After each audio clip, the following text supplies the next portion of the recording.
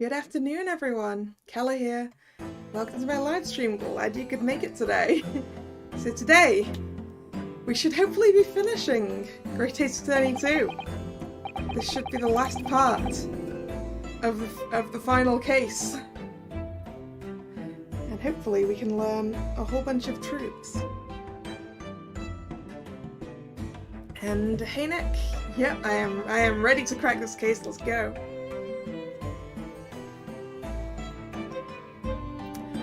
I am ready to implicate the guy judging this in a great many murders.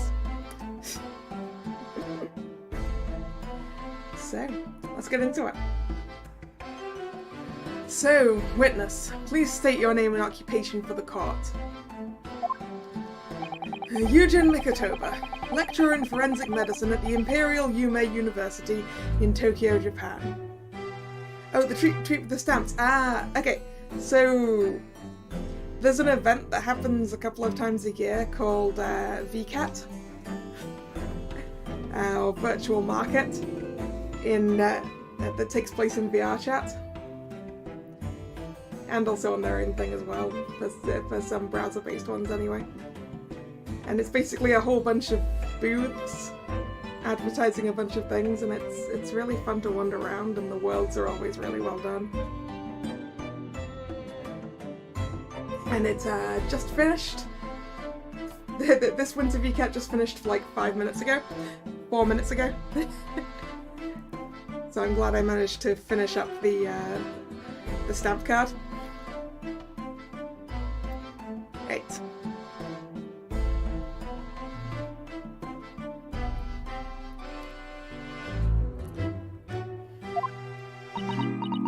Ah, Gori is here too. And Professor Mikotoba, the young lady beside you is... Ah, this is Dr. Mariah Gori, Scotland Yard's practicing coroner. The daughter of Dr. Scythe, I understand. Yes, Dr. Scythe. I'm afraid I can't tell you why she's here. She just appeared.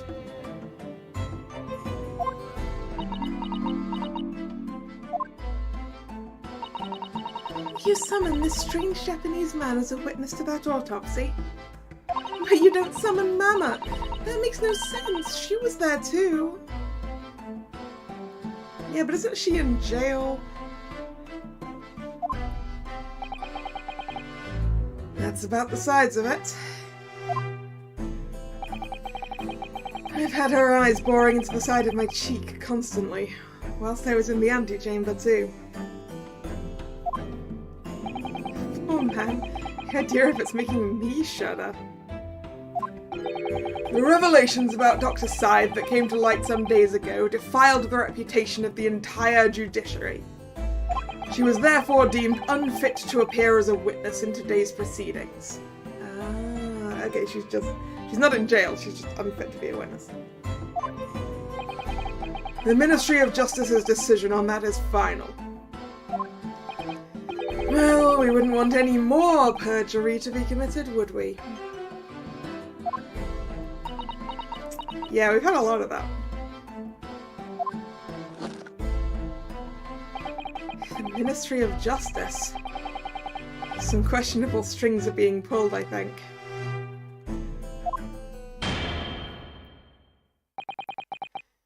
I remember you, Dr. Mikotoba. But I certainly never expected to be meeting you under these circumstances. Ah, you mean as the only person who can conclusively prove that the autopsy was faked? Yes, it's been a long while, Lord Strongheart. The prosecution understands that you were a visiting student of the forensic science in London until 10 years ago. That's right. I studied under Dr. Wilson at St. Sinners. So you were present at the autopsy of my brother, Clint Van Zeeks? I was, yes. I assisted Dr. Wilson with the entire procedure. Nana is far more skilled than any Japanese man. Well, Dr. Wilson asked me to be his primary assistant on that occasion. And this autopsy report was actually penned by you, I believe. Yes, I noted all of the doctor's findings, and when we were done, he read through the document and signed it. Oh, Nana. As secondary assistant, she wouldn't have had such a good view of all of the innards.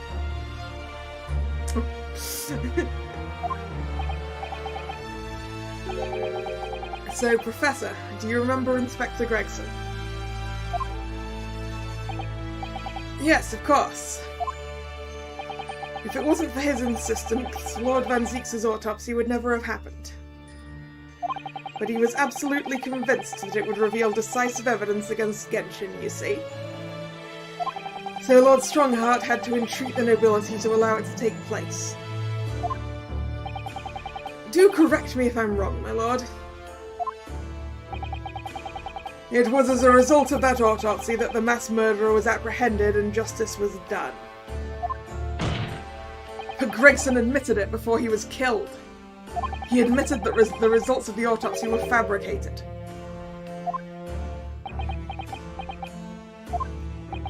You were there at that time, so you must testify. You have an obligation to tell the truth about what really went on. Absolutely. That's precisely why I am here. And that's why I'm here too. Very well then, you will give your formal testimony now, witness. But before you begin, a word of warning. Oh? You will state truthfully and accurately what you saw and what you heard at the time. I wouldn't dream of doing otherwise, my lord. The moment your testimony verges on supposition, I will expel you from my courtroom. Remember that.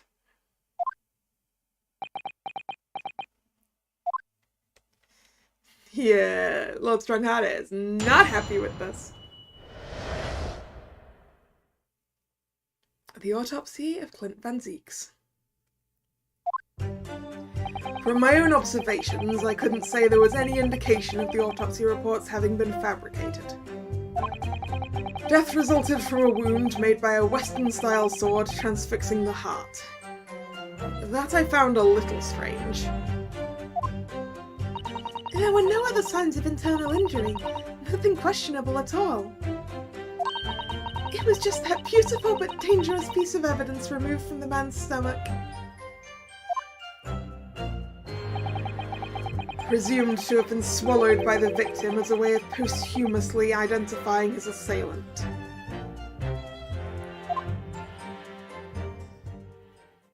How on earth does that work, though? No indication, nothing to suggest fabrication. Professor Mikitoba, are you certain about that? Well, nothing that I could positively identify as such, much less swear to in testimony.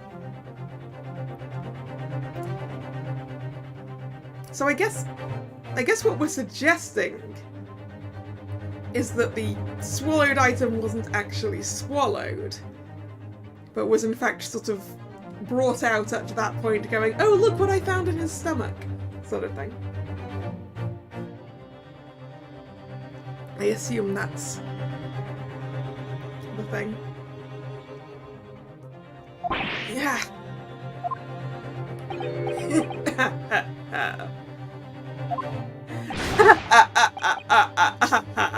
Well, that clears things up nicely. The only fabrication here, Asogi, has come from you. What? You claim the inspector confessed just before his death, but that is the fabrication. No, he freely acknowledged it, I swear he did. Really? With the tip of a sword at his throat? The man was clearly at his wit's end. The court will give no more credence to this confession that was uttered in obvious desperation. Hey, Lord Strongheart, I have the right to cross-examine the witness, so... meh. You can't just stop this here. Quite simply, there was nothing questionable about the investigation of Lord Clint Van Zeek's death. And with this testimony we have, without question, uncovered the whole truth of the matter. Now, I think you'll find that I'm allowed to cross-examine. If I may, my lord. There was most certainly something questionable about it, and the whole truth does rather elude us, I see. I feel even. I mean, I think we can see his defeated face from up there as well, so... I beg your pardon. Well, you're obviously aware of the facts of the case. All 4 of the Professor's previous victims died when an enormous beast was set upon them that ripped out their throats. Yeah, and then this one died from being stabbed. That is different. Oh, such horrifying crimes! But curiously, the killer's last victim, Lord Clint Van Zeek, suffered a different fate. Yes, you're right. He was stabbed through the heart with a sword. That's enough.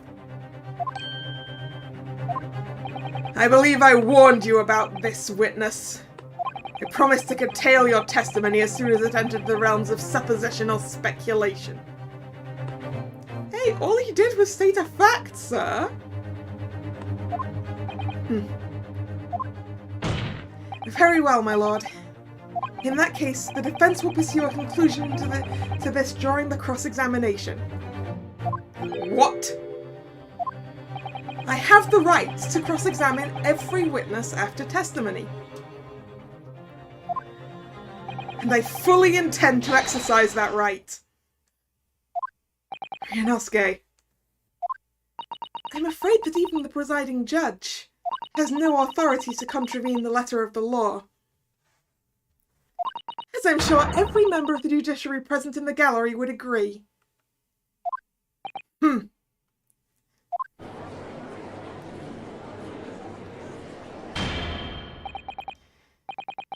Very well, you may begin, counsel. However, the moment your argument strays from the established facts, I will not hesitate to bring the cross-examination to an end. Proceed with caution. Yes, my lord. That doesn't mean he's gonna get mad at me about pressing all the things, right? That would be rude.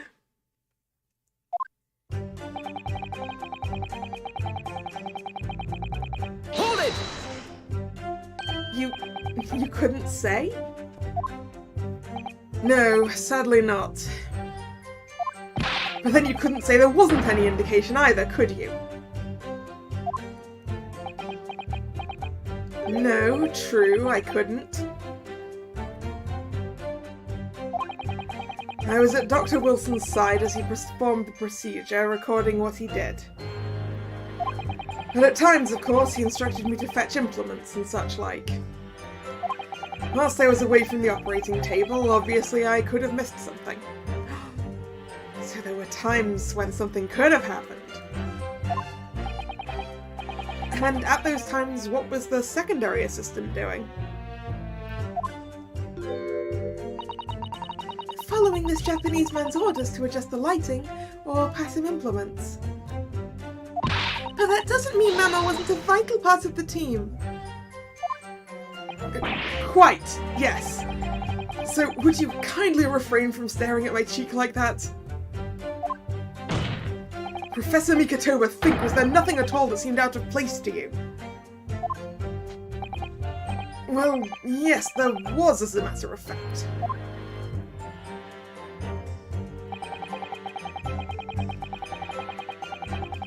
Hold it! In all of the previous 4 killings attributed to the Professor, the victims were killed by an enormous dog, I believe. Their throats were, well, mauled? Correct. And yes, Lord Van Zeeks was stabbed.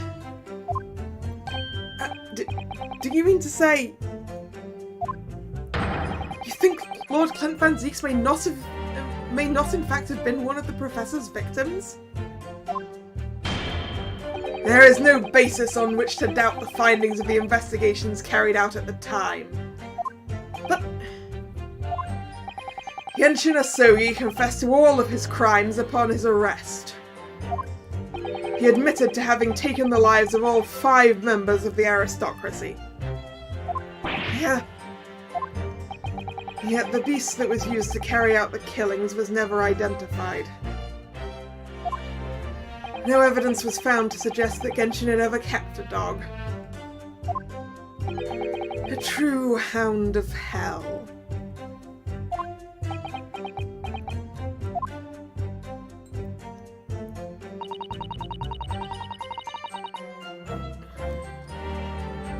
Hold it! But, you weren't actually present at the autopsy yourself, were you, Dr. Gory?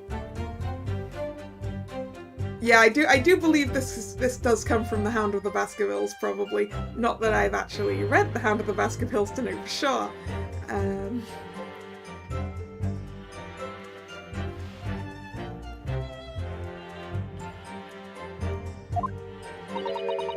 Does that matter? Well, I just wonder how useful your testimony can be in that case, really. I mean, it would be different if your mother, Dr. Side, were in the stand, but... I've read all of the paperwork about the case, and Mama's told me the story countless times. The statement I just made is exactly what's written on the autopsy report.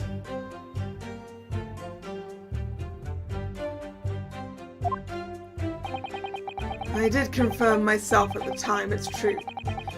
Besides the stab wound, there were no other signs of internal trauma. Oh yeah, Hound of the Baskervilles is the unpublished story, isn't it? I guess that's probably going to come up, isn't it? I see. Oh, is that what we're going to be calling in, what we're going to be calling Shomzen for? With the rabbit later. Mama told me all about it. Oh? She said there was nothing of note internally. But they did find an amazing piece of evidence, something unbelievable. Unbelievable? What do you mean? Come on, Dr. Gory, what was it?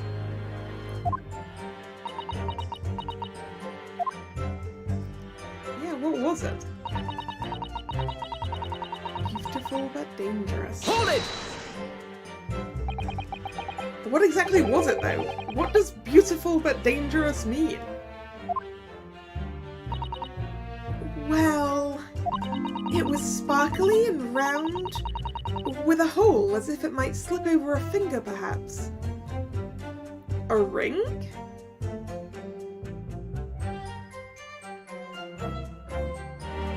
Or... I was gonna say, or one of those Japanese coins with the hole through, but they definitely wouldn't slip over a finger. It was a ring, belonging to Genshin Asogi. Ah.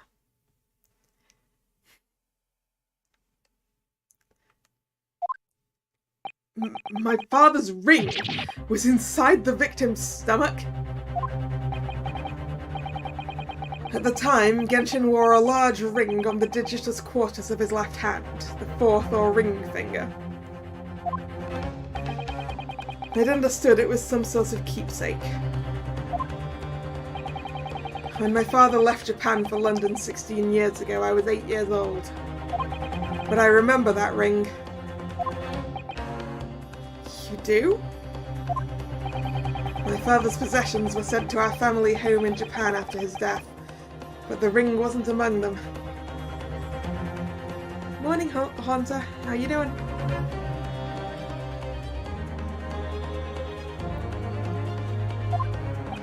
Obviously not. It was a key piece of evidence. It remains under lock and key in the stores at Scotland Yard to this day. After the autopsy, Genshin was summoned by the police to check for the presence of his ring. It wasn't on his hand, of course. Moreover, there were deep abrasions on his finger where it had been pulled off.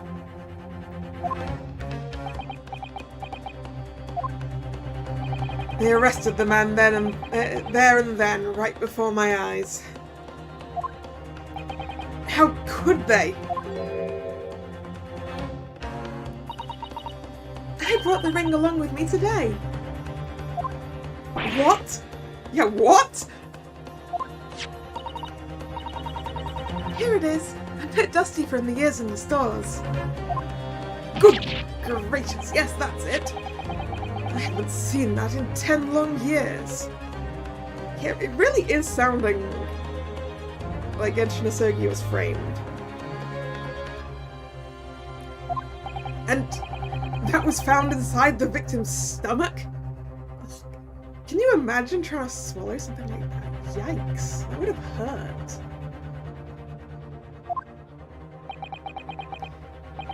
So, were they suggesting that Clint Van Zieks, in a struggle for his life, grabbed the ring off his assailant's finger and swallowed it? Is that what we're suggesting? Yes, I'm afraid so. You hesitated there, Professor Mikotoba. Should we read something into that? Well, it's just that thinking back now, I didn't actually witness the moment it was extracted from the victim's body. Oh, really? At that precise moment, Dr. Wilson had asked me to fetch him a new scalpel, you see. Dr. Gory, the removal of historic evidence from the stores requires my consent, does it not?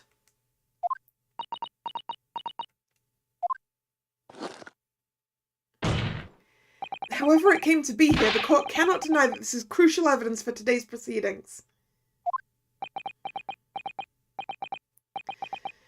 Very well, you may submit it.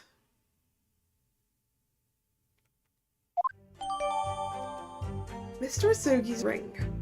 A ring belonging to Genshin Asogi found in Lord Clint Van Zieks' stomach during the autopsy. The claws clasping the gem look sharp enough to cause a very nasty scratch.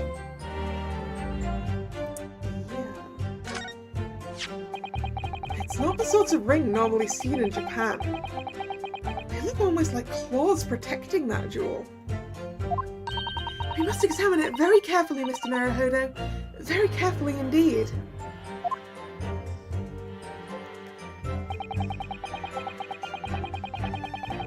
Yeah, let's do that. Let's examine it.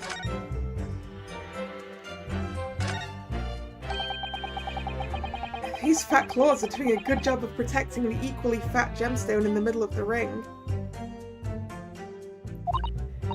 Yes, if you were clumsy, you could give yourself a rather nasty cut on them, I should think. Ow! Finger's bleeding. These claws really are sharp. Oh my, that was a very quick clumsiness, Mr. Naruhodo, even for you. Who would make such a dangerous ring? You couldn't swallow it without doing yourself some fairly serious damage, surely. A sticky mochi bun of about that size would go down much better, with some red bean paste in the middle. Oh man, now I want mochi. Someone as clumsy as me would probably manage to choke on it somehow.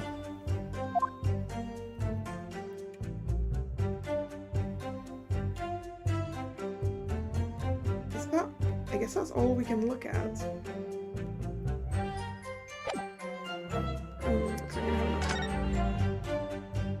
I quite like mochi. I mean, it probably depends on how you feel about the texture, really.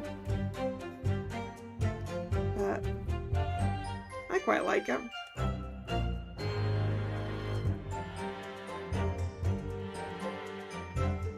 Yeah, it's definitely only that. So just a.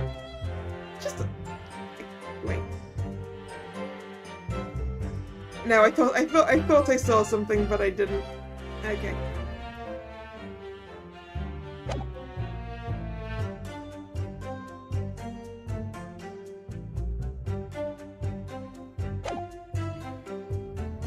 Hold it!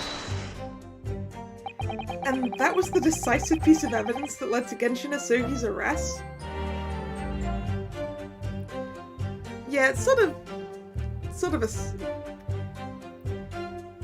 It's not all that sticky, it's kind of hard to describe. Because, I mean, usually they're sort of covered in, like, rice flour on the outside so that you don't really feel how sticky it is, I guess. It's sort of sticky, sort of squishy, sort of... I don't know how to describe it.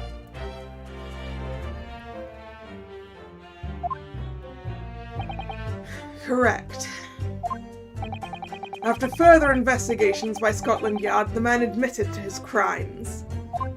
That's a lie! My father was no killer!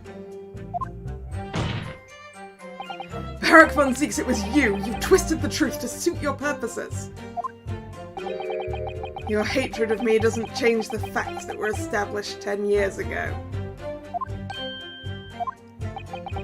My brother Clint had closed in on the professor. In the end, he exposed the man and put a stop to his lethal rampage. In the way only a man of my brother's caliber could.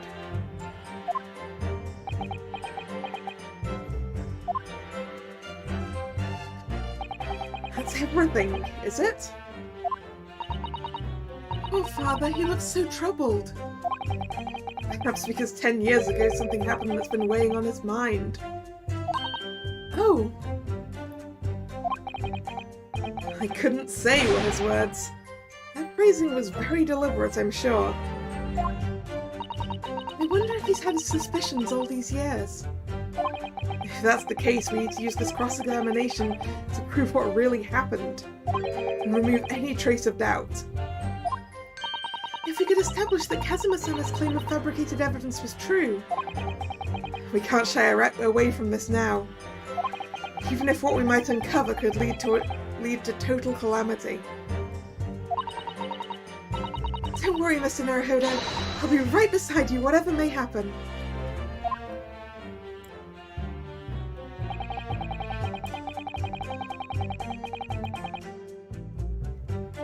Okay, so I think this. I want to present the ring to this because there is absolutely no way someone is swallowing that ring and not dealing themselves other internal injuries.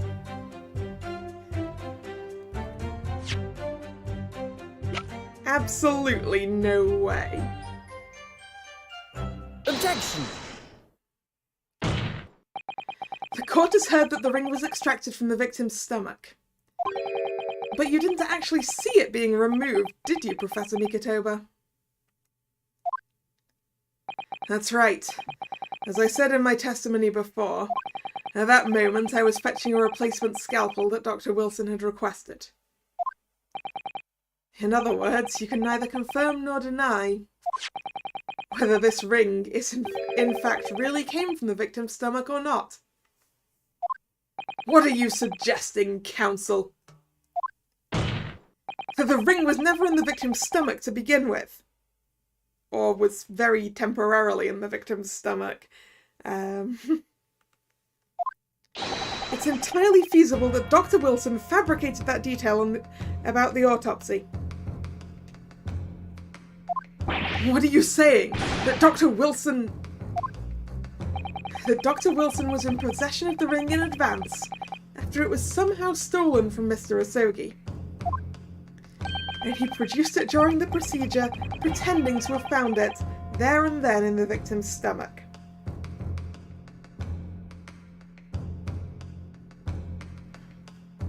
Objection! Supposition at best. What possible evidence do you have to support such a rash claim? This evidence, right here. That's the autopsy report. It's explicit in that report, counsel. Other than the ring, nothing unusual was noted internally. So I'm not sure how you intend to prove your... I'm not sure how you intend to prove your point.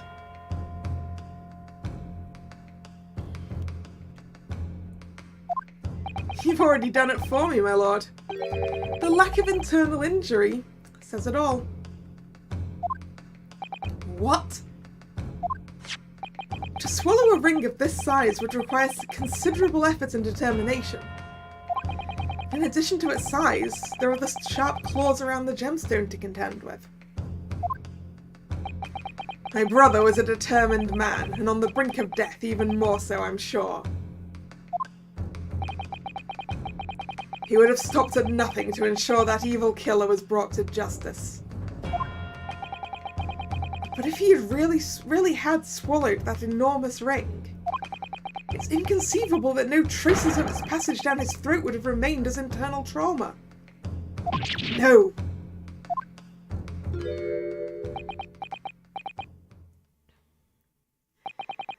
And there you've arrived at the sticking point. That's precisely why I had my doubts about the findings myself 10 years ago. Then why didn't you say something at the time? I did. I still remember the conversation I had with Dr. Wilson in the laboratory that day.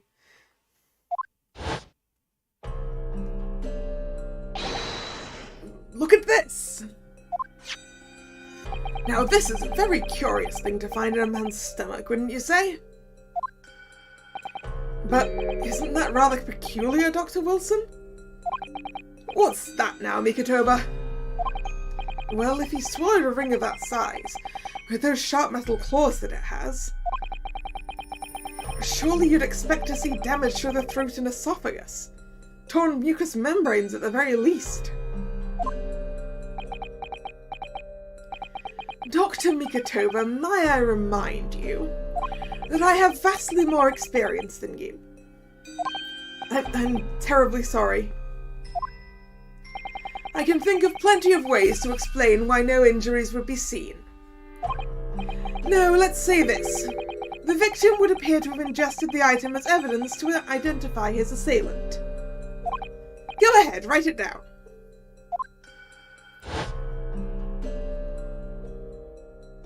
So I was right.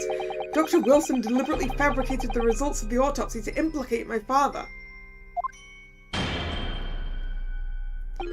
I'm disappointed, Counsel. That argument is nothing more than speculation.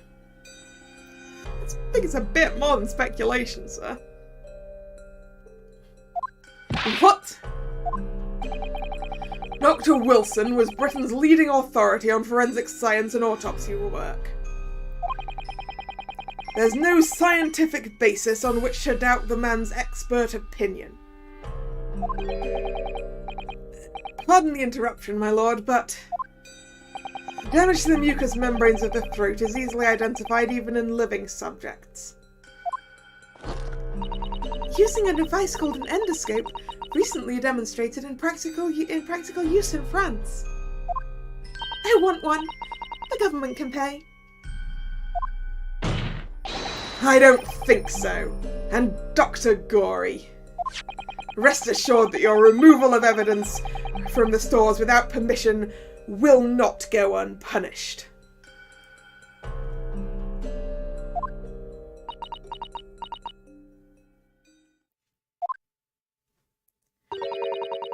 We open up the dead to find the truth. I beg your pardon. But Mama, she chose to stitch her corpses up, with all her secrets inside. That's wrong.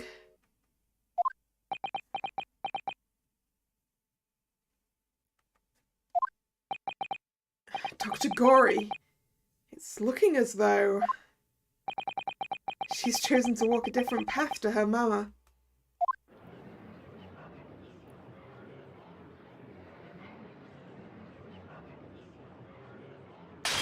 Goodbye, hallowed chalice. Yes, the ring. What about the ring? I've just remembered something.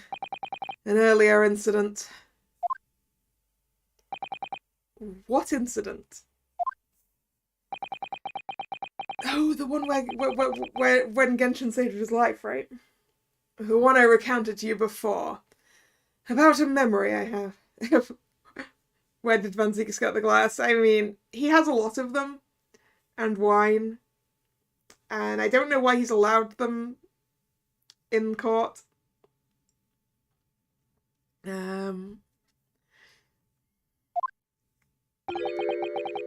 Genshin Asogi saving my life. What? My father saved your life? Oh man, did he lose his ring then? It was 10 years ago on a foggy night. Genshin and I were walking down some back streets at a late hour. All of a sudden... Don't make a peep, you're coming with us! All of our assailants were armed with pistols, their faces obscured by scarves.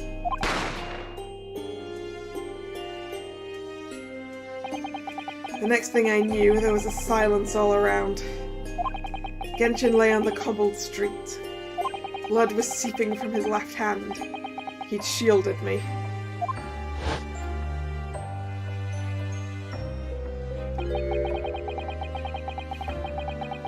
It was on the ring finger of his left hand that he used to wear that ring. But he probably stopped wearing it on that hand after he got shot in the hand, right? Are you saying...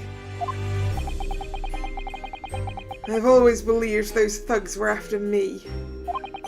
And now I'm starting to question if perhaps I wasn't the intended target after all. What?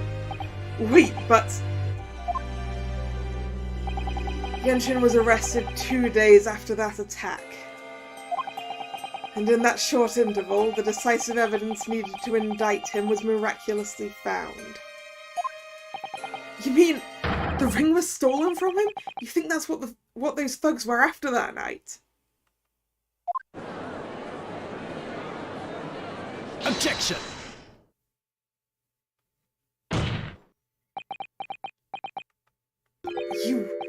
You pathetic coward. You expect me to believe that you weren't involved? What do you mean by that? It was you, wasn't it? You're the one who took it. You stole my father's ring. You set the whole thing up so you could paint him as a mass murderer and have him arrested. Objection! Kazuma? Van Zieks didn't do that. Strongheart did that. And we're going to prove it.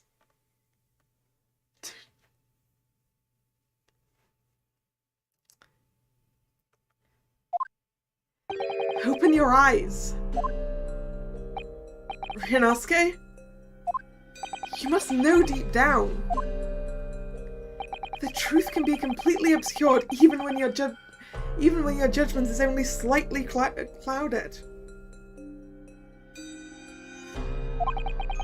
But at the moment, you seem to be floundering through a dense fog.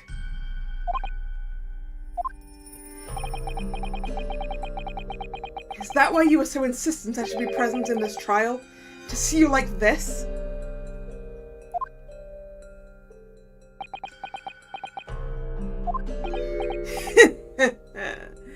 Well, this is an amusing spectacle. What a grandiose expression on your face, as if you were Lady Justice herself. It seems you've thoroughly convinced yourself of this alleged fabrication of the autopsy results. So much so that you're apparently blind to the blatant contradiction that would be born out of it. I mean, Kazuma deliberately took this case because of his conflict of interest, right? What? Though it's extremely hard to believe, let us imagine that there was some misconduct during the autopsy. If that were the case, why would Asogi not have disputed the findings in his trial? Oh. In the closed court hearing 10 years ago, the defendant never once denied the claims against him. Isn't that right, Lord Van Zieks? Yes, that is indeed correct. Upon hearing the verdict of guilty, he merely closed his eyes, quietly accepting the judgment. The actions of a man who has accepted responsibility for his deeds and is resigned to his fate.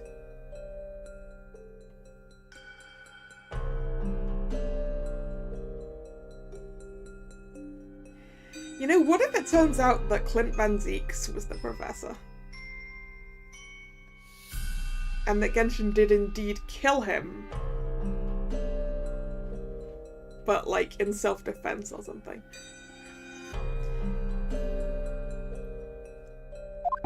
But then... Oh my, that is very strange. If Mr. Asogi did nothing to oppose the charges against him, then... that would surely mean there was no fabricated evidence. An obvious conclusion at which you should have arrived many minutes ago, Prosecutor Asogi. I mean, we don't have the twist yet. We're making guesses at the twist, Haunter. We're making guesses. Your twisted loyalty and clouded judgments are hampering your ability for logical thought. Yeah.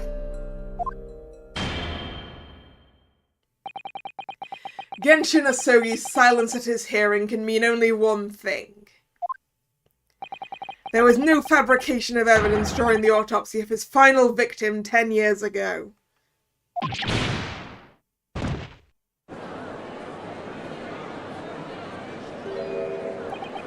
If that autopsy was all above board, there'll be nothing to stop Lord Strongheart bringing this trial to an immediate conclusion. Except if we tug the ears and bring in Shones, right? Objection! That was Kazuma, I believe. Thank you, Ryunosuke. If it wasn't for your frank words just now, this trial may very well have ended prematurely. Kazuma? What's this latest absurdity, Council? My lord, your reasoning is perfectly sound, but for one giant hole. I beg your pardon. You claim my father's silence was due to the fact there was no fabricated evidence. But there's another possible explanation. You've overlooked the possibility that he had a reason for maintaining that silence. Objection! Silence that would lead to him being convicted and sent to his death. If the autopsy reports were an invention, there's no conceivable reason why the man wouldn't have protested. Objection! Oh, those results were an invention, all right. There's no question of that. Or are you forgetting that 2 people with a connection to the autopsy have been assassinated?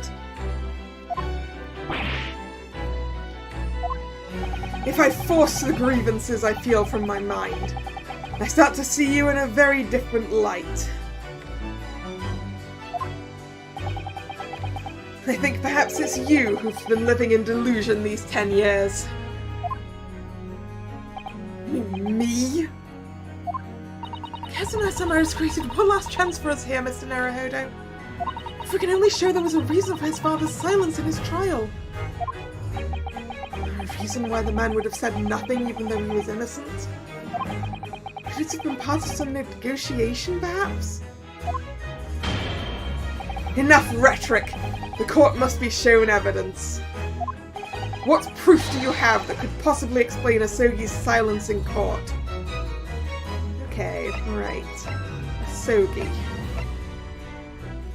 That's not right. We need something related to Genshin Asogi. The autopsy report. No, that's Gregson's autopsy report. We do still have the Asogi papers.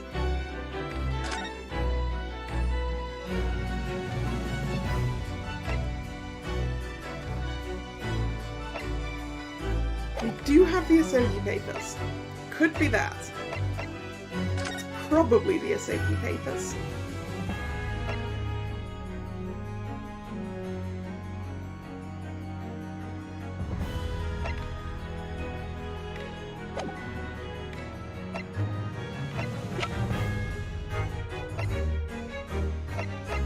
It's gotta be the Asogi papers, hasn't it?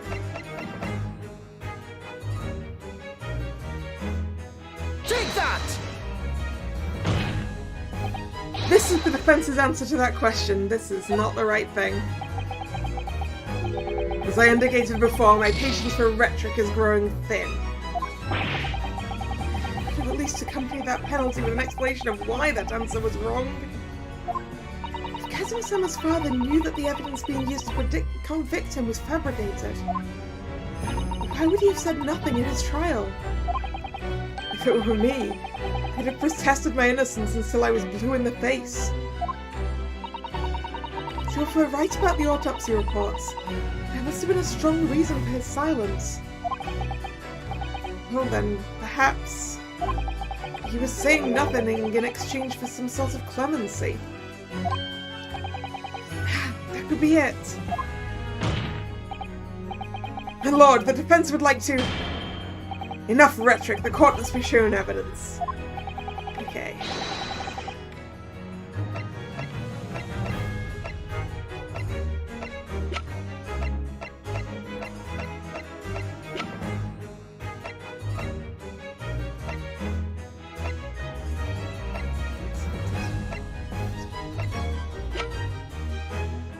Karama? Is there something about Karama that would...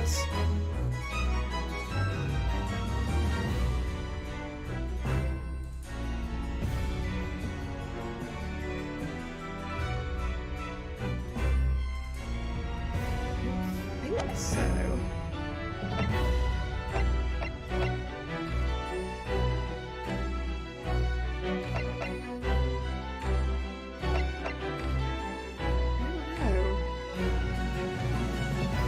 I think I'm gonna have to check the guide on this one.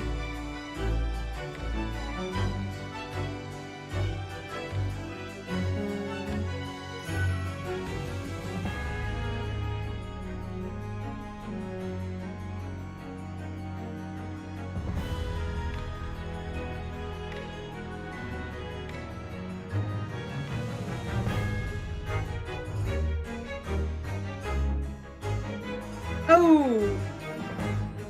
Yeah. I wasn't considering it because it was something that happened afterwards. But this.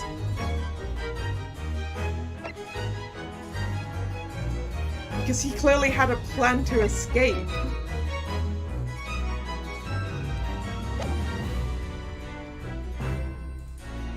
Take that! It's true that Genshin Asogi's silence during his trial resulted in his conviction. But that didn't actually lead to his execution. On the contrary, it led to his escape. An escape that was only possible because he'd been sentenced to death. Although I find it hard to believe my father would have negotiated in that way, the defense is correct.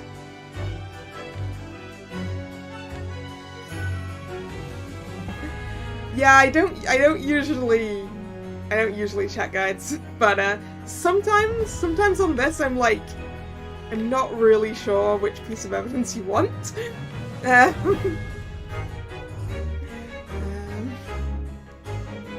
Like sometimes I presented the obvious thing to me and it's not right, and then I'm like, I am lost now.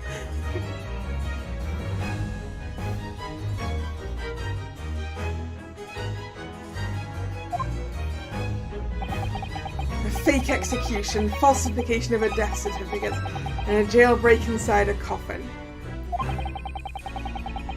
Clearly such an elaborate plan couldn't have been carried out by my father alone. He must have had the help of a collaborator from the judiciary. I have here the dismissal note of the chief warder who was working at the prison in the prison at the time. The notes read, there are indications that the jailbreak was in planning prior to the inmate's incarceration. In other words,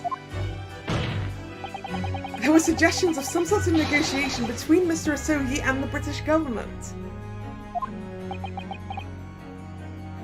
Wait, is this just a repeat of what's happening here with an exchange of assassins? Is that it?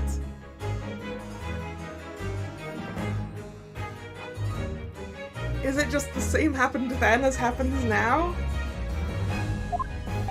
In exchange for his silence in court, he was given an assurance that he would be broken out of prison.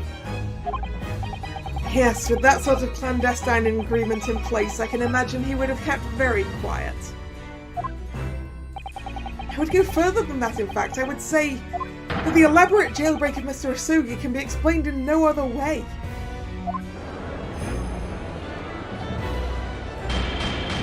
Order! Order! First fabricated evidence and now a jailbreak conspiracy. Of course, because it's all intimately linked. The prosecution wishes to summon new witnesses to the stand. Oh, we're gonna get the warder! Witnesses? People who can testify about the jailbreak that took place 10 years ago. Yeah, we're gonna get Mr. Vigil and the Scottish bloke.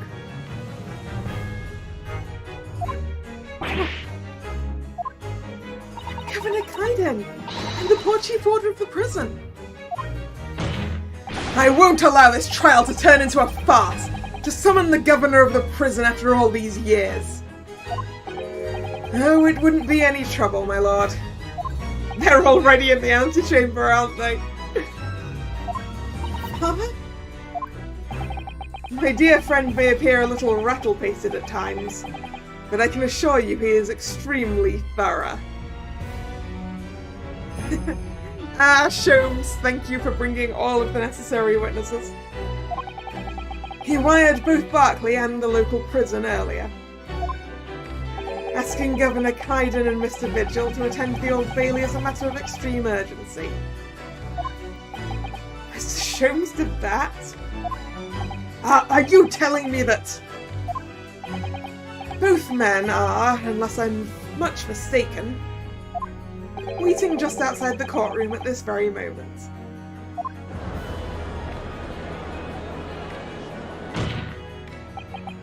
Who else has Sholmes got out there?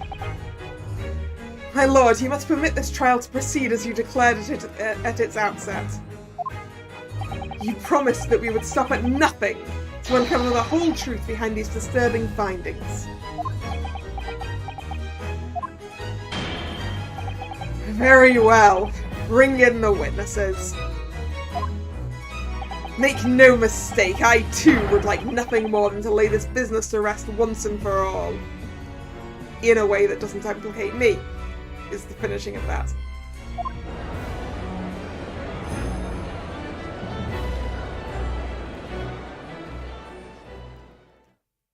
Everyone we met in the course of the game. That's a lot of people in that antechamber.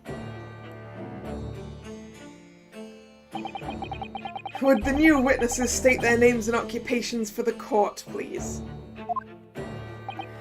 I, Barry Kaiden, Governor of Barclay Prison. Everyone calls me Gossip. I sell jaunty little tidbits to passers-by. Your other persona, if you don't mind? Oh, I do beg your pardon, of course.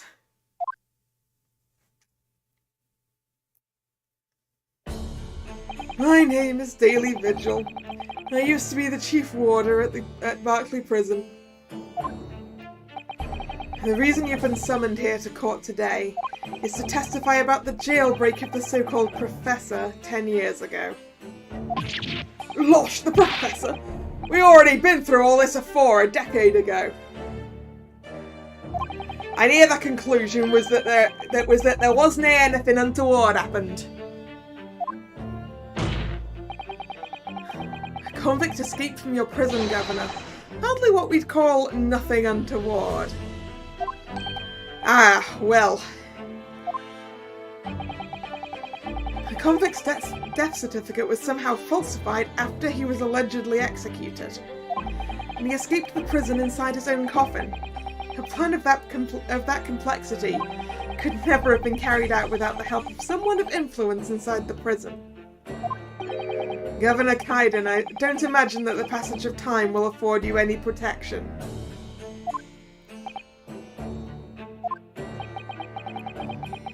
If it turns out that you were involved in the plot to break Mr. Asogi out of your prison, then of course, the consequences will be very serious. In all likelihood, a capital punishment. Gads! Oh, hold on there, laddie! I'd like the full length of that sentence, please. All I did was... Witness. Governor Kaiden. Aye, sir! You have a critical role to play in the public safety of our country. A great responsibility to shoulder.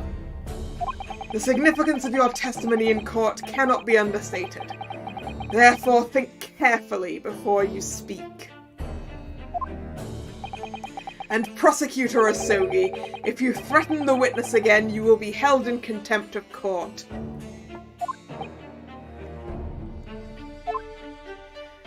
My apologies, my lord.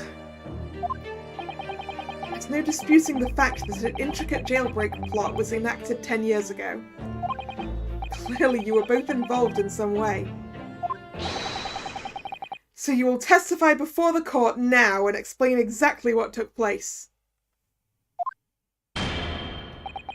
Very well, let the witnesses give their formal testimony.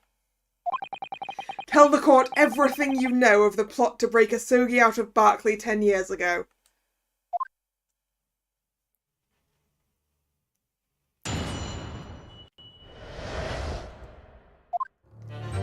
It was the day before that Japanese jock was found guilty. The directive came from the prosecutor's office. I assigned the convict to the chief ward of Vigilia and put the plan into action behind the scenes. I was responsible for Asogi right up until the night of his execution, but I knew nothing of any plot. I didn't ken if there were some negotiations between the convict and the prosecutor's office. All I did was carry out my duty for Her Majesty's Great British Empire.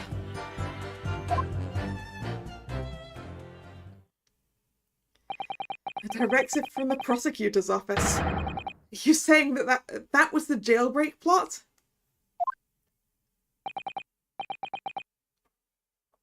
Aye, that's right. Who sent it? Who authorized that plan? Strong heart. I dinna ken that. You're saying you don't know?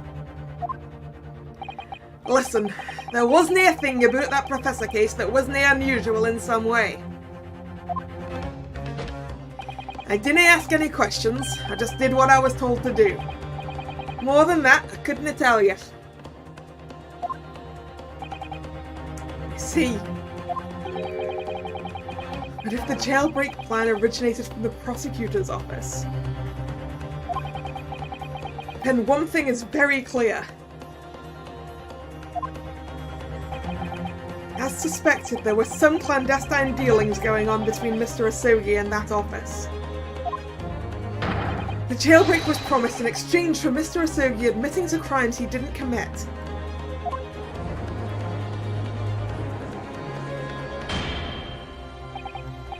That, Counsel, is nothing more than speculation on your part. So, let me ask the defense. Oh, yes, my lord? I fail to see how these witnesses have any more pertinent information here. Do you intend to assert your right to a cross-examination? Of course! Yeah, that's true.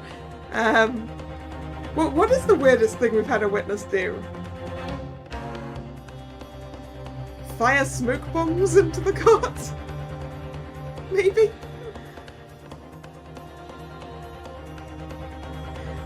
Oh yeah, there was also Venus and her firecrackers as well.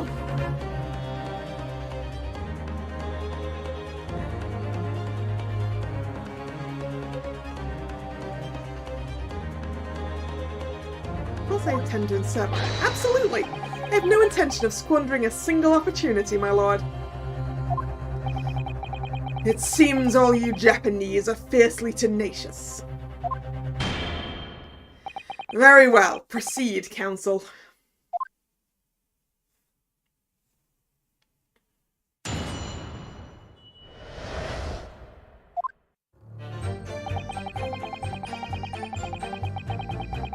Hold it! And you say you don't know who actually issued the directive? Aye, that's right. All I can be sure of is that it were official. But if it was from the prosecutor's office, that narrows down who could have issued it straight away. And it wasn't me. I cannot even say with certainty that it did originate from the prosecutor's office. What? I love how mine and Ryunosuke's reaction there was exactly the same. There's no telling where it started. There's a fair chance it came from higher up the ladder. Basically, can I give you any indication of who was behind it? You can't be serious! All we can say for sure is that the order must have come from someone in authority, I suppose. The likes of us on the ground, as it were, didn't bother with idle speculation. We just get the job done.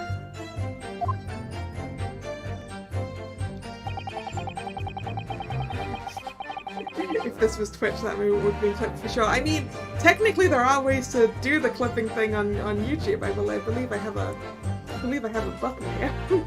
I don't know how it works though.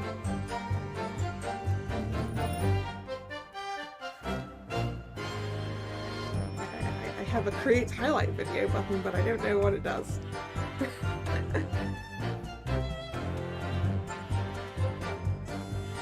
Hold it!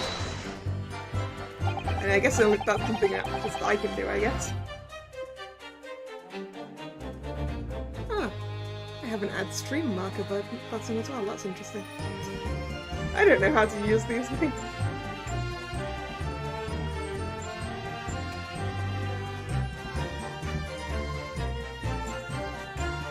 Test it out.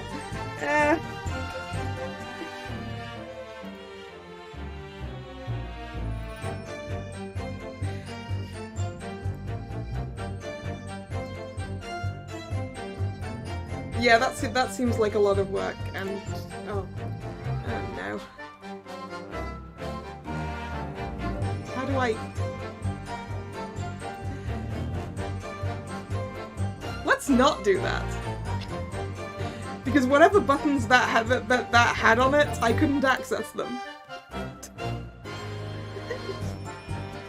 I just had to refresh the page to get rid of it so that I could see what was going on again.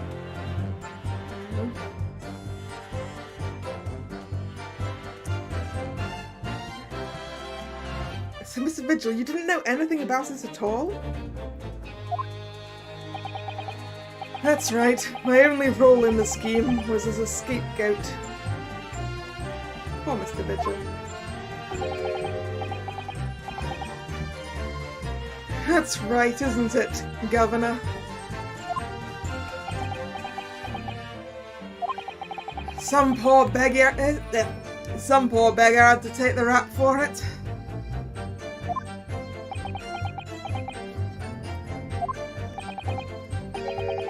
Alright then, who else did know about the plan? I've no the first idea, laddie. My part in the whole business was basically just dealing with the aftermath. But I wouldn't be surprised if there were other folk in the prison service who'd been given similar orders. So you don't know who else was involved? Aye, that's right. All I can tell you is that the night it actually happened, the person at the reins was Dr. Stevens. Dr. Courtney Stevens, or Dr. Scythe as she's known now, whose strong heart won't let us bring in as a witness. Oh, why did I have to get caught up in such a terrible business?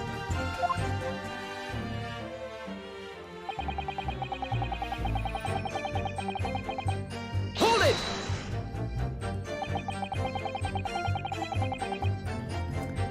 Did you not notice anything unusual happening in the lead up to that night? Oh, everything was unusual, exception after exception. After all, it was the Professor. The man had terrorized the country as never before with his crimes. In order to hide his identity, he was forced to wear an iron mask over his head. Hideous treatment. The fellow was surprisingly docile for someone who'd taken the lives of 5 of the country's nobles. Being the chief warder, I was the only person permitted to approach his cell. I can still hardly believe I was duped by my own country.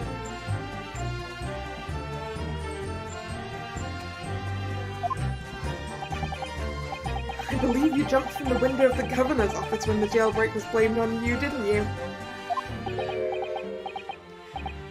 Losh, Vigil, can I apologise enough? No, Governor, I don't believe you can. It won't change what's happened. And what else can you tell us about the situation, Governor Kaiden?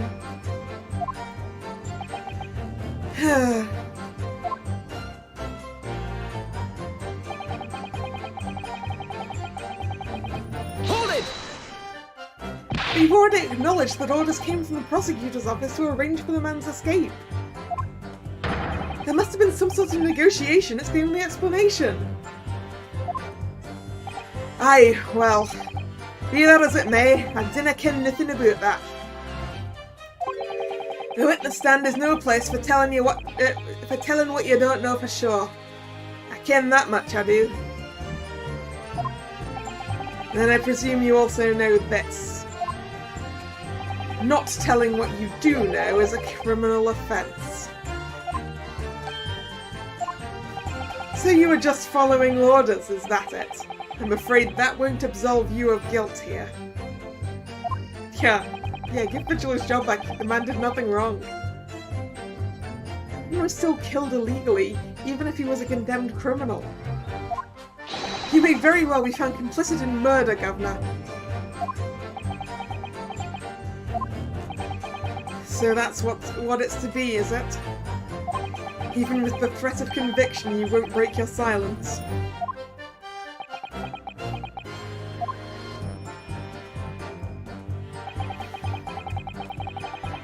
Hold it! Did you carry out the plan in its entirety? Aye, I did everything I could at the time. As you know, Genshin Asogi was shot dead in Lowgate Cemetery after the escape. Tell me, was that part of the plan too? My instructions were to do with getting the Jock out of the jail and nothing more. I cannot tell you anything about what happened after that, only... Personally, I believe his death was the last part of the plan. Now that's something to pursue, but I want to see what the rest of this is and then I'll come back. What? Aye, it were a rum do, no doubt about it.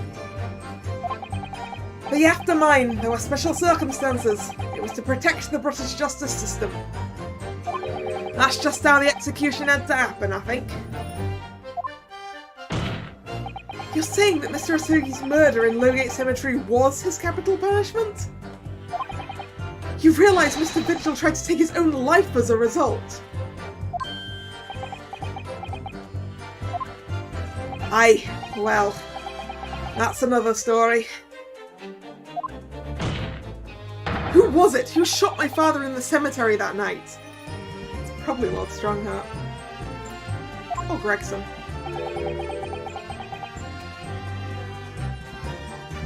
I have no answer to that question. However it happened, the convict's life was destined to end that night. The moment the execution order was signed, his fate was sealed. This court will not pursue the identity of the individual who carried out the order. Yeah, I wonder why.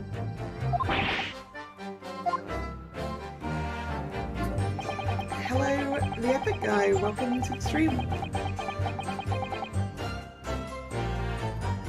So Asogi-san agreed to confess to the crimes because he was assured he could be broken out of prison later. I really don't think Kazuma-sama's father would have engaged in such negotiations. Then perhaps something compelled him to agree? What a terrible thing, using the law to legitimize such underhanded dealings with a desperate man. I know, I realised the YouTube rollback was enabled. I realised.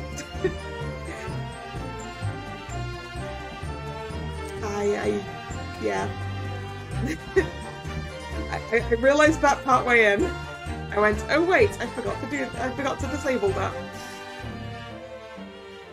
So I mean, technically, I've hit the button to disable it now, but I don't think that will actually do anything.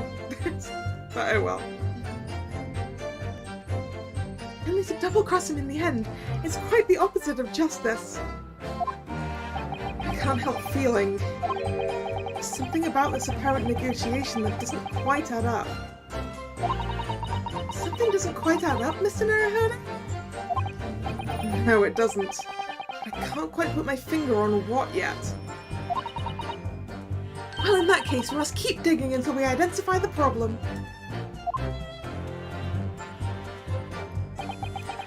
Okay, right, let's go back to the thing we were doing just then and go do the pursuit. Hold it! right onwards.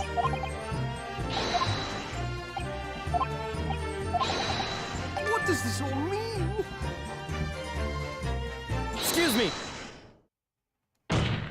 Mr. Vigil, is something wrong?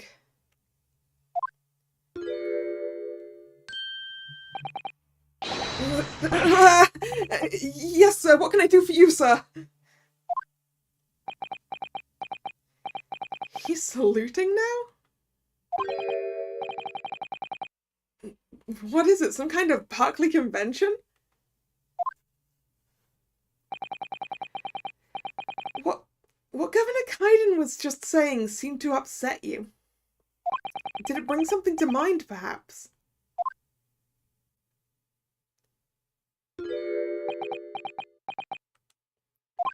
For the last 10 years, I've completely blotted out the memories of that time from my mind. I was betrayed by my superiors in the name of my country.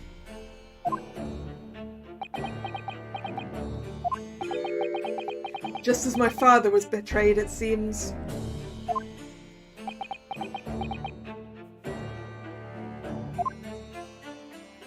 But you see, thinking back now, I really can't imagine the shooting of Mr. Asogi in the cemetery was ever part of the plan. What makes you think that? Well, it just doesn't make sense, does it? To make the man admit to crimes he didn't commit with the promise of a jailbreak only to kill him in the end. That's treachery of the worst kind.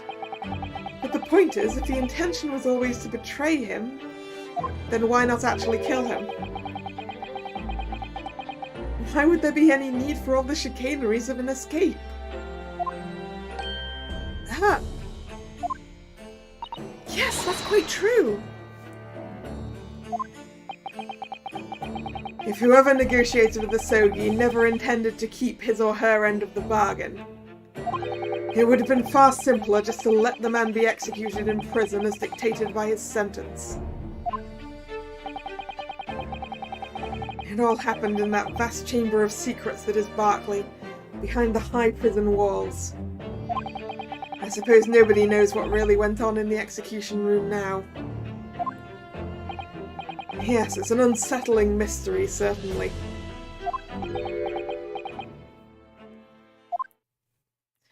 Truth be told, there is a wee matter that never quite made sense to me.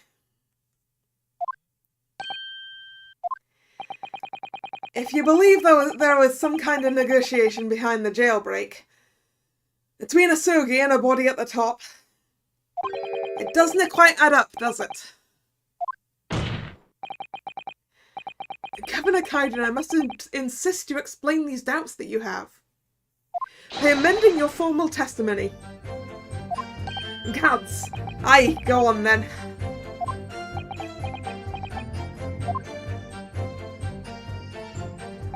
It seems to me that the Japanese fella didn't have nothing to bargain with. Hold it! Admitting to the crimes. That's what he had to bargain with, surely. Can I see that myself?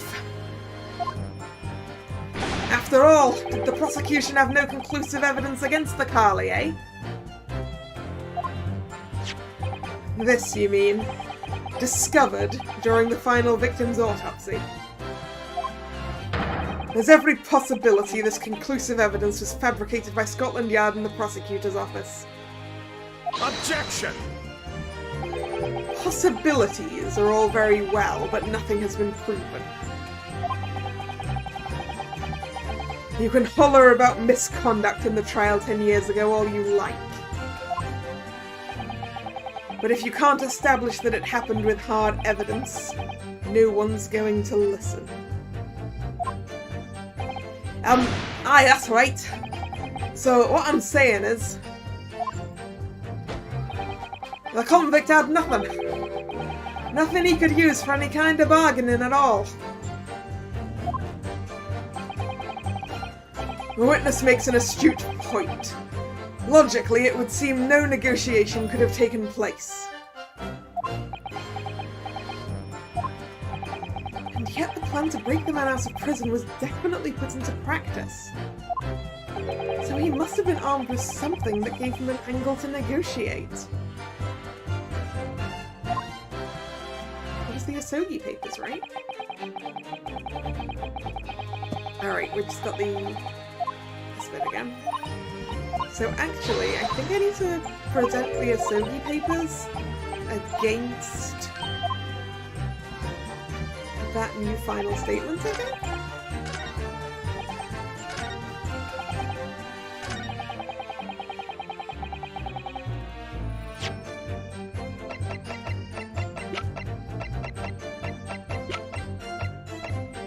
Objection! Confessing under oath to murders he didn't commit on a verbal assurance of later being broken out of prison. Kenshin Asogi was taking an incredibly risky gamble. Very true. There was nothing to stop the British breaking their word and executing him behind closed doors anyway. Under normal circumstances, no man would stake his life on a gentleman's agreement like that. Which means that Mr. Asogi must have had a trump card. Something that guaranteed he wouldn't be betrayed, some kind of weapon. Albus, the fella couldn't possibly have had anything like that. But you know he did, Governor. The Asogi papers. The name given to the last will and testament of Genshin Asogi. Yeah! Oh, he's sweating. It turns out that Mr. Asogi was hiding his will in his cell at Berkeley. Chief Warder Vigil caught him with it one day. You squealed, did you wee rat? Did I no tell you to keep that a secret? Ooh. You can't touch me now. I mean, he's touching him fairly well at the moment. Shaking him too. When Mr. Vigil caught sight of that will through the bars of the convict's cell, Mr. Asogi pleaded with the warder. Alright then, but what's on that paper? The last will and testament. This will is the only weapon I have left now.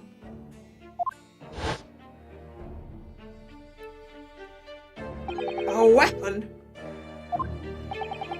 And after the convict had been killed following the elaborate pretense of the jailbreak, that document mysteriously disappeared, didn't it?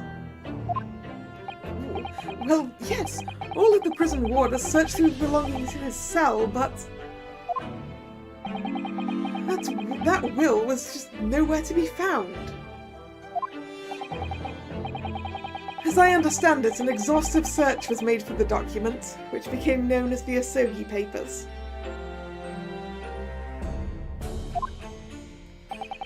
Governor Kaiden, I believe you ordered your prison staff to find it at all costs, didn't you? Yeah. Would I be right in saying that you knew?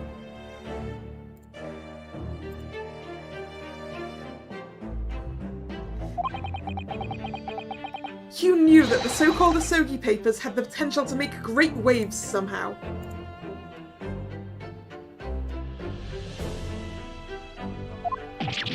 James, what the blazes are you blethering on about? Nope, I messed up that voice, but never mind. The will was found right and proper. In the fella's cell where I said it would be. But how can that be? Where in his cell? We all searched the place from top to bottom. Well, you didn't do a proper job, eh, you peely-wally galoot? You can't criticise me now. I showed it to you afore, or did I know, young lawyer? Yes, you did. I have the document here. It's written in Japanese and reads, "The last will and testament of Genshin Asogi." Which means everything is as it should be. Not quite, my lord. You see, there's an undeniable inconsistency here. What? What inconsistency? Mr. Asogi described this document as the only weapon he had left. And yet this will contains nothing of significance at all. Nothing that would have given the convict any leverage. Are you suggesting, my learned friend, that the last will and testament stored at Barclay Prison all these years is actually a fake? Or missing some pages?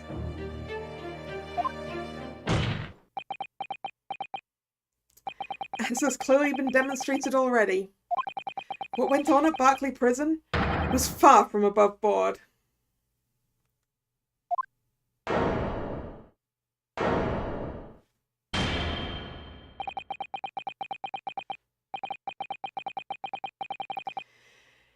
That last vilification by the defence was an affront to the entire British legal system. This absurd notion of a weapon is something for which we only have the former Chief Warder's word. The man could quite easily be lying, or at the very least sorely mistaken. What? No! I definitely heard him say it, I swear! Clearly we need to get to the bottom of this. We need to know exactly what happened with those so-called Asogi papers. Yeah, no strong heart, you are an affront to the entire British legal system, that is true. A waste of time. If the will was fake, where is the real document? Probably burned. Objection! Mr. Vigil was stabbed in the back by the judiciary 10 years ago. He lost everything. Very nearly his own life.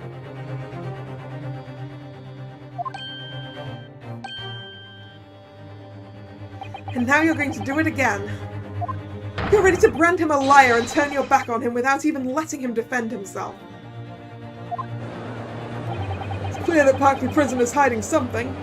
It's clear that the jailbreak was masterminded by someone in the prosecutor's office. It's clear that some illicit negotiations took place. Is your lordship going to gloss over these obvious and reprehensible facts? What did you say?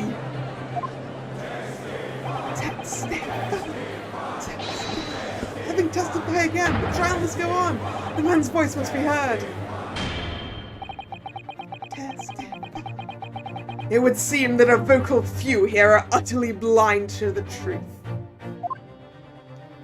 Very well then, let the witness testify again. Tell the court precisely what you think you saw of the convict's last will and testament. Yes, sir, my lord.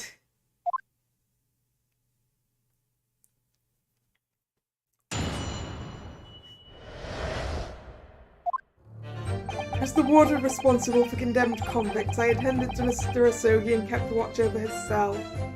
The night after he was found guilty in court, he was doing something with that will in his cell. We turned the cell inside out looking for it after the execution, but to no avail. I only found out about the Asogi papers when a directive came telling me to impound them. The document was in the folds of the fellow's robe that was left in his cell. A kimono, I think it's called.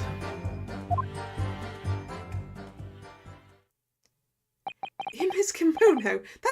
That's a lie! We searched every inch of the man's cell. We looked through all of his clothes. It can't be true.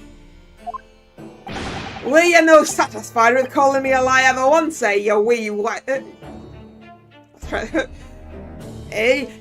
waffinger?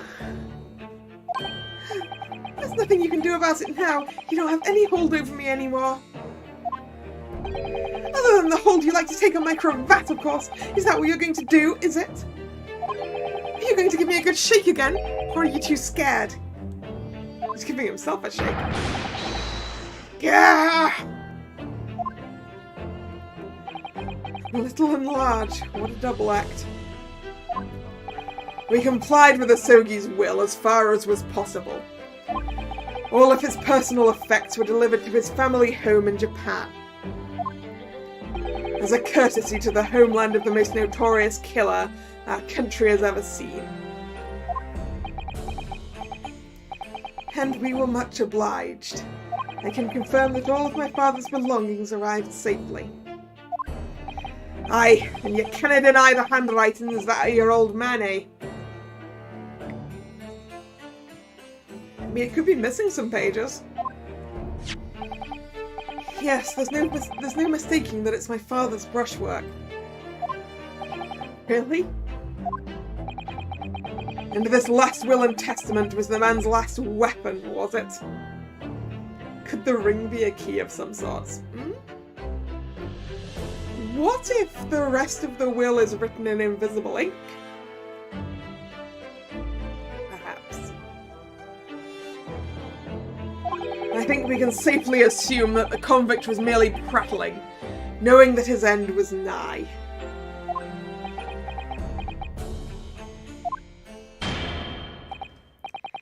So, counsel for the defense, your cross-examination, please. Yes, my lord.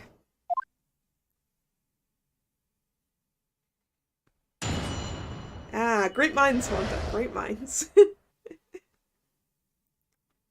I mean, because we do have this thing on Clint Van Ziek's autopsy report that isn't accounted for, that ink on his fingers.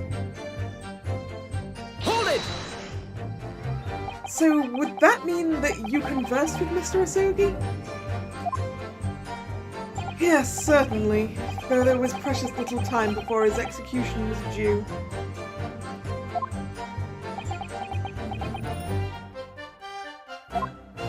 He was remarkably calm, considering his days were very much numbered. In all honesty, he really didn't strike one as a man capable of mass murder. Yet he confessed in full to the crimes. I know, that's why I felt compelled to ask him one day. I can still recall his reply. I'm guilty of the unforgivable crime of ending another human's life, yes. But he was so tranquil and intelligent, it put me in mind of an Eastern holy man. And what about the will you saw him with? What can you tell us about that?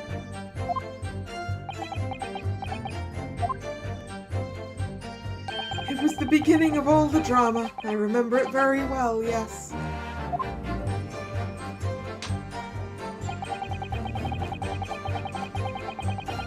Hold it! And he pleaded with you not to report him, didn't he? Yes, that's right. I like a bempot, yeah, you didn't tell me. A blatant breach of trust, that was. I could see the man had a noble spirit. I found myself wanting to treat him accordingly. But according to what you told us 2 days ago, the convict has been strictly forbidden from having any writing materials whatsoever. Yes, you're quite right. Huh. So when exactly was the will penned? Probably beforehand. That was before the man was remanded in Berkeley, obviously. Yes, at the prosecutor's office under supervision of the relevant authorities. I personally instructed Asogi to make a will for the benefit of his family in his homeland. In that case, why was it found in his cell? Or what do you mean by that? Well, if it was penned at the prosecutor's office, you would have expected that it would remain there for safekeeping, surely. Ah! It's curious. There doesn't seem to be any obvious explanation for why it was subsequently found in the convict's cell. Oh, well. The defense makes an astute point. Well, Governor.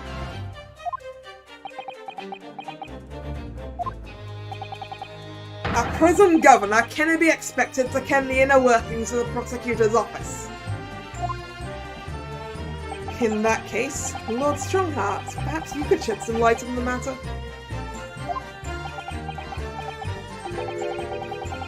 I am unable to offer an explanation here and now. Unable or unwilling, sir? I would have to consult with the notary responsible for the will at the time.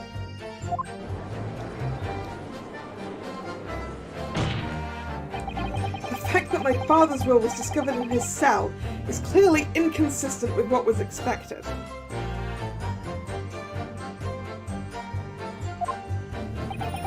I want to know why. Another inexplicable mystery, then.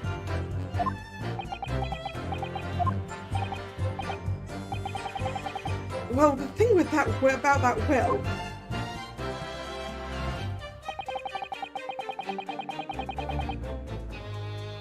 Hold it! It was the governor who ordered the search for the will, as I understand it, is that right? Yes, and when I reported back that we couldn't find it, he grabbed me by the cravat and yelled, "It cannot have disappeared completely!" in my face.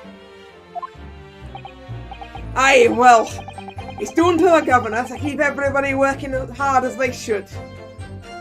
I think the governor needs a wee taste of his own medicine, Mr. Naruhodo. The point is, it was clearly considered a very important document, wasn't it? But it proved impossible to find. That's right. And before I knew it, it was in the morning paper. That blood-curdling article. The executed mass murderer who'd risen from the dead. Oh, you mean... The article based on Mr. Trevor's experience in Lowgate Cemetery. Yes, that was it. The day after I'd read that news, I was summoned to the governor's office. And that's when the awful accusation was made. That you'd aided Genshin Asogi to escape from prison, resulting in your immediate dismissal. I'm afraid I really don't remember anything after that. As the governor of the prison, I had no choice. I couldn't have done anything else.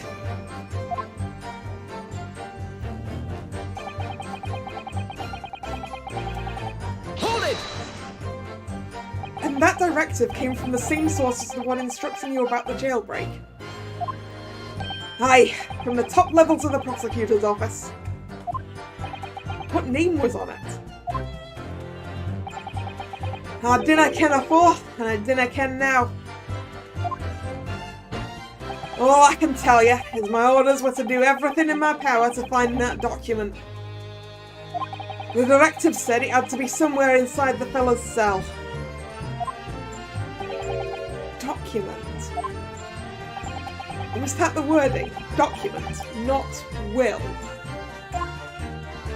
Aye, that's what it said. I'm clutching at straws here. I just wonder if it was really Genshin Asogi's last will and testament that the sender of that directive was after. Ooh, maybe it's still hidden in the cell.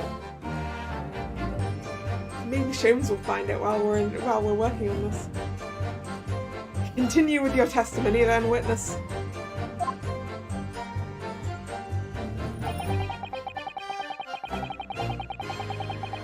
Hold it! In Mr. Asogi's kimono. Aye, the one he brought with him when he was locked up. Yes, he was permitted to have his personal effects with him during his incarceration, I understand. That's right. He was granted as much freedom as possible during the few days before his execution. Indeed, he had a number of items of personal significance, I remember.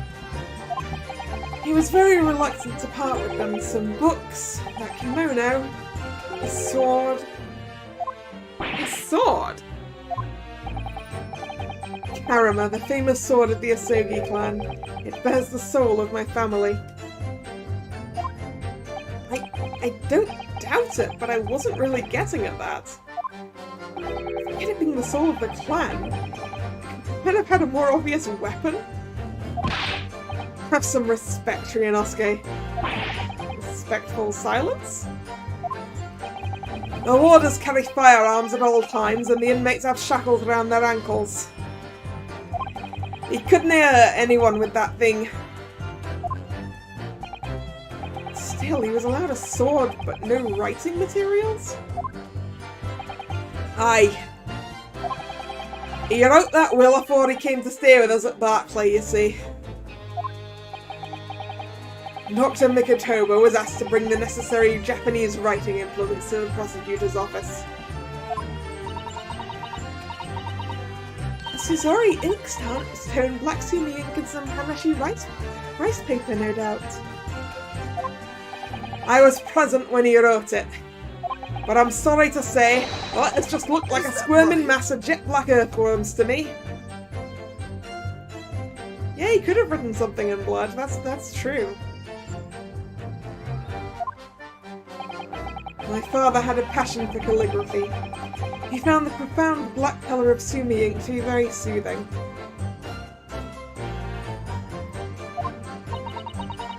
I'm sure that cursive Japanese script must look utterly incomprehensible to English eyes.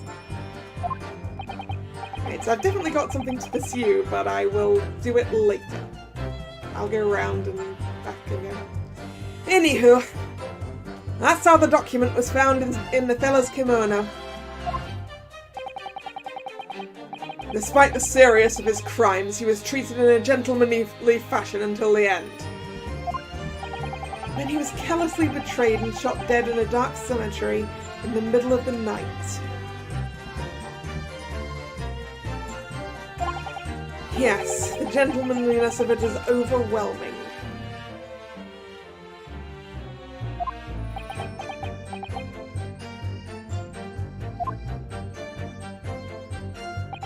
The testimony doesn't give much away. So this will really was penned by Kazuma-sama's father. I wonder what he could possibly have meant when he described it as a weapon. It's starting to sound very much like Mr. Asogi actually had nothing. The plan to break him out of jail went ahead, which means he must have had some bargaining power. He must have been hiding something. It's the only explanation that makes sense. It's starting to sound like Mr. Asogi might have actually had something. Which is it, Mr. Naruhodo? I'm not sure, but I feel as though I'm on the brink of understanding all this. Let's listen to all the information again and see what more we can learn. We can't overlook even the smallest detail. Absolutely. Right, let's go back to that fifth statement. Hold it!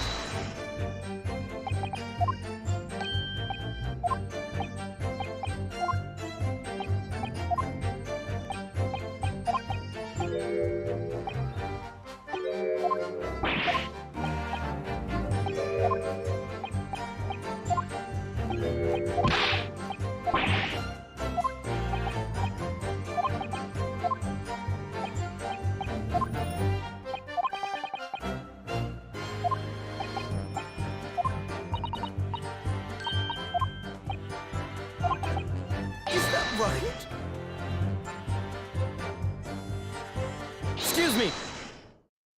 Are you feeling faint, Mr. Vigil? Mr. Vigil. Sir! It was Scarlet, sir! A scarlet letter, huh? There we go. The ink on Clint's fingers finally coming to rest here. What?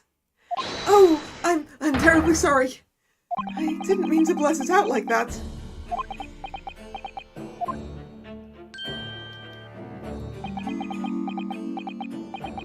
Less swaying and more explaining would be helpful.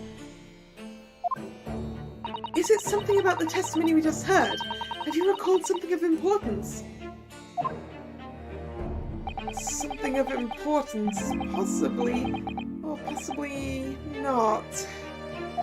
I'm unable to tell which way he's leaning, I'm afraid. He's not leaning, he's spinning. My lord, the defence asks that Mr. Vigil be permitted to supplement his testimony with this possibly or possibly not important detail. Permission granted. Go ahead, Mr. Vigil. Yes, it was Scarlet. As I remember it, the document was written in scarlet ink, but perhaps I'm mistaken. I'm just going to press this first, and then we'll come back round and present the thing about the scarlet, you say? Well, yes, I mean, I only caught sight of it for a brief moment, of course, but even by the dim light in the cell, I remember thinking it was an unusual colour. At the very least, I'm quite sure it wasn't black. Witness! Is that really what you saw? What? Sir?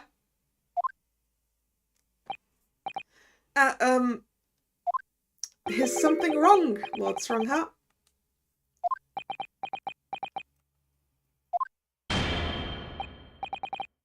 I apologise. Continue.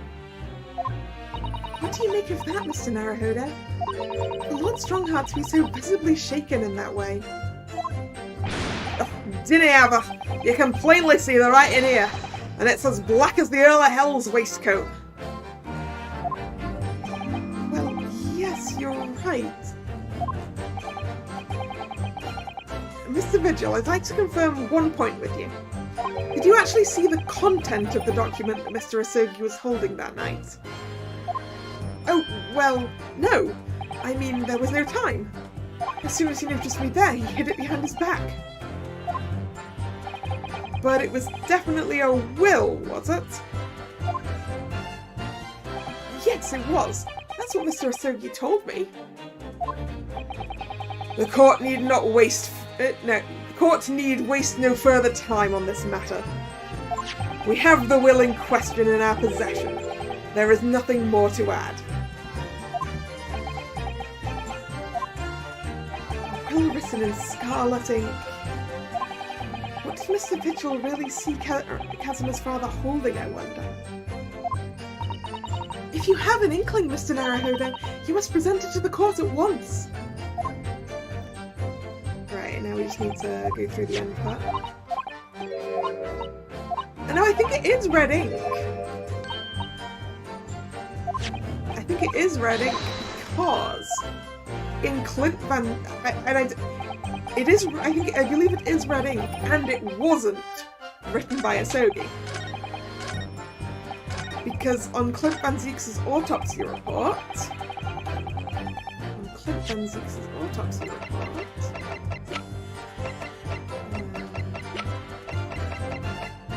it says... Recent scarlet ink stains visible on the little and ringed fingers of the right hand, but no documents in corresponding ink was found.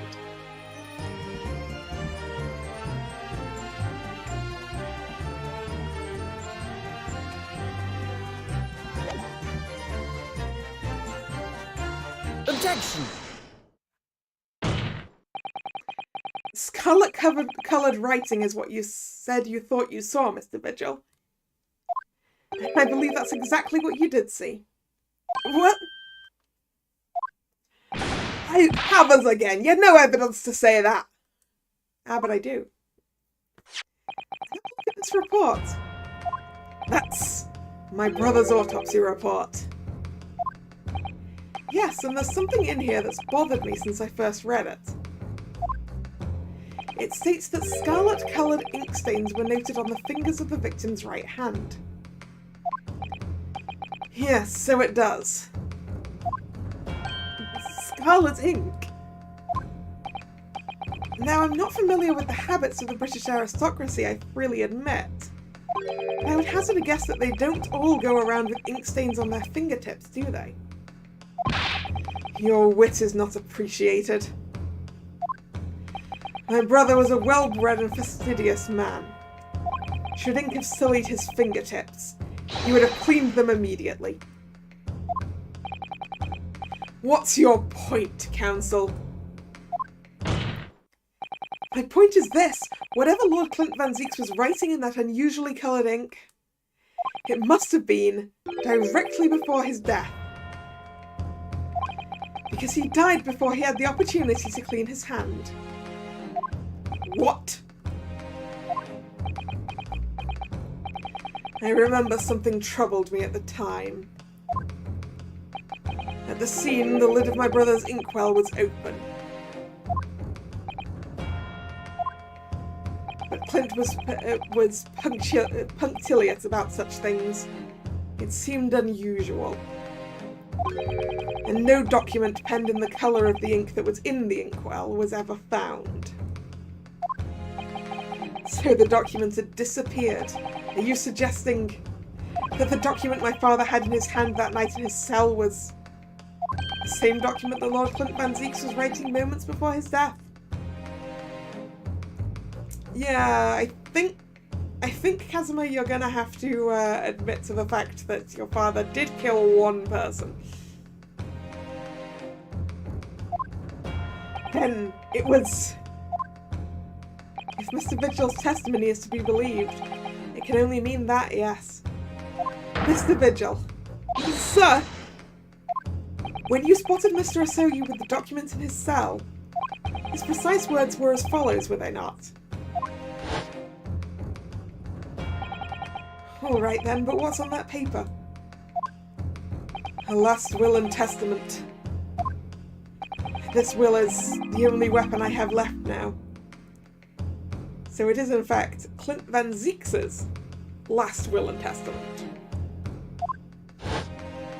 Which might admit to some things, I think. A last will and testament? Yeah!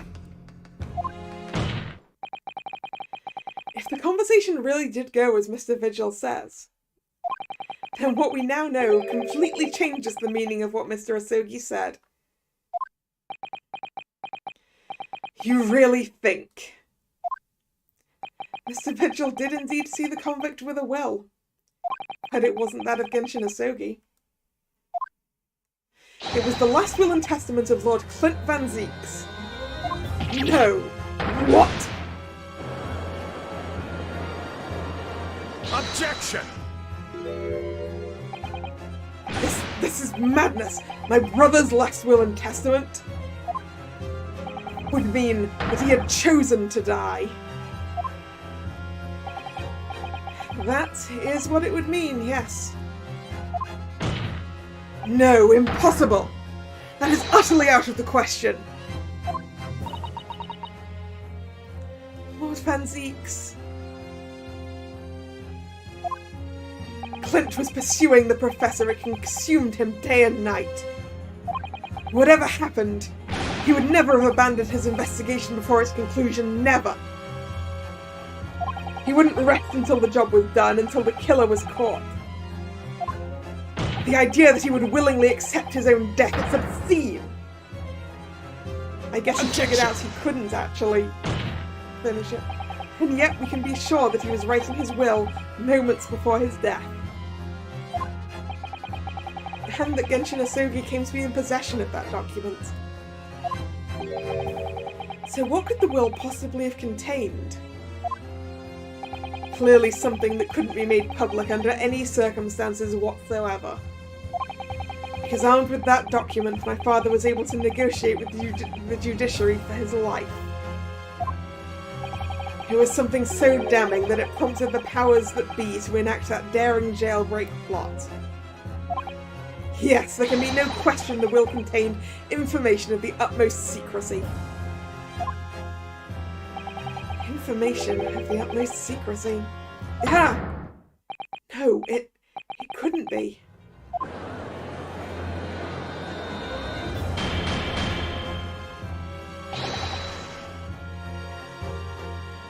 I've heard more than enough. Pursuing this notion of a phantom will no one can attest to having seen serves absolutely no purpose. Objection! No, my lord, that's unacceptable. What did you say, counsel? The last will and testament that Genshin Asogi had in his possession was that of Lord Clint Van Zieks. All the testimony and evidence presented to the court has logically led us to that as a possibility.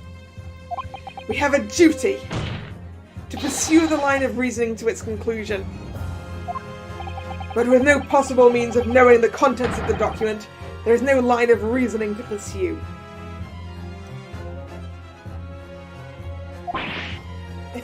I think we have access to the document. I think we have access to the document. A reason why Lord Clint Van Zieks, a man of high noble standing, would have chosen death. Information so secret, people in the judiciary would be willing to negotiate the jailbreak of a condemned killer. The only explanation that fits those facts is an unthinkable truth that turns absolutely everything on its head. But it's just too hideous. Mr. Naruhodo, however difficult the situation might become, you work with your client in pursuit of the truth. That's what you resolved to do when you entered the courtroom this morning, if I'm not mistaken. Miss Susato.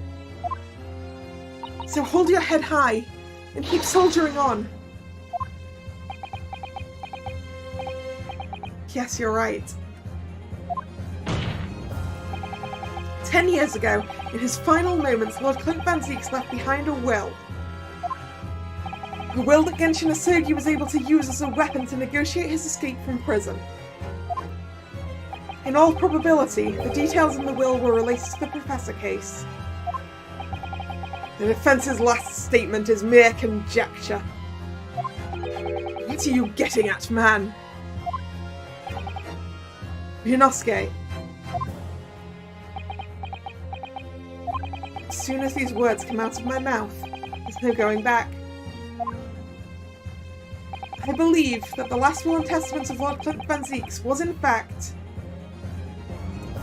a confession. I believe it was a confession.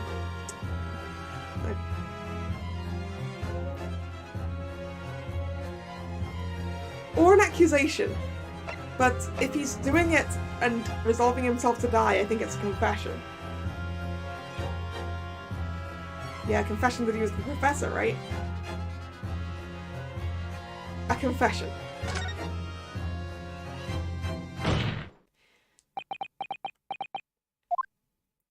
You can do this, Mr. Naruhodo. I believe that what Lord Clint Van Zieks actually penned that day was a confession. A confession? Regarding the mass murderer known as the Professor and his true identity. Objection! Enough, Counsel. What are you saying? Do you even realise? A confession about the true identity of the Professor. That would mean...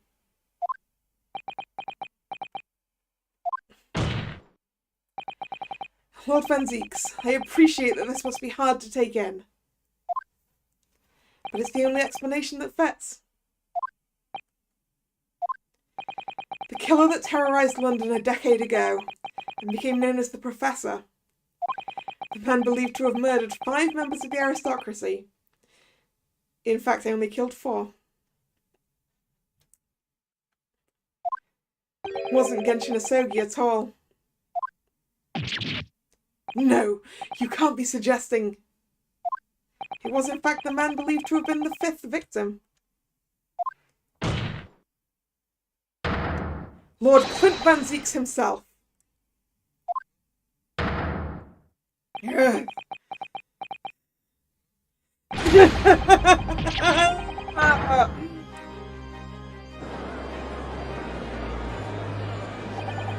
It's finally open, is it?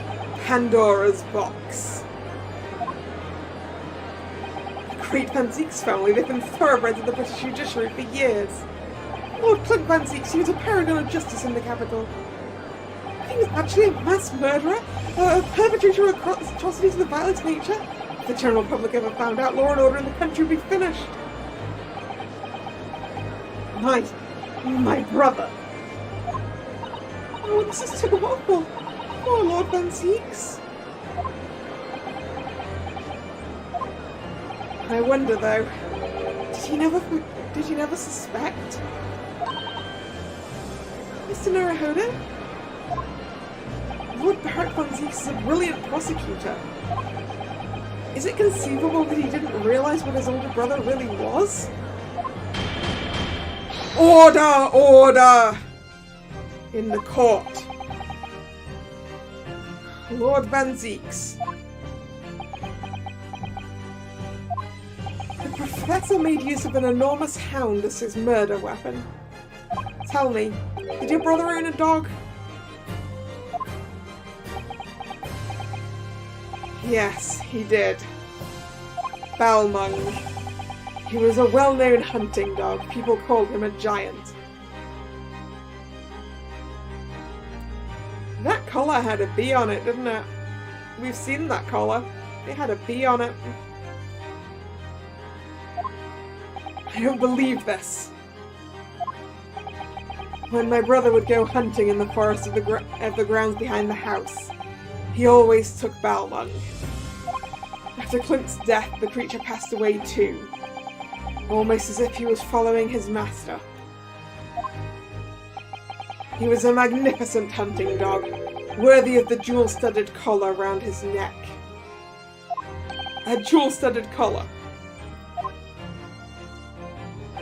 That's right, though sadly, some years ago now it was stolen by a thief who broke into the house one night. A jewel-studded collar stolen by a thief.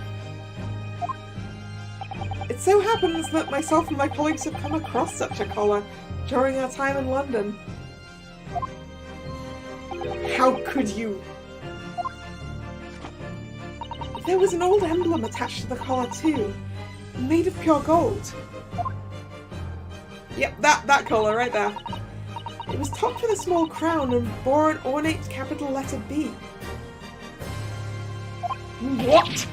An emblem bearing the initial B? Oh, hi, you know it? It's the insignia of the Baskerville family. What? The Baskerville? Why is that name coming up now?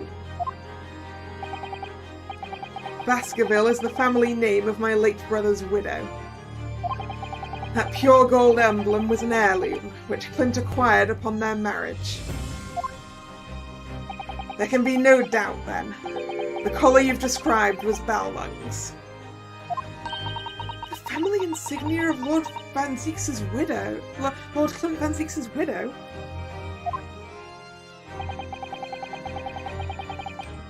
There was a considerable amount of blood on the collar when we saw it. Since we knew the dog was used for hunting, it could have been from its quarry, of course. But it could equally have been from human prey. So it's true then. Clint Van Zeeks really was the Professor? Impossible. Those Japanese are making it up to exonerate their own. I mean, it could equally have been Clint Van Zeeks' wife's wife was the Professor, maybe. So in fact, the person responsible for these murders of nobles and royals was a noble himself. And that threatened to be an enormous scandal that would irrevocably destabilise British society. My father knew that and was using it to negotiate his way out of the unjust charges brought against him. But at the very last hour, those he bargained with betrayed him, slaying him mercilessly on foreign soil. Is Lord Clint Van Zeeks' last will and testament inside the unpublished manuscript of Hound of the Baskervilles? Is that it?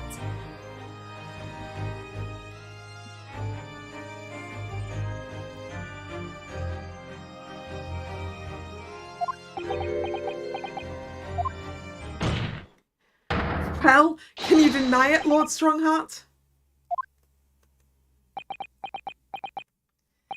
10 years have passed. And still now the 6 million inhabitants of our great capital rest easy believing justice was done. That though his anonymity remains, the diabolical murderer was caught and executed.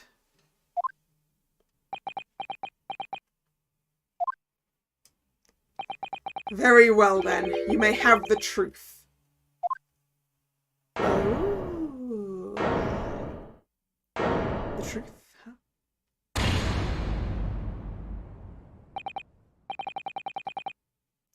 huh? Before that, I need to go and get some water, so I will be right back.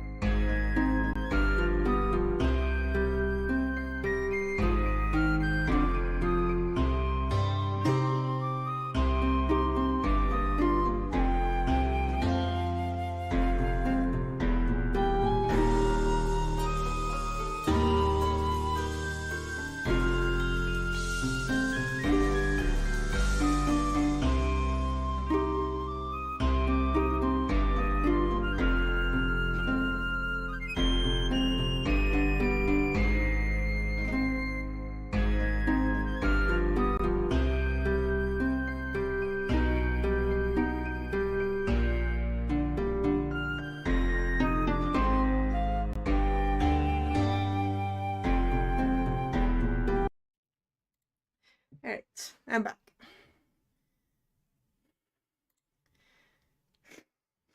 Yes, deliberate cliffhangering, haha. Tell me then, tell me what Clint really was. Lord Clint Van Zieks was too pure of heart. When he became a prosecutor and went in pursuit of the black roots of crime, he drove himself into a corner. He came to the uncomfortable realization that to fight the most fiendish of criminals requires one to become even more fiendish oneself. So probably all of the professor's victims were terrible, terrible people. They couldn't be brought to justice because they were terrible, terrible rich people.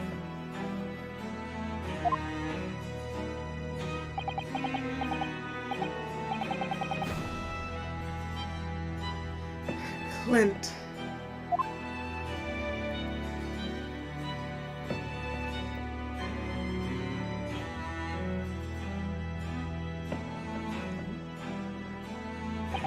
The 19th century was a truly miraculous 100 years for Great Britain, and indeed the whole world. New industry, new technology, and with the birth of the Metropolitan Police Service, new law and order. But these dazzling new developments meant even deeper shadows were cast on society. Water sullied by factories, air thick with noxious fumes, and crime growing daily to fill the darkness. Lord Clint Van Zieks made it his mission to combat that darkness. But as time went on, it slowly ate at his soul, until eventually he was consumed.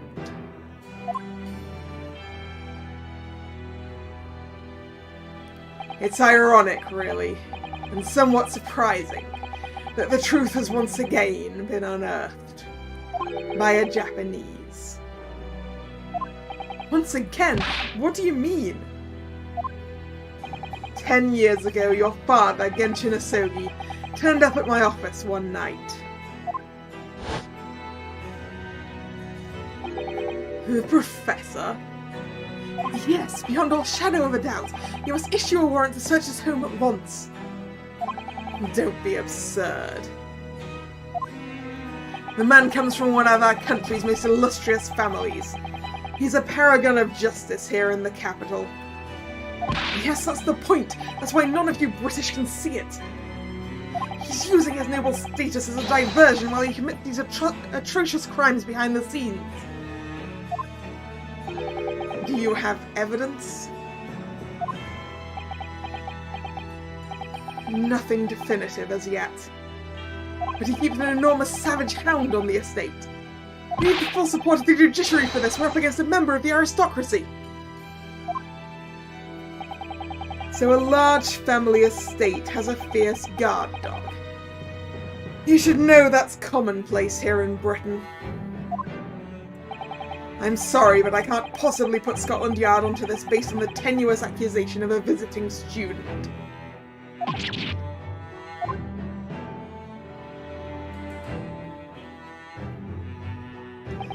So I turned down Asogi's plea, and as a result, he took it upon himself to visit the Van Zieks mansion on his own. We can only imagine now what happened between the two men. I mean, I don't think there's much imagining, given that Clint's autopsy report says he was in a duel. Though we know the outcome, of course. Lord Clint Van Zieks perished.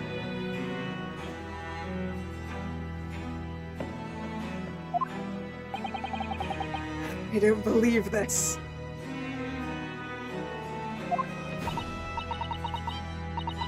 So, in actual fact, Kazuma-sama's father did?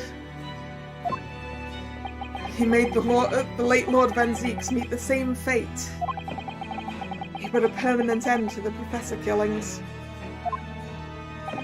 by taking the drastic measure of ending the perpetrator's life.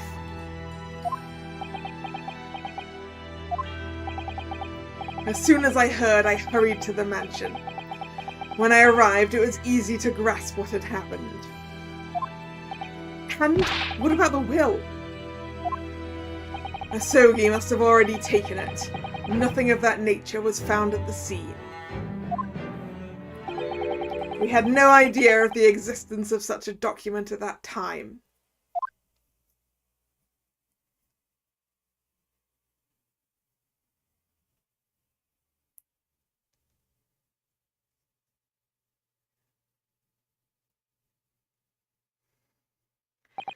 I was the one person who knew of the true identity of the professor. So, I resolved to keep it a secret, and to guard the secret to the bitter end. Even if it involved having to kill a whole bunch of people, Strongheart? What? So, you're admitting to it? That you were behind it all? It was you, then, who pinned the crimes on my father. I did what needed to be done in order to protect the law and order of the British Empire. Protect it how, dude? Protect it how? You did that to protect the appearance of the law and order of the British Empire. Even if that meant employing an unforgivable ruse. And it was you who arranged this fabricated evidence. I ordered that detective to take care of it, whilst keeping the truth from him, naturally. Gregson? Obviously, he opposed me at first. Are you off your rocker? We can't do something like that. There's no question it was Asogi who murdered Lord Van Zieks. The house staff have made statements that they saw the man running from the mansion that night. Yes, well, I've no doubt it was that Japanese fella. But we ain't got a shred of conclusive evidence against the man. And worse than that, he doesn't keep a dog, so we're short of a murder weapon to boot. And we're short on time, Gregson.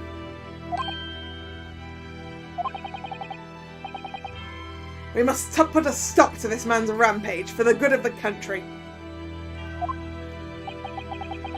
So we'll use whatever means necessary. Do I make myself clear, Detective? Blimey.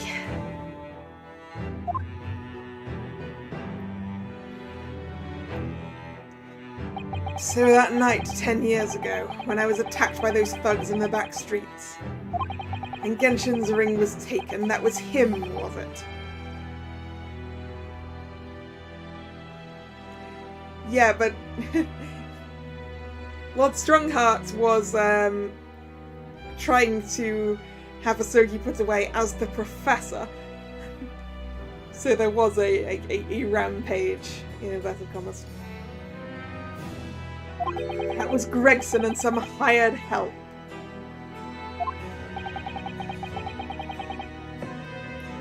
Then the detective handed the stolen ring to Dr. Wilson.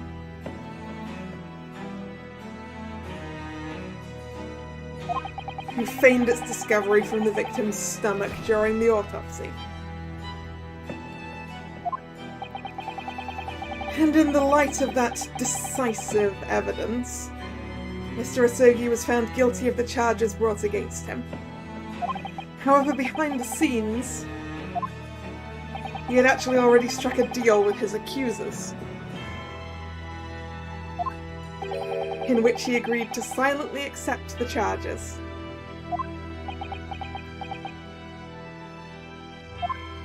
I just don't believe that part. As far as I knew the man, my father despised such underhanded dealings.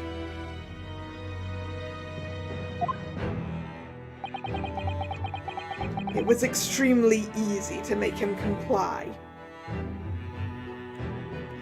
You see, he had one crippling weakness.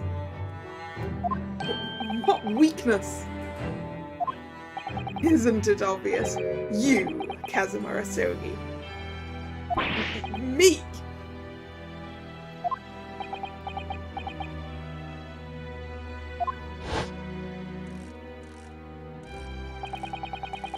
Perhaps you have no desire to return to your homeland, Asogi.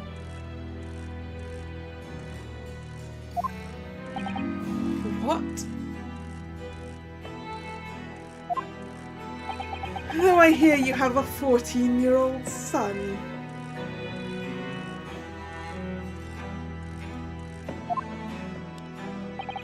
Agree to cooperate and accept your guilt without contention.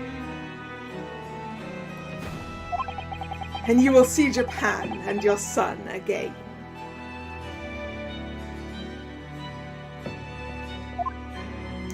How rude. You scoundrel! Whether you choose wisely or not, it will be a closed trial by order of Her Majesty. So whatever rash claims you might make in court, we'll have no trouble stifling them. There's only one outcome for you, Asogi, the gallows.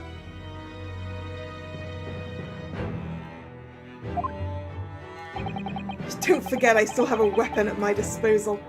A document revealing a truth that I know you're desperate to keep hidden.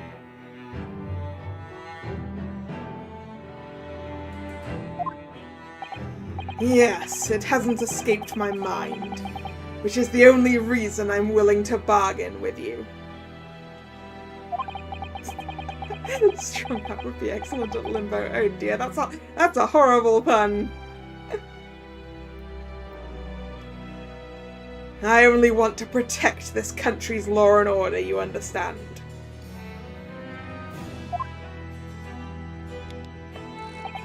So, what's it to be, Asogi?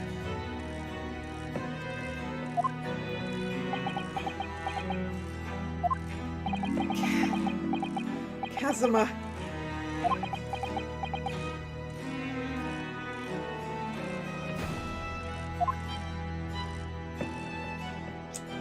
Oh dear.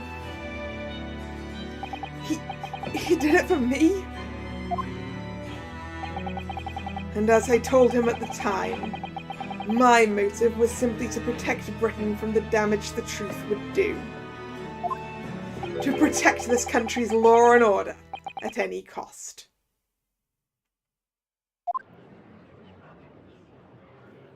Objection! I've never dared even let myself consider this possibility until now.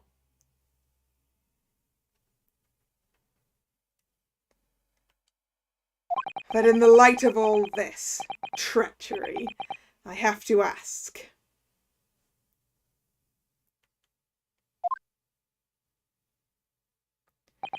The mastermind behind the Reaper of the Bailey. Was it you, Lord Miles Strongheart? Of course it was.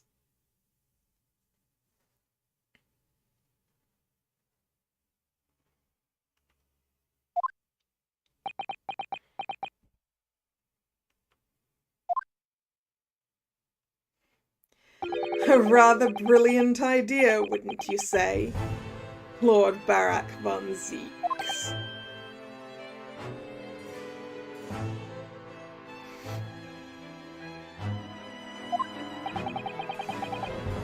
That the spirit of your late brother, that paragon of justice, should return to reap justice for his sibling.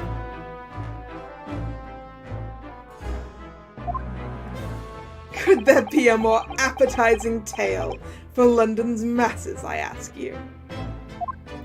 What reason? I knew you'd play the part to perfection.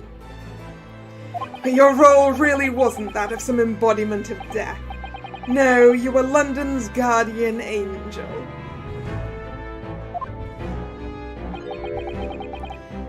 An angel with bloody hands? I think not.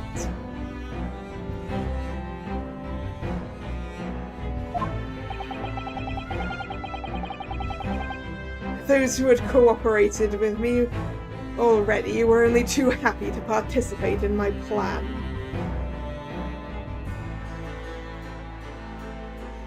Inspector Gregson, Dr. Wilson. My minions worked tirelessly to ensure the finger of guilt would never come to rest on you. It's all thanks to them you were exalted as the demigod the Reaper became.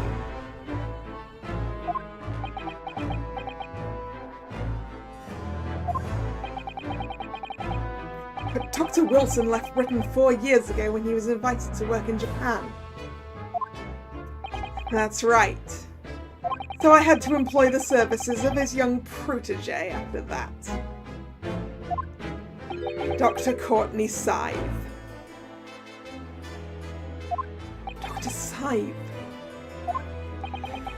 So what with the execution of the Professor and the subsequent reign of the Reaper of the Bailey, I've successfully safeguarded law and order in our mighty capital for the past decade. That is everything.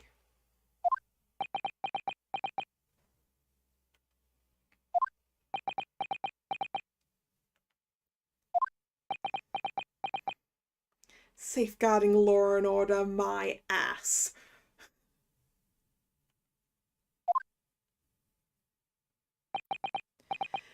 My lords, ladies, and gentlemen, I do hereby confess, it was I who sired the concept of the Reaper.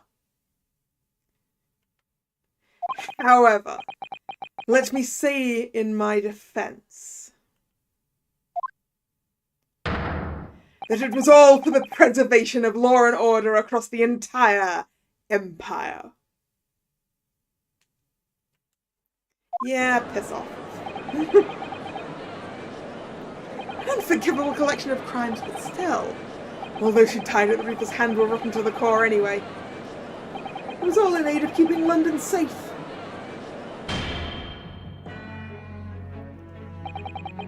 There is no one left now who can reveal the precise truth of what happened 10 years ago. Except you. Therefore, this trial can go no further. Now I would like to entreat all those present.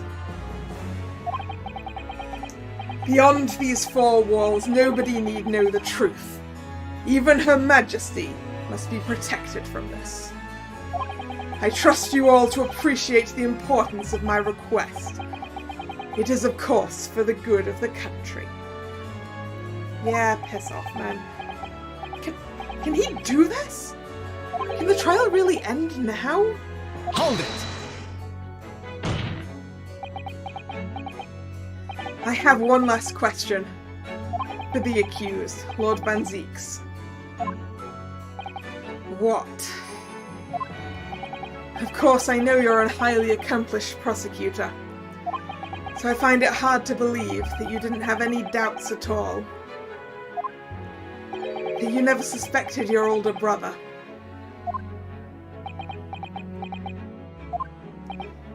Yes, the same thought occurred to me.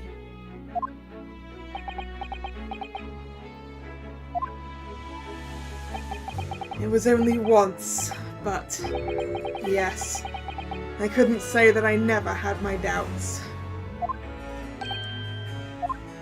My brother's sense of justice was extremely strong. Perhaps too strong, I observed.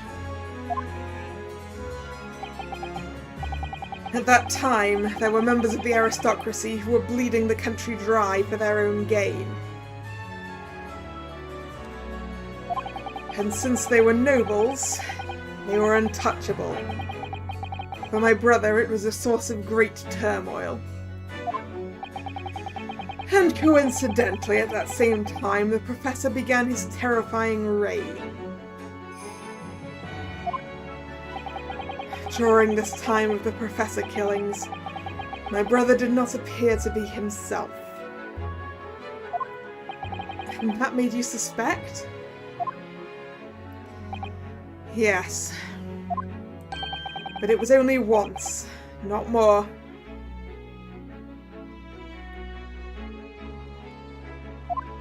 Only once, really. Clint wasn't the culprit. That was my conclusion at the time. And I still believe that now. Do you have any evidence to support that idea? The third victim was the Lord Chief Justice at the time. It was he who had recognized my brother's potential and trained him as a prosecutor. No matter what the circumstances, it's unthinkable that my brother could have killed his friend and mentor.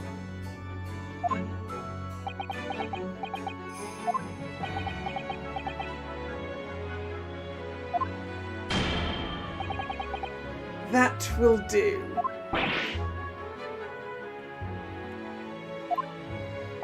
Neither Clint Van Zieks nor Genshin Asogi still walk this earth. However much we debate this matter now, we cannot hope to reach a conclusion. But there are only two extant pieces of evidence from the time.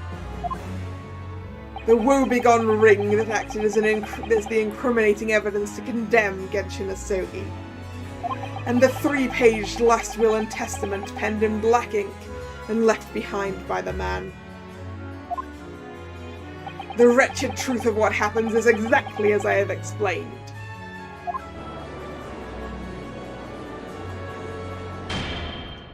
Later today I will present myself at the Ministry of Justice for whatever sanction is deemed appropriate. That is all. Court is adjourned. No. Objection! That's me.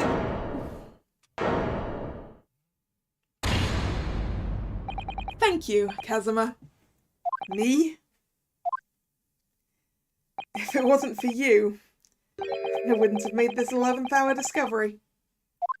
What discovery? My lord, I'm afraid I must insist the trial continues. I beg your pardon. As the court has been reminded already today, we must stop at nothing to uncover the whole truth. And to that end, one particular statement made by somebody in this courtroom moments ago revealed a very subtle contradiction. What contradiction? But all I did was ask the accused one simple question.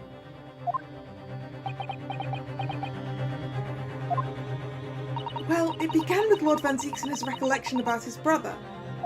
But Lord Strongheart didn't permit the defendant to speak at length. I merely pointed out we can draw no further useful conclusions here.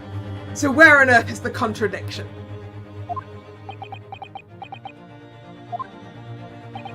One of them definitely just said something contradictory. It's time to identify who. It's Lord Strongheart. Because there isn't just 2 extant pieces of stuff. The entire Hound of the Baskervilles manuscript is probably relevant, right?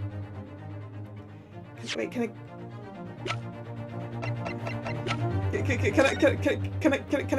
do some tagging? I want to do some tagging. Give me some tagging. Okay, I'm not allowed to tug. I want to tug the ears. Okay.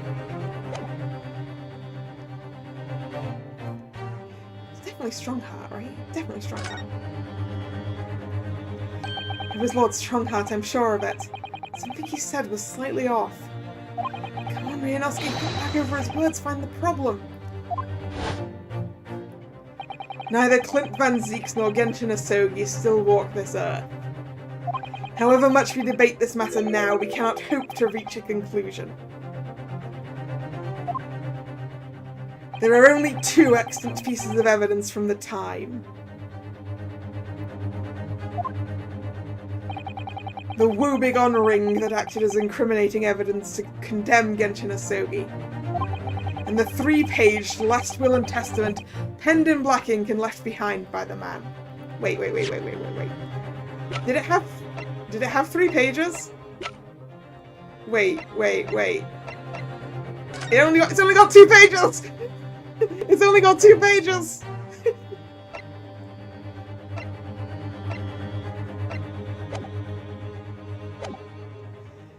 Oh ho ho, Strongheart.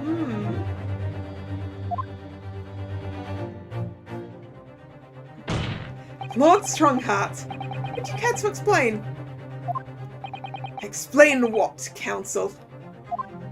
Among the statements you made just a few moments ago, something you said was inconsistent with a certain piece of evidence we have. Inconsistent? And whilst an inconsistency remains, the defense has a right to pursue an explanation. Ryunosuke, what? Let me warn you about the statements you are making, Counsel. They might very well prove fatal. You claim my words contained a contradiction. With what piece of evidence, I ask you? Take that! This here is the will left behind by Mr. Asogi. The 2-paged will. What? Yet moments ago, your precise words were the 3-paged last will and testament. Ha! Could it be that originally there was a 3rd page? For a moment, I thought perhaps you'd identified something worthwhile. But it's a mere trifle, I see. A trifle. Governor Kaiden. Yeah? What can I do for you, sir? You were present when the Japanese man penned his last will and testament. Aye, I was there for sure. I remember the black worm-like scrawls to this day. And I'm quite certain, my lord, that there was a 3rd page at the time. What? Only the first 2 pages were the actual will, though. If I mind correctly, the 3rd was a message to his lad back in Japan. For legal purposes, we required only his will. And we wouldn't have wanted any uncomfortable words about Britain to get back to Japan, eh? So it was decided that the 3rd page oughtn't have been... No. So it was decided that the 3rd page ought never be sent. Objection! How dare you make that decision? I had a right to know what it said, to hear my father's last words to me. The courtroom is no place for sentimentality, Counsel. As it happens, I have the 3rd page of the document with me here now. Ooh, do you now? My father's message. It will be given to you at the end of these proceedings. No, it'll be given to him fucking now, mate. It'll be too late once the trial is over. We need to know what it says now. Even the slightest thing may give us a vital clue. My lord, the defense calls for Genshin Asogi's last words to his son to be read out loud before the court now. Your request is denied. The inevitably maudlin words can be of no consequence now. Objection! The prosecution agrees. The court should know the content of that message. Every possible piece of evidence must be thoroughly examined. Very well then, Governor Kaiden. You will read the 3rd page of the document for all present to hear. I think he's going to need someone who can read Japanese for that, sir. Yes, sir. Only, I should point out, my lord, that I can actually read worm language.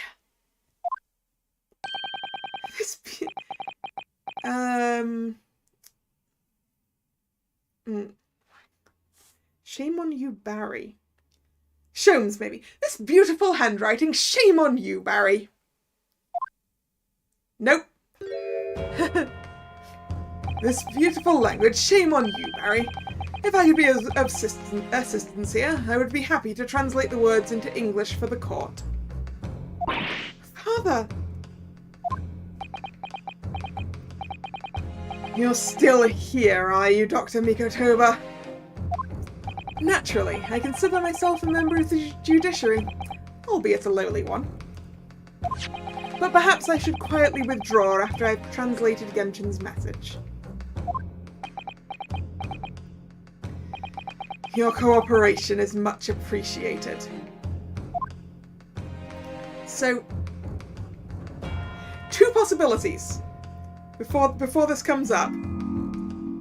Two possibilities. The truth is in the unpublished manuscript. The last will and testament is in the unpublished manuscript found with Baskervilles, or the last will and testament, and this is more likely, given where we saw it last, is inside Karama. Like in the hilt or something. And given that Karama has just been brought up here, Kazuma, the truth is shrouded in darkness. A darkness only our clan's great sword can pierce.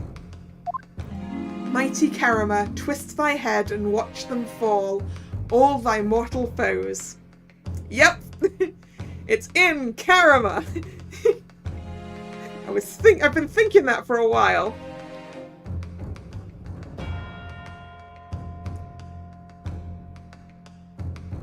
I mean, there's got to be something with the manuscript as well. Even if that would be a literary version of events. Mighty Karama, twist your head. It's in the hilt. That's the end of the message, it would seem. Miku poem. Twist thy head. Mother. What is Karama? The name of the Asogi clan's famous sword. A razor-sharp blade known to all, passed down for generations. It embodies the Japanese spirit. It's not known to me. It's the katana sword that was submitted as evidence earlier in these proceedings. The one worn by the prosecution counsel when he confronted Inspector Gregson. It seems there was a third page to it. All these procrastinations are beginning to try my patience. Adjournment of this court is long overdue. No, the fuck it ain't, mate. Mighty Karama, twist your head. Mighty Karama, twist thy head and watch them fall, all thy mortal foes. That's the proper way to use the sword, is it? Maybe I should try it. It hurts my neck, that's the trouble. No, not your head! Mr. Naruhodo, if I might make a suggestion. I think perhaps it doesn't mean your head. Oh! I once studied the history and development of the katana some time ago. And as I'm sure you're probably aware, the sword's head is the part at the very end of the hilt. I mean, I made that assumption. I was right. The pommel. It's written as head in Japanese, but pronounced as Kashira, I believe. Kashira. So, Mr. Asogi's words really mean twist the butt of the hilt? You don't think... Ah! Look what's inside it. Is that a tightly wound sheet of parchment? Scarlet ink! It's written in scarlet ink! I pen this, my last will and testament, in the final moments before my inevitable and willing death. This is it, isn't it? Mr. Naruhodo, look at the signature at the end. Clint Van Zeeks. And the date. 10 years ago on that fateful night. So for 10 years, it's been silently concealed inside Karama and nobody knew. The last will and testament of Lord Clint Van Zeeks. Wait. Oh my goodness. Look at this. This is unbelievable. Clint Van Zeeks' will has been entered into the court record. The last will and testament of Lord Clint Van Zeeks that has been hidden inside the Great Sword Karama for years. A trump card left behind by Genshin Asogi. Alright, let's be reading that then. I can't invest. I'm not allowed to look at it! Just a second then. As the presiding judge, I have been as accommodating as possible of the will of the courtroom. However, despite all that, no new information has come to light. I think you'll find it has. In pursuit of justice, Lord Clint Van Zeeks tragically lost all sense of morality. When he murdered his former mentor, clearly he was already devoid of his normal faculties. Objection!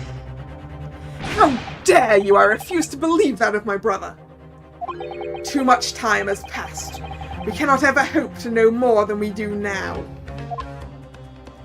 Especially since the alleged will that he penned in his final moments appears to have been lost forever.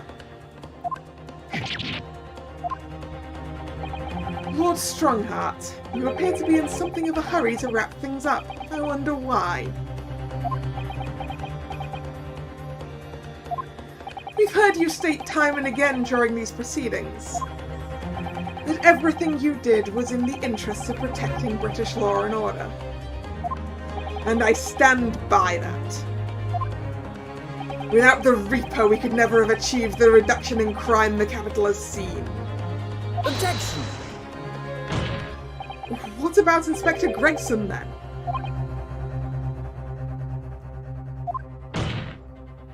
And Dr. Wilson?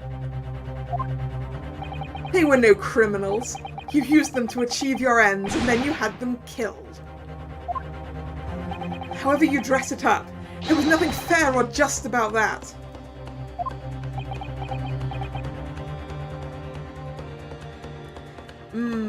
Yeah, I think Strongheart's had a lot more to do with this than he's claiming. Lord Strongheart, what exactly is it that you're hiding?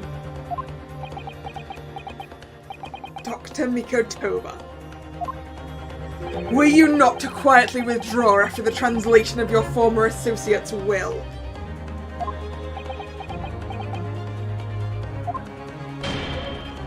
In this courtroom, no argument carries weight unless it is supported by evidence. And it would seem that the defense has no more evidence to present. Well, I wouldn't say that. In which case, I hereby order all discourse from these proceedings to be struck from the record.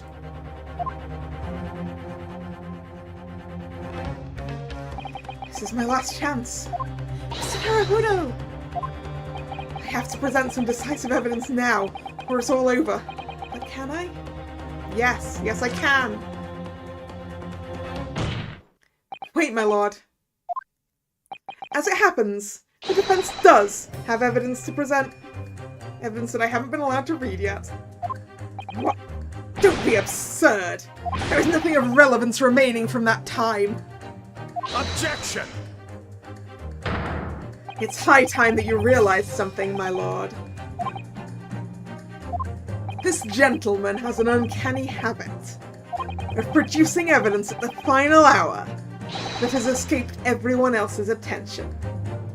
Nonsense. What is it, Ryunosuke? What do you have? I dare say, the final decisive piece of evidence that will reveal the whole truth about this rotten tale. How can you... Yeah, Van Zeeks appreciates our ability. Decisive. Well, it would appear there's no escaping it now, my lord. Let it be so, then. Present whatever you think you have that can settle this decade-old enigma, if you're capable. What exactly is this evidence that the defense claims to be so decisive?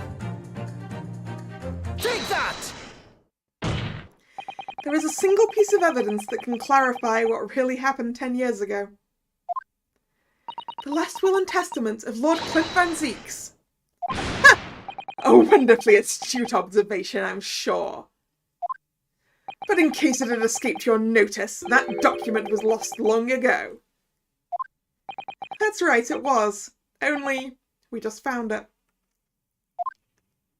I have it right here. Discovered just moments ago.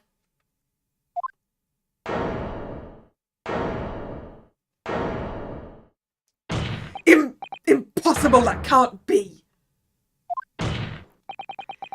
Everything that's happened comes back to this will.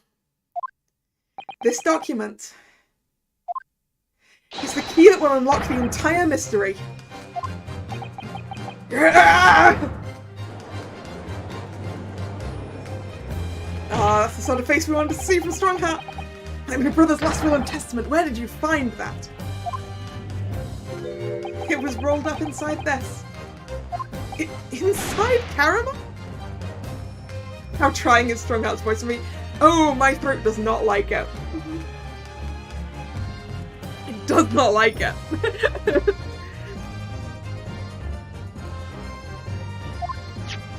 That ultimate weapon Genshin Asogi obtained has lain undisturbed in the hilt of his sword all these years, just waiting for the right time to emerge and reveal the truth. Her signature and seal certainly look official. My god, it's true! It's my brother's handwriting, there can be no mistake.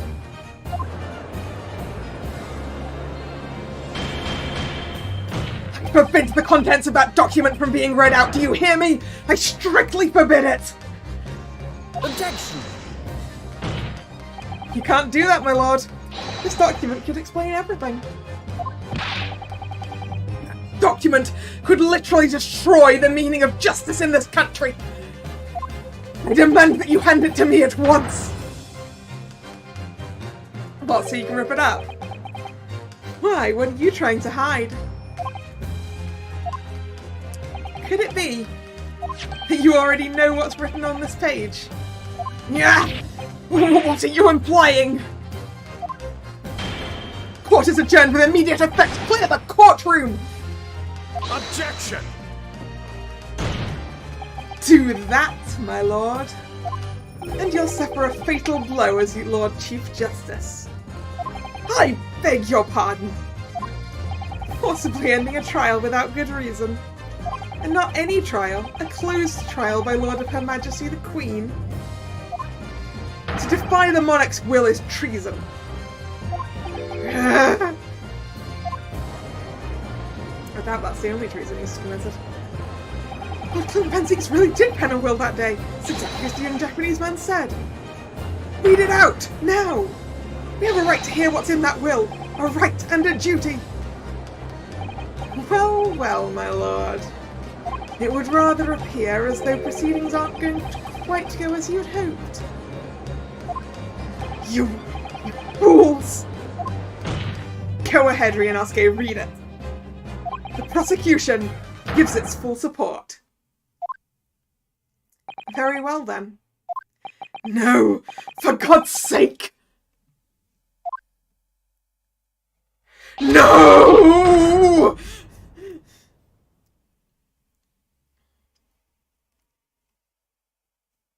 Oh yeah, he's injured, alright.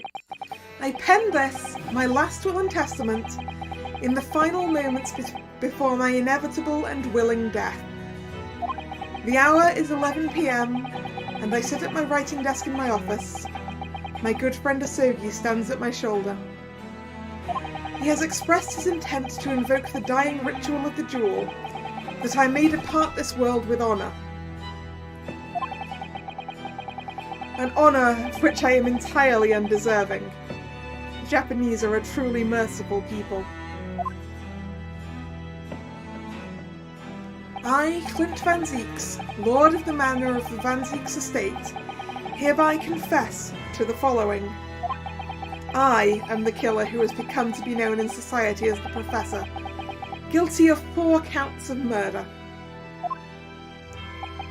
I will not here discourse the corruption rife among the aristocracy, which is to me, as one of them, so apparent.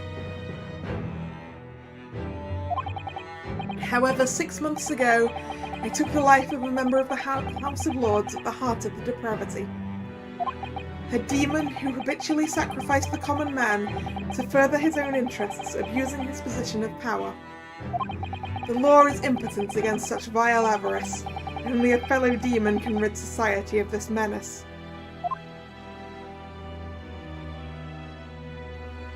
That demon was my quarry, upon who I willingly set my great hound. But though I am a hunter of some experience, I am a poor felon, it seems.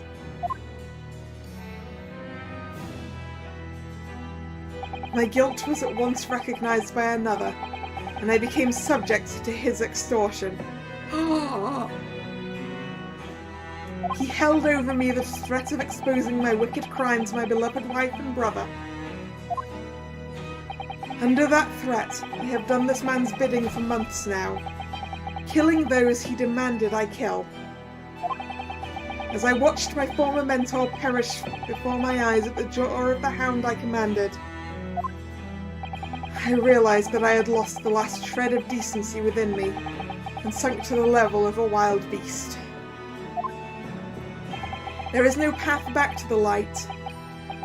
Be it I or my dear friend Asogi who dies this night, I am eternally damned. To my extortioner, Miles Strongheart, may you feel the jaws of the beast at your throat every time you swallow.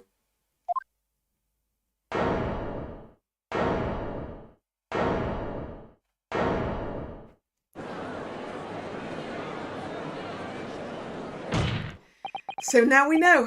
Yes, Clint Van Zieks was a murderer.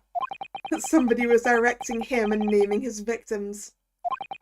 You know, just like the Reaper. His extortioner, Lord Miles Strongheart, it was you. And that's why, after the Professor was taken into custody, he developed the Reaper instead to do the exact same thing. Lord Strongheart, a moment ago, you claimed that what the court had just heard could destroy justice in this country. But you weren't trying to protect justice at all. All you were trying to do was conceal the secret of your true nature and the countless lives you've sacrificed up till now.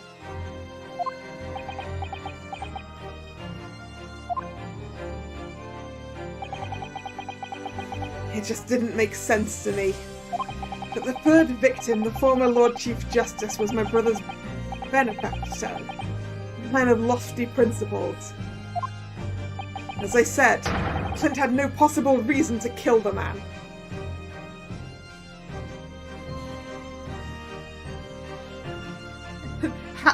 How did I know it was Strongheart? He was so sus. He's been so sus the whole time.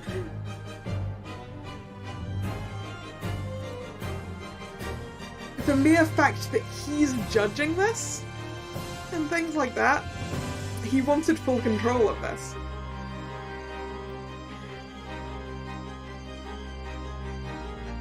Clint had no possible reason to kill the man. But you did, didn't you, Lord Strongheart? To eliminate the man who stood between you and the office you'd set your sights on. To use your own hunting dog, Lord Clint Van Zieks, to take him down. It had to be done. London's unsavoury shadows are deep and the arm of the law fails to reach their depths. Crime must be cut off at the roots, but the Lord Chief Justice at the time couldn't see that. He was weak. Lofty Principles, you say, tantamount to cowardice if you ask me. Which is why I took his place, in order to fight the crime he was allowing to spread like wildfire. By murdering the man? The Reaper, the Professor, the name makes no difference. As I've explained countless times already, it was all done for the furtherance of law and order in London. Objection! Are you going to legitimize the murder of my father now, too? Ah, Genshin Asogi, well, that was unfortunate. I had fully intended to send him back to Japan as we'd agreed. I don't believe you. It was you, wasn't it? You killed him. No, it wasn't me who took your father's life. Then who? On the night following his mock execution, I went to Lowgate Cemetery at 3 in the morning with Jigoku. Jigoku? Just Jigoku? There had to be a collaborator on the Japanese side to manage Asogi's treatment after his repatriation. Jigoku had fierce ambitions. It made him easy to manipulate. 10 years ago, after he'd stood trial for the destruction of the witness stand, I had words with him. When I told him the position of Minister of Foreign Affairs could be his, he couldn't agree fast enough.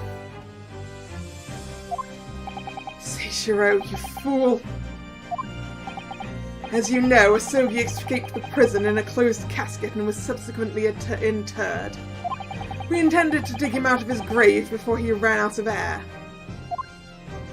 But sadly, all did not go to plan. Ah! There was an unexpected visitor to the cemetery with his own ideas about digging up graves. A man who witnessed what nobody was supposed to see. Enoch Drebber. Of course, I knew grave robbers frequented London's cemeteries. But that grave on that particular night... Blast, if people find out the convict wasn't really executed, the scandal will rock the very foundations of the Empire. Then what do we do? Shoot him, Mr. Jigoku! Shoot Asogi at once! He can't live now this has happened, he has to go! What are you talking about? You had an agreement! You promised him he could return to Japan! Everything has changed now. If truth got out because of this, both of us would be finished forever. Come on, Jigoku, do it! Pull the trigger! Shoot! So it was you who killed him, Strongheart. Jigoku shot Asogi from the shadows. The grave robber was so close the blood sprayed over his coat. He fled as fast as his legs would carry him. Then Jigoku and I put Asogi's body back in the grave from which he'd just emerged. When I later learned of the waxwork modeller's presence at the scene as well, I made her swear to 2 things. Never to remove the professor's mask, and never to speak of the events of that night. And with that, the secret was buried along with Asogi's corpse. So, now you know what really happened in Lowgate Cemetery that night.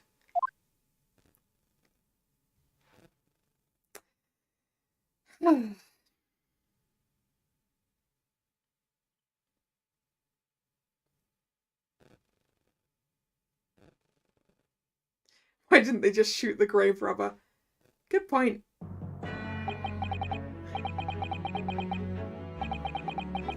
I suppose because there would have been evidence of that, they'd then have had to, like, bury another body and stuff. It was Jigoku, your Japanese acquaintance, who killed Asogi in the end, you see. He claimed to be the man's friend, but when push came to shove, he pulled the trigger.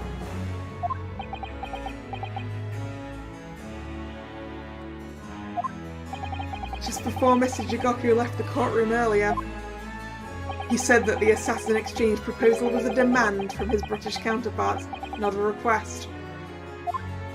So you coerced him too, using what happened in the graveyard. By that time, Jigoku was the Minister of Foreign Affairs, negotiating international treaties with Britain. You can imagine what would have happened if it just came to light he'd murdered a compatriot 10 years earlier. He would have lost everything. I merely reminded him of that. How do you sleep at night?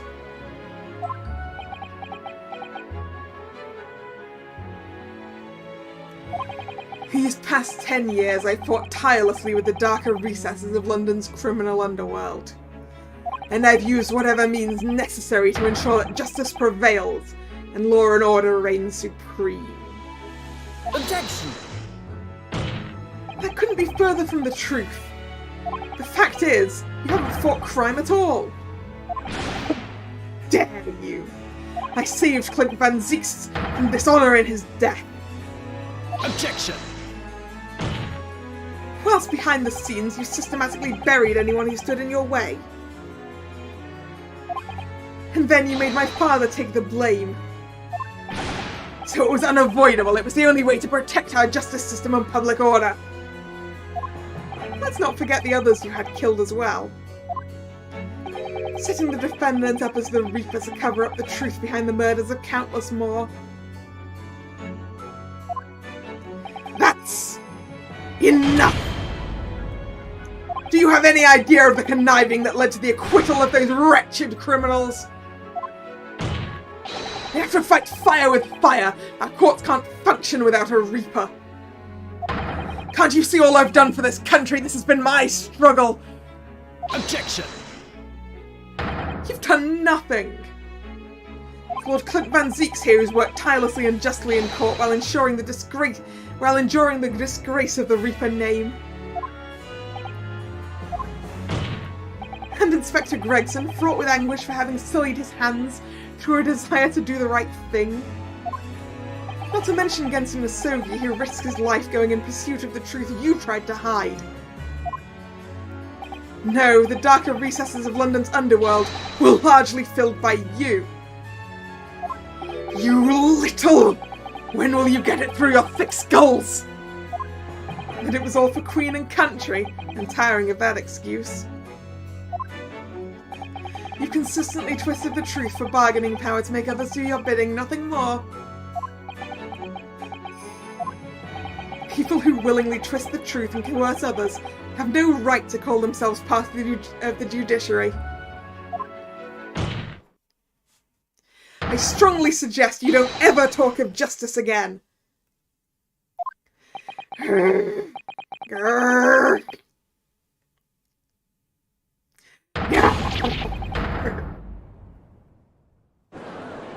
Cry of a wounded beast.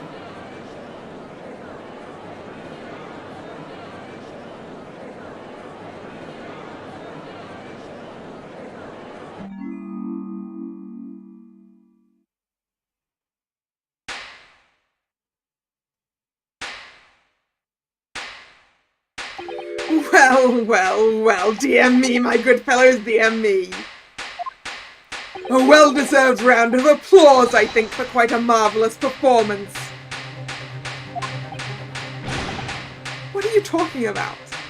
Those delightfully grave expressions, the beautifully pronounced Queen's English. Really, our friends from the Far East are quite the picture of industriousness. You fraud, keep your mockery.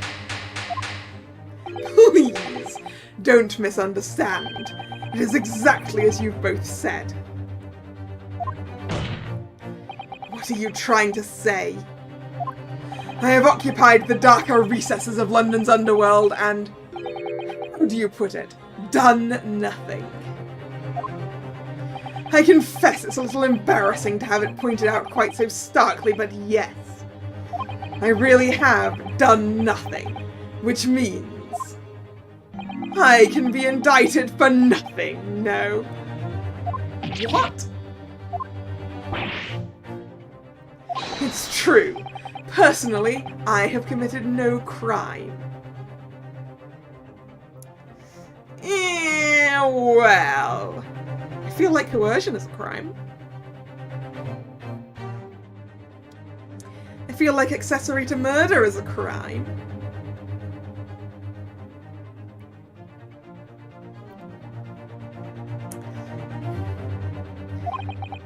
Pretty sure employing an assassin is a crime. I've merely been surrounded by fools who've acted very rashly indeed. Objection! You can't get away with that! You consistently preyed on people's weaknesses. And what? Threatened them? Are you sure it wasn't just bargaining?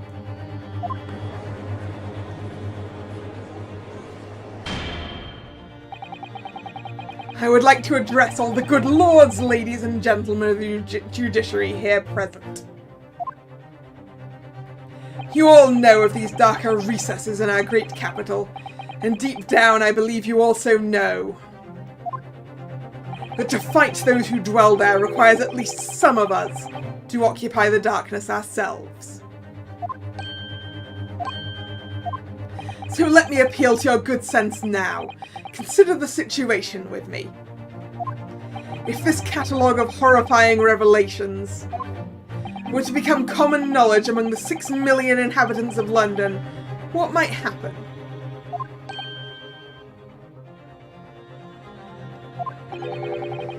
To learn of the infamous murder of royals and nobles was a respected member of the aristocracy himself. That evidence was fabricated in the scapegoat's trial amid secret negotiations with prosecutors to effect a jailbreak. That the Reaper of the Bailey was an organised group of assassins managed by a Scotland Yard inspector. And finally, that it was all masterminded by the Lord Chief Justice himself.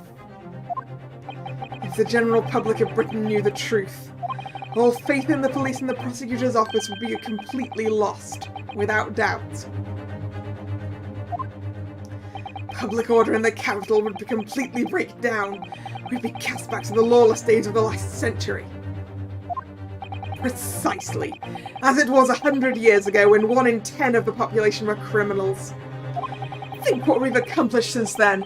A public policing force, a comprehensive set of laws. And if we want to continue to protect this new era of law and order, I say again, we must at times occupy the darkness ourselves.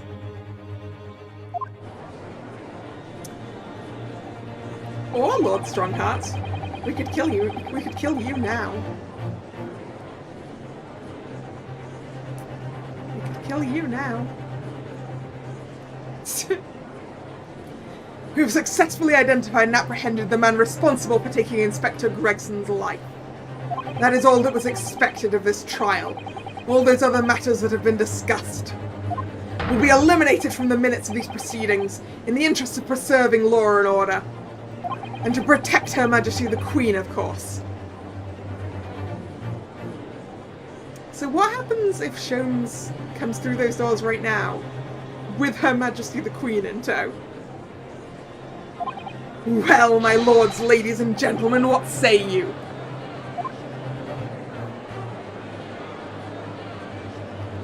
He has a point. Things Lord Strongheart has done is quite unforgivable. But on the other hand, it is our duty to maintain law and order in the capital. You can't deny that the threat of the Reaper over the years has done wonders for the crime rate. By fair means or foul, it's all thanks to Lord Strongheart. Oh no. Strongheart, Strongheart, Strongheart, Strongheart. Oh no. Are you hearing this? This is the will of the British judiciary?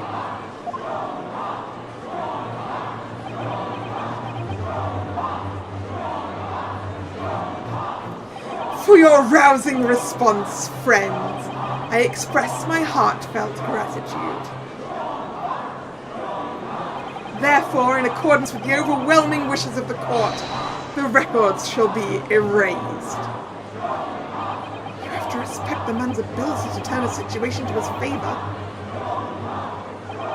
Lord Strongheart really is a master of manipulation. You've conclusively proven his guilt. Yet still he manages to evade justice. I just don't know what we can do. Ryunosuke! It looks like the trial really is going to come to an end now. I'm almost out of options, I think. There's really only one path left open to me. Use evidence?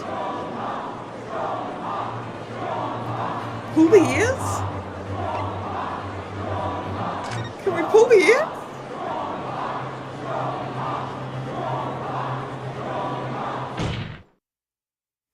Yes, as I know only too well. The only thing that carries any weight in court is hard evidence. But Mr. Naruhodo, what evidence is there to use at this stage in the trial? I have an idea. I don't know whether anything will come of it, but if there ever was a time for using this particular item we have among the evidence, it's now! Iris's lucky charm! Take that! Oh, hi! Yes! Mr. Shones asked if you had that with you earlier. Yeah, let's bring in the manuscript. We've exposed all of Lord Strongheart's wrongdoing now. I've no doubt that Mr. Shones has already deduced exactly how the truth would unfurl. So I think it must be time for the great detective to take centre stage, don't you? Yes, absolutely. Let's take the hair by the ears then, and heave. Alright, here goes. Heave! Ow, ow, ow, ow, ow, ow. My dear fellows, must I remind you every time a gentle tug will suffice? Mr. Shones, you're looking in quite the wrong direction, Mr. Naruhodo. Because I'm over here. Mr. Naruhodo, It's Mr. Shones! A hologram by the looks of it. I wasn't expecting you back, Shones. Delighted to be here again, Lord Strongheart.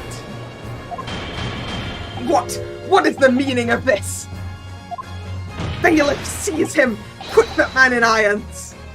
This is a closed court. You've been warned once already, man. What the? We can't get hold of him, my lord. We just go right through him. I'm afraid your efforts are wasted.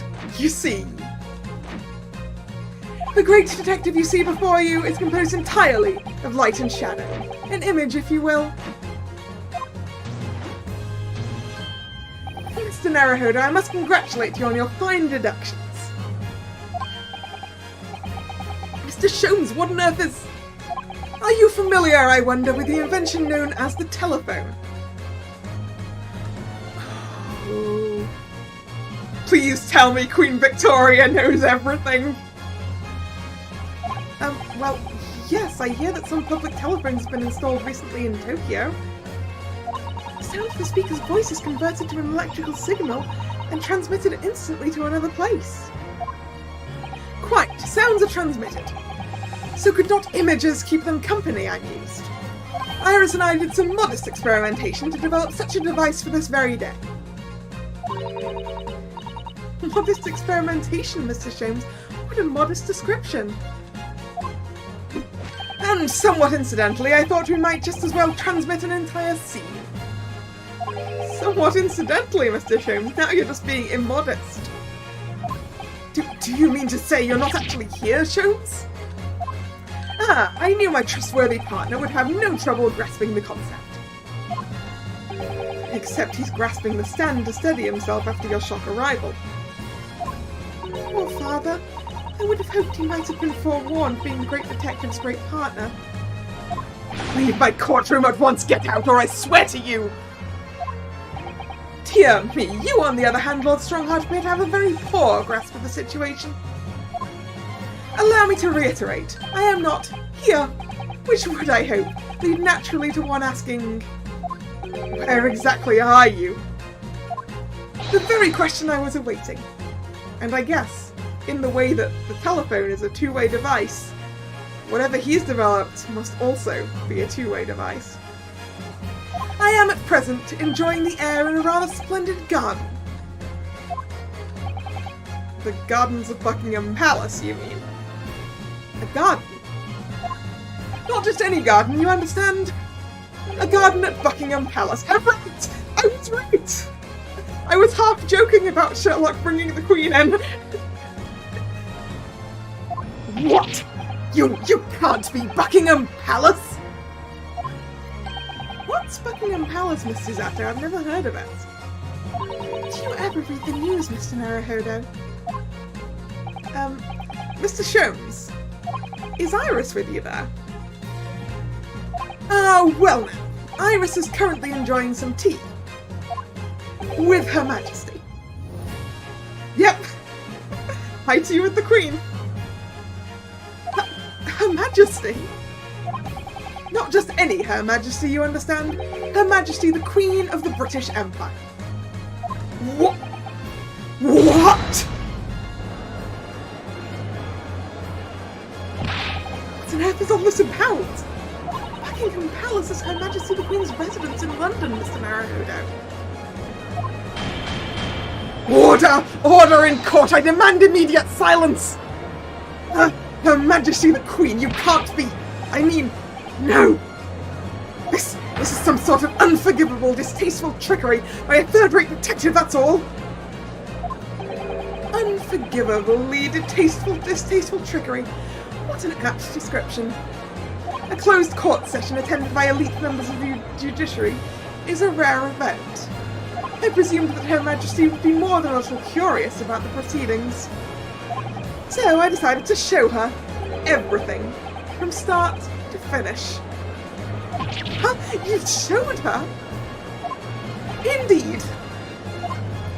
By dint of the Herlock Sholmes remote cinematograph. You meddling! This is some kind of nightmare.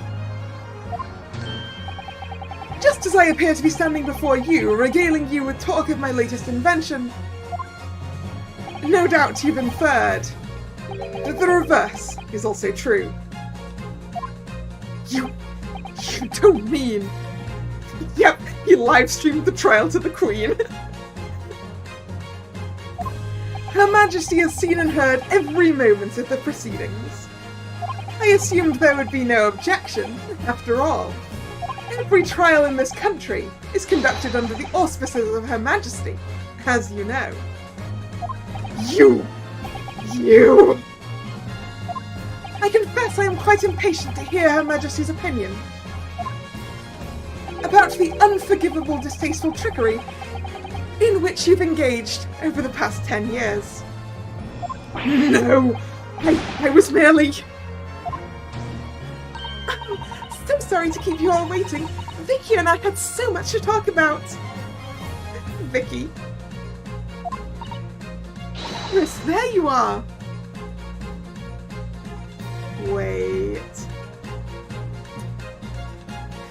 This probably isn't right, but is the Queen Iris's mum?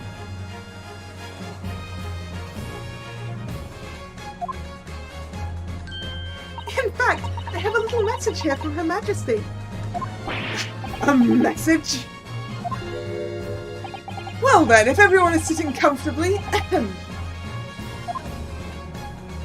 I'm going to do my best Queen Victoria voice for this.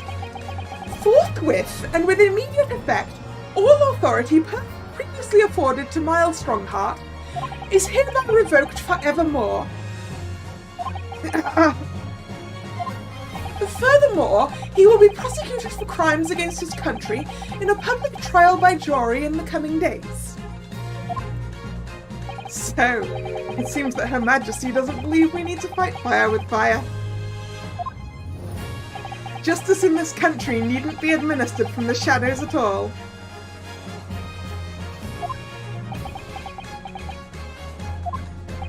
Miles Strongheart. The darkness you fostered to conceal your despicable actions these last 10 years is a thing of the past now. After today, your brand of law and order has no future, because no longer are you the Lord Chief Justice. In the eyes of the law, and of Her Majesty the Queen, you are nothing but a criminal.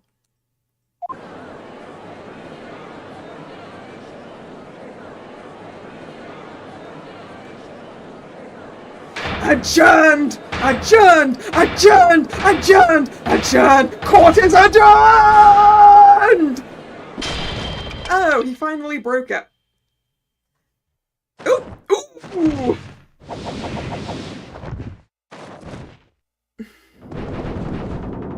Oh no! Oh no! Please don't set fire to the courtroom!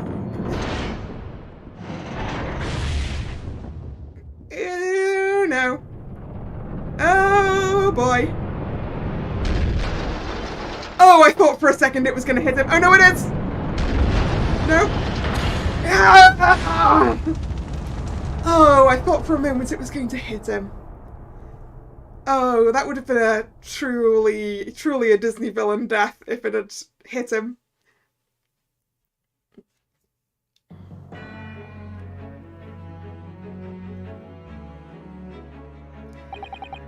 Lord Clint Van Zieks left a will in which he confessed to everything. When those words came out of Asogi's mouth, it deranged me completely. I knew I must do anything and everything in my power to contain the situation. But I couldn't find the damned document. I searched his cell, but it wasn't there. Which precipitated the jailbreak plot, I presume. What do you mean? The need to obtain that will was all-consuming. I was sure that if I facilitated Asogi's escape, he would emerge with the will somewhere on his person. But despite searching his limp body in the cemetery that night, it still eluded me. It never even crossed my mind that it was concealed in the sword's hilt.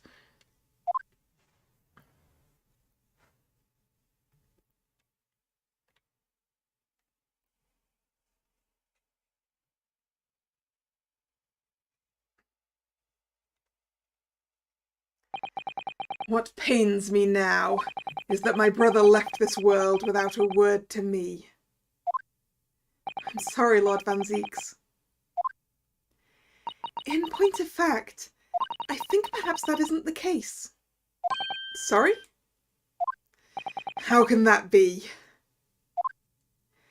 There is more to his last will and testament.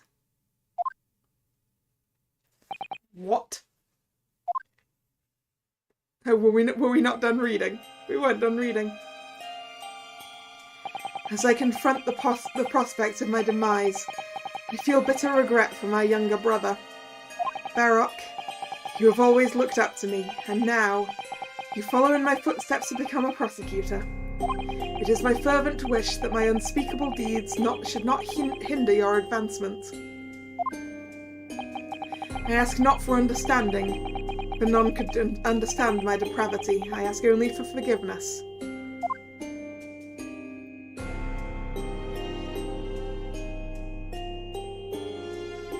Asogi is a fine detective and a hunter worthy of respect. He has agreed to honour my final 2 wishes. The first is that this document survives. The second, I cannot commit to paper. I have confessed my sins to my wife. May she find resolution in my death. With my eternal gratitude to my Japanese friend, I rest my quill. Clint Van Zieks.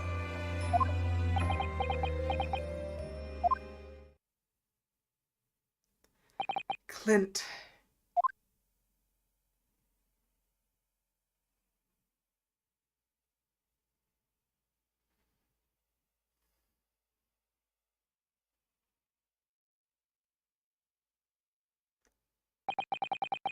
Miles Strongheart. You colluded with Seishiro Jigoku in a criminal plot so immense it spanned the oceans. And you cold-heartedly murdered all those who knew the truth about what happened 10 years ago. But why did you set about that now, a whole decade later?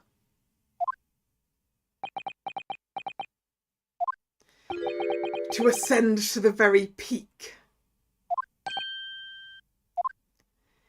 These last 10 years made me realise being the Lord Chief Justice wasn't enough. Short of becoming Her Majesty's Attorney General, I could have no real power to effect the changes needed in this country. And for that promotion, I needed to ensure no remnants of the past remained. How could you? Your own advancement. I like everything to run smoothly in the exact manner I prescribe, like a well-oiled machine. And I was just a step away. And for your ambition to succeed. Did you even bother to count the number of brilliant people you had killed?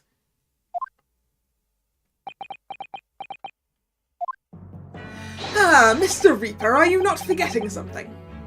Such as? You've very much adopted your usual prosecutor-like demeanour in the proceedings now. But the reality of the situation is that you are the defendant in this trial. Ah. However, the presiding judge would appear to have fallen from the bench, as it were. May I suggest, therefore, that we entrust the final adjudication to an old friend? My lord. As a member of the judiciary, I've been following the proceedings from the gallery. And I must say, I shan't ever forget the extraordinary battle between good and evil that I witnessed here today.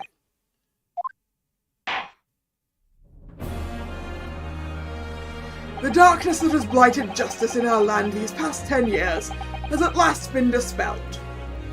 Thanks in no small part to the efforts of a bright young star from the east. Defense Counsel Naruhodo. Yes, my lord. On behalf of everyone here present in the Old Bailey, I give you my heartfelt thanks. You're too kind, my lord. The first time I faced you in court, just under a year ago now, I had the faintest of intimations that if British justice, so warped and twisted over its long history, was finally to know change, this might just be the man to do it. What? But at this time, I wouldn't allow myself to acknowledge the possibility. I couldn't overcome my hatred of the Japanese after the circumstances of my brother's death. Mr. Naruhodo, allow me to apologize for the countless discourtesies on my part. You are a lawyer of boundless talent. Oh, Lord Van Zeeks. When I first arrived in Great Britain, I was literally a nobody. Certainly not a lawyer. The truth is, my fortunes have been entirely made by the miraculous people I've met.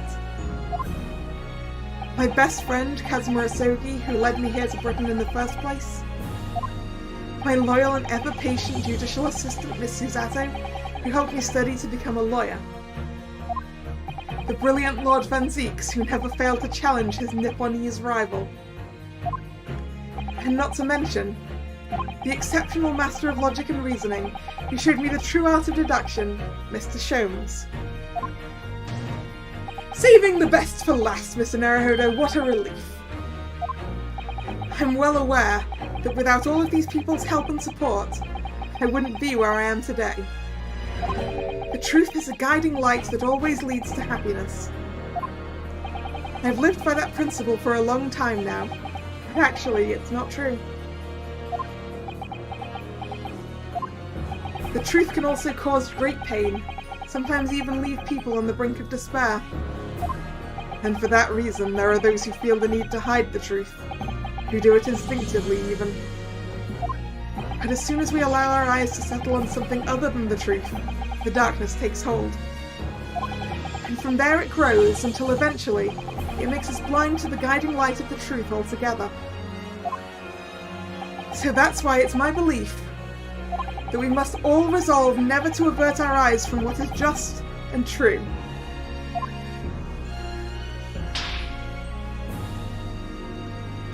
So that we can continue to walk the straight and narrow path ahead.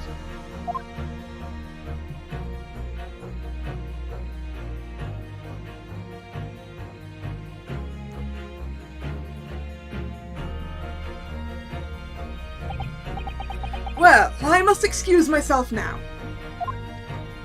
But before I go, Mr. Naruhodo, let me compliment you on your grand opus. What? Without your beautifully composed case against Lord Strongheart, Her Majesty would have been unable to act. Thanks to you and your fellows, the haunting undertones corrupting Britain's justice system have been silenced. Thank you very much.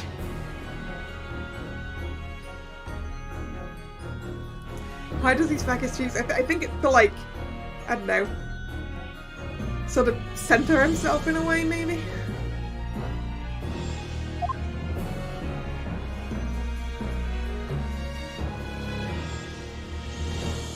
So, until our paths cross again somewhere.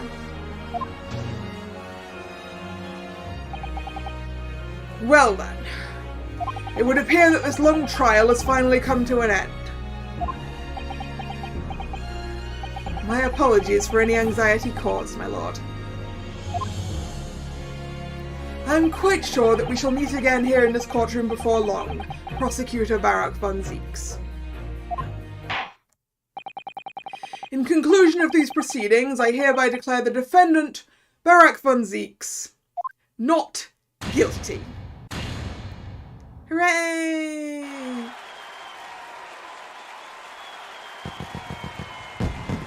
Indoor fireworks! Whew. That is all. Court is adjourned. That's the sound we like to hear. Not the metal on wood sound, the lovely wood on wood sound of a proper hammer. 4th of November, 4:21 p.m. The Old Bailey, Defendant's Antechamber. It really is all over. But did I sacrifice too much? Mr. Naruhodo! I really must congratulate you. It was a truly, truly splendid performance. Honestly, I couldn't be happier for you. Oh, thank you very much. But I really couldn't have done it without you at my side through it all, Mr. Zato. Oh! Your kind words mean so much to me. It really was a very splendid show, that, Naruhodo. I'd have thought you'd be smiling from ear to ear, but you look rather glum. Well, of course I'm delighted about the verdict, but in exposing the truth, I'm afraid I've caused my clients a great deal of pain. I'm really not sure that's what a lawyer ought to be doing. Oh well, in that case, I'm quite sure that when you see Lord von Zieks' smiling face, everything will seem much better. He's not smiling. I don't think this man is capable of smiling. Mr. Zato, everything seems worse. He has a face like thunder. Oh dear, I really shouldn't have presumed. Mr. Naruhodo. Yes? Almost a year it's been now since I first encountered you here in this very courthouse. For you to have risen to the level of excellence you demonstrated today, well, it's quite remarkable. But I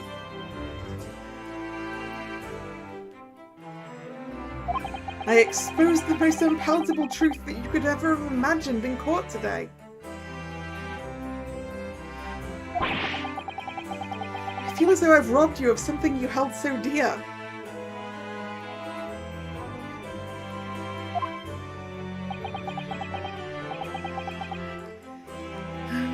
What was it he said? To fight those who dwell in the darkness requires at least some of us to occupy the darkness ourselves. But that was just the feeble excuse of a coward. Only those with a steadfast eye for the truth have what it takes to fight the dark forces of crime. You made fine work of establishing that fact in court today. Oh! Well, thank you! What magnanimous words! I'm quite sure that Kazuma-sama would have a smile on his face at this very moment if he was here. Kazuma. is also not smiling. Mrs. Atto? There's another face like thunder here. Oh my, and he really was here! Lord Van Zeeks. Allow me to congratulate you on your acquittal. Congratulate me or curse me. You failed to bring down the Reaper. I owe you an apology. No, it is I who should apologize. Your father, Genshin. If I had been stronger, then perhaps. I made an unforgivable error of judgment. I can offer no excuse. And I can offer no forgiveness. That said, I suppose you fought for justice and the truth. For that, at least, I can't withhold respect.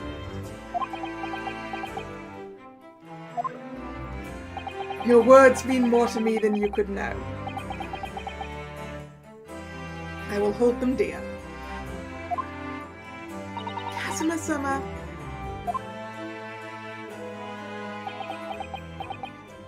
I must say, there's one thing that's still bothering me. What's that? The will that Lord Clint Van Zeeks wrote before his duel with my father.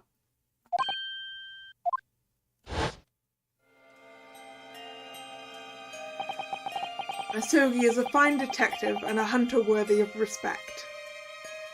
He has agreed to honour my final 2 wishes. The first is that this document survives, the second, I cannot commit to paper. I have confessed my sins to my wife. May she find resolution in my death.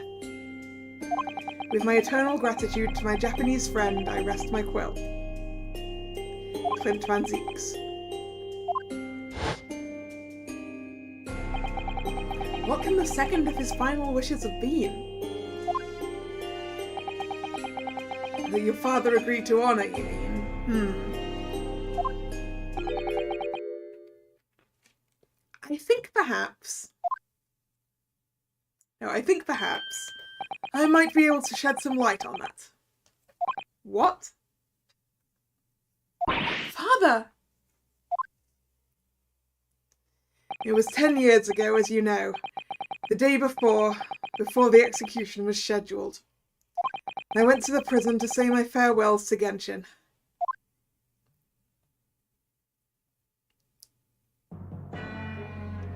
Why aren't you putting up more of a fight, Genshin? If you'd only agree to it, Seishiro and I would gladly petition the government. We've been through this already. You don't need to worry about me. Anyway, Eugen, I have a favour to ask of you. Something of great importance.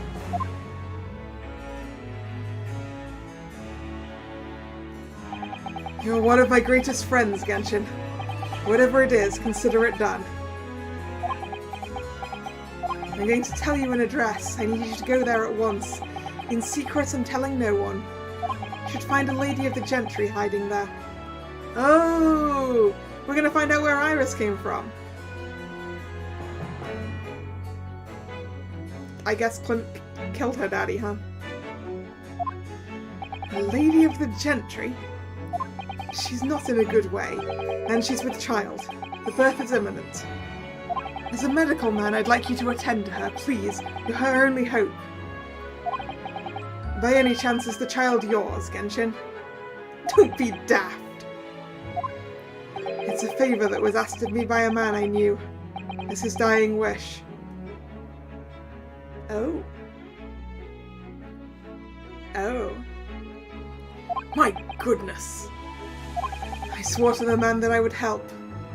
That I would do whatever I could for his wife and his unborn child. Iris is Barrock's niece.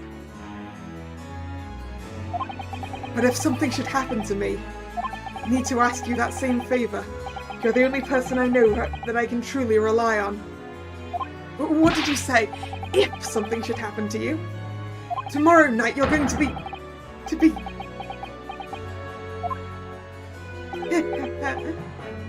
You never know though, do you? What life will bring.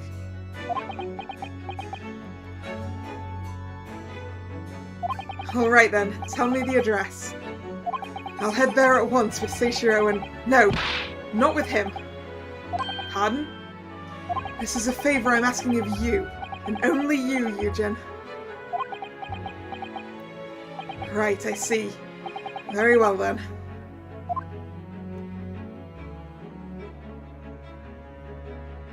That very night I caught a train from Paddington to Dartmoor in Devon.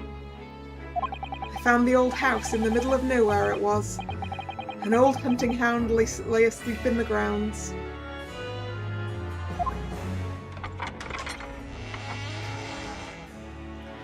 The poor woman was on the floor at the back of a darkened room. She was in mortal danger. I broke her waters to precipitate the labour before she weakened further, but it was a torturous birth. I did everything humanly possible for her and her child.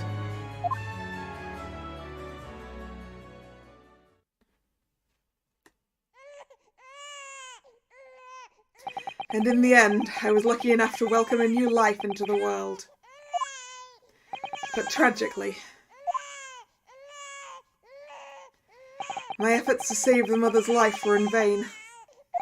I held the healthy newborn girl in my arms and wept for longer than I care to remember. Eventually, in something of a daze, I looked around the room. There was precious little in it, but an old travel trunk caught my eye. Oh, this travel trunk is in the place, isn't it? It had clearly been well looked after over the years, made of top quality leather with fine stitching. But it was when I saw the emblem on the side of it that everything dropped into place.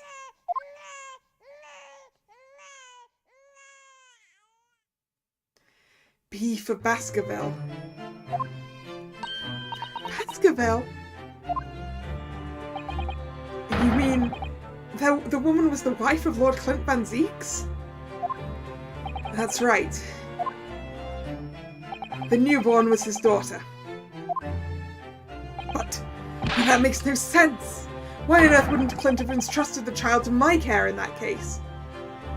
Probably because he didn't want you to make you a father before you were ready. I was completely unaware that he even had a daughter. I suppose he didn't really have any choice. What? Well, your brother said that he'd confessed everything to his wife, so she must have been beside herself with worry for her child. If the true identity of the professor were ever to be made public, the girl would be forever branded as the daughter of an infamous mass murderer. Ah! So the only solution was to distance the young girl from the Van Zeeks family as much as possible. I don't believe it. I imagine that in his final hour, Lord Clint Van Zeeks made the obvious choice. He would have thought to himself, this Japanese man here is someone I can trust.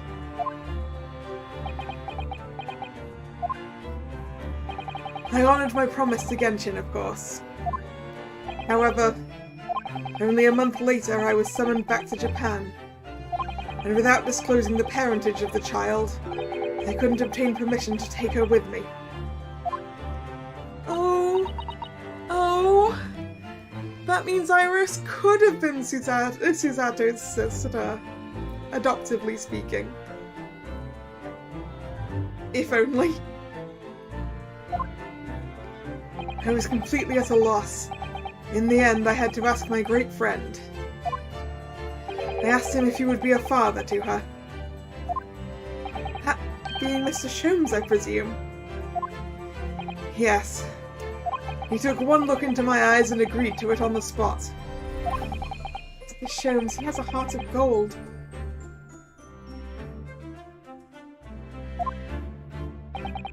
Really, all that can be said that I did for the child is to give her a name. Oh? When I'd come to Britain, I was trying to escape from the grief of losing my darling wife. So it was her name that I gave the little girl. Your wife's name, Professor Mikotoba. In other words, the name of my mother. Ayame Mikotoba. Oh! That's right, Ayame, or in English, Iris. Iris.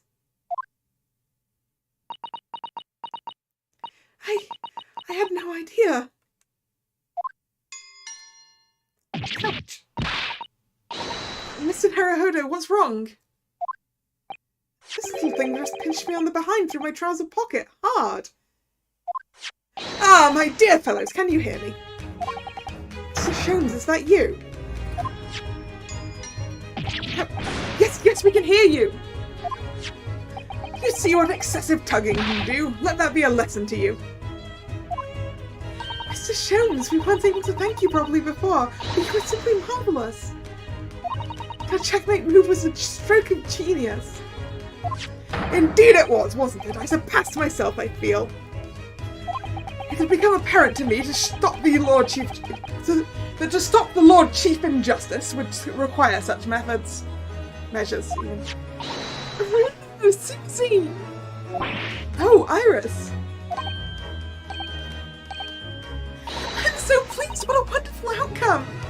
Her Majesty Queen Vicky said she thought my special blend was delicious! Oh, I'm sure she did. You know, it vaguely amuses me that Iris calling Queen Victoria Vicky. Not least because, sometimes we used to refer to, Queen Elizabeth II as Lizzie. Just generally as a people.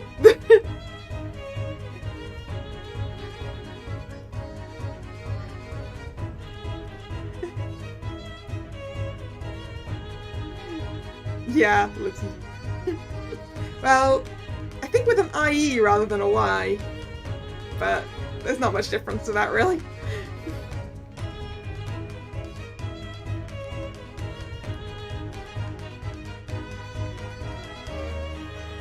After all, no one brews a more delicious tea than you do, Iris. Let's have a party to celebrate! And Mr. Reaper, you simply must come too.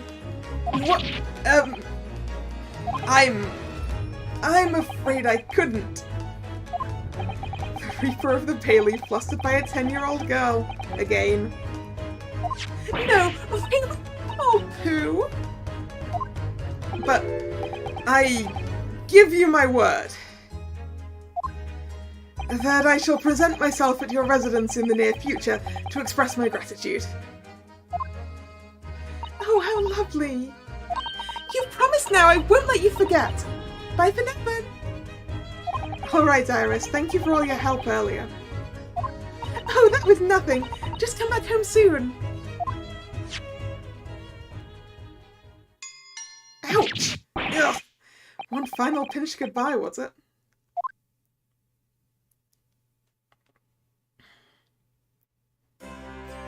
Well, I think I ought to be leaving. Lord Benzeeks, would you care to accompany me? Certainly. Mr. Naruhodo, allow me once again to express my deepest gratitude to you. Sorry, just deep, not deepest. I believe you saved my life.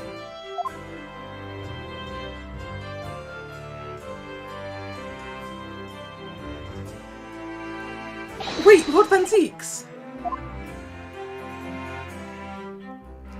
Yes? What are you intending to do now? Well, clearly, I shall have to resign from the prosecutor's office. Oh no! I intend to publicize the full truth about the Professor case. Once that's done, the Van Zeeks family will be ostracized completely from London society. Surely not. So as soon as I am free from my employment, I shall leave the capital. Oh, I see.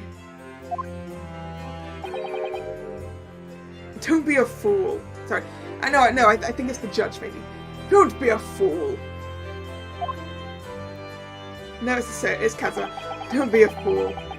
Are those the actions of a man once feared as the mighty reaper of the Bailey? I beg your pardon.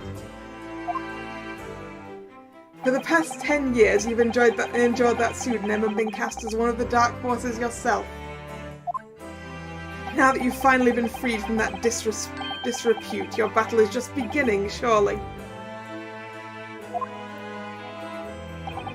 Well, I certainly never expected to hear those words from your lips.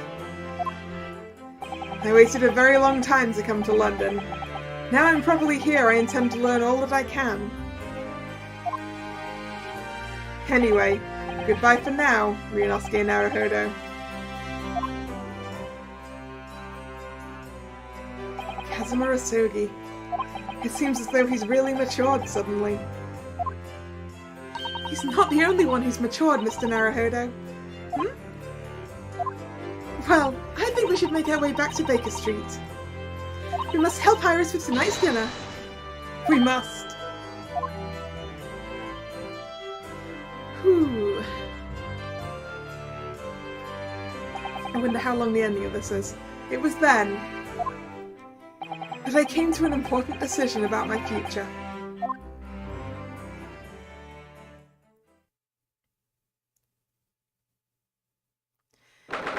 November, 6:25 PM.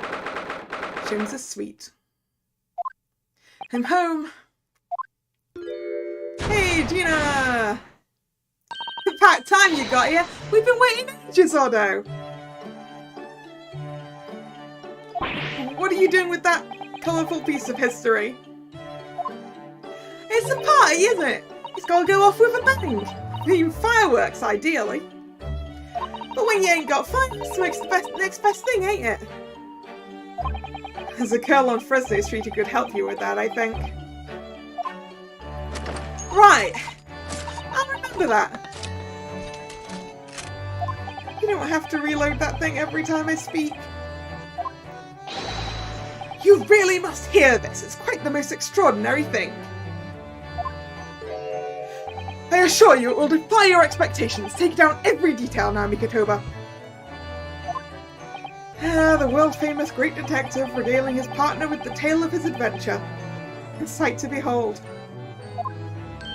Would you care to hazard a guess? Where do you suppose that fiendish runaway had concealed himself? Would you believe? Inside the trunk I found abandoned in his cabin? I would believe it, yes.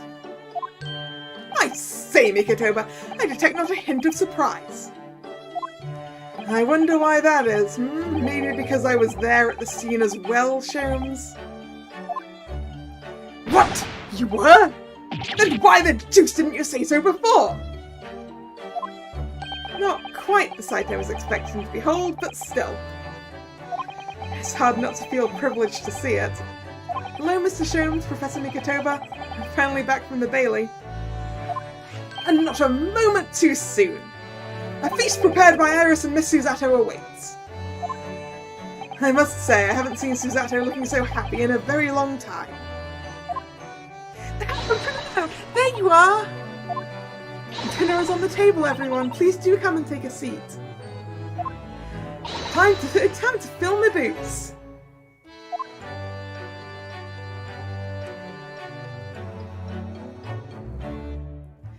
Goodness, is that really true, Gina?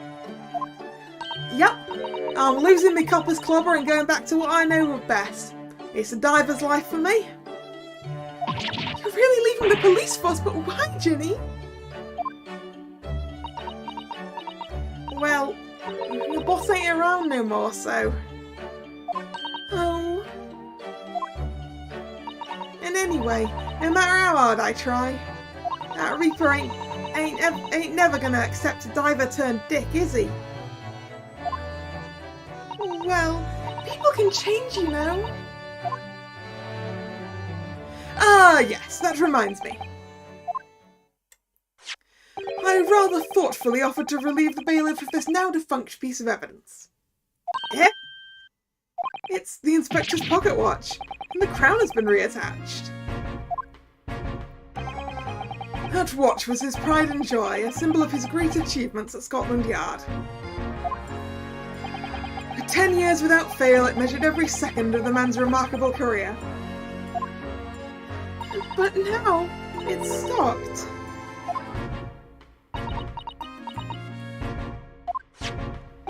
Someone needs to keep the memory of Inspector Gregson's career alive, by taking on the great responsibility of winding that watch every single day again. Yes, someone with an equally fierce detective spirit.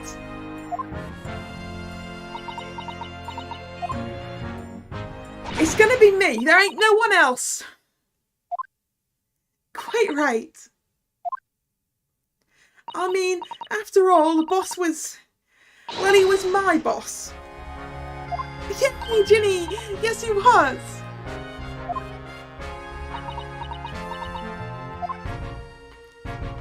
Ah, yeah, and I made you a promise and all, didn't I, Iris?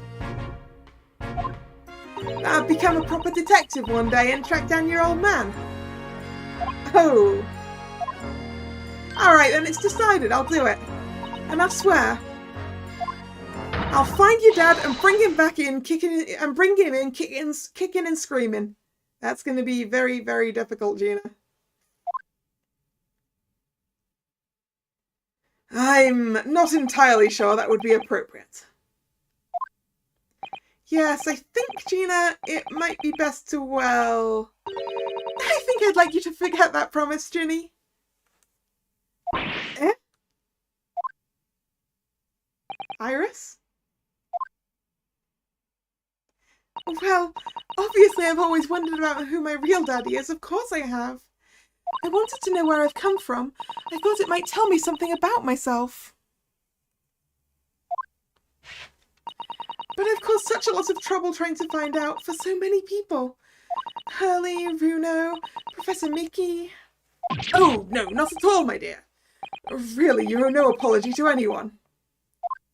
Well, anyway, I've decided to give up on it, because I finally realised my daddy is the greatest in the world. I don't think it matters what his name is or where he's from. Don't you agree, Hurley?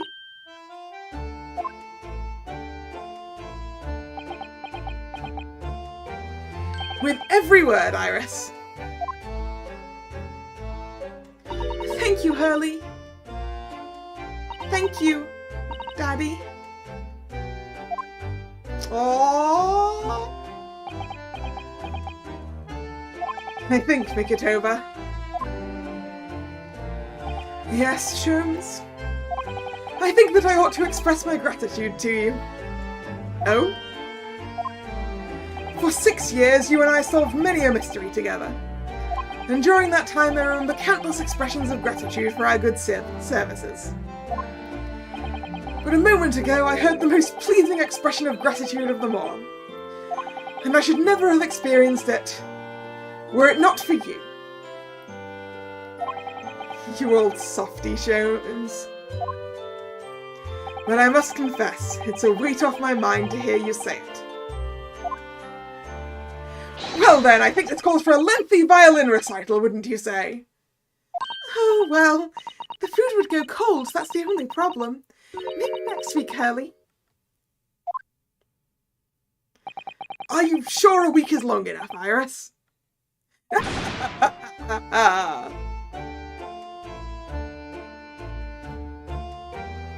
Even amidst the most troubling of cases, even reeling from the most shocking of revelations, returning in the evening to this suite of rooms, there's always warmth and happiness to be had.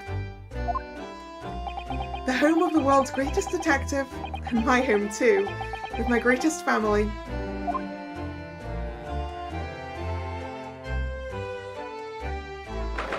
November, 9:37 p.m. Naruhodo's Legal Consultancy.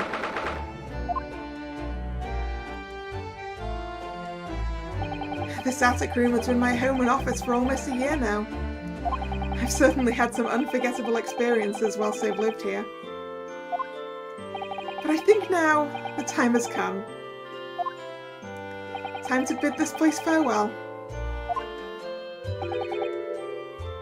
Naruhodo.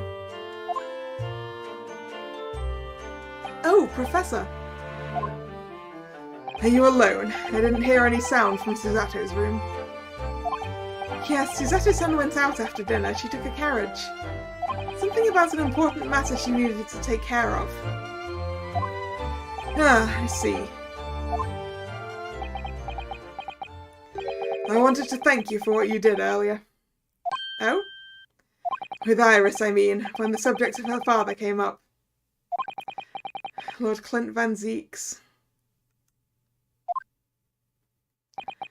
I made up my mind many years ago to never tell her who her real father was. It's what we agreed with Genshin, after all. Lord Clint Van Zeeks' final wishes before he died, you mean? Yes, I've had to take some rather drastic steps at times to protect that secret, you know. Calling Susato back to Japan 6 months ago, for example. That's why. When I read Soseki-san's report about his final days in London, my heart nearly stopped. He had stumbled across the crux of that terrible case, the dog's collar.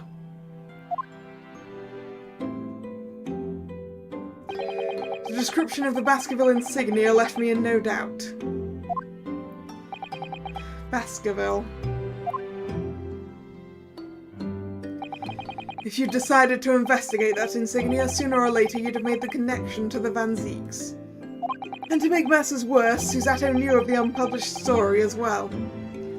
A story that Iris had written based on my notes from the time. Ah yes, the Hound of the Baskervilles. Exactly. It was a work of fiction, but based on the grim reality of a huge beast of a dog being used as a murder weapon. A dog with the Baskerville family emblem around its neck.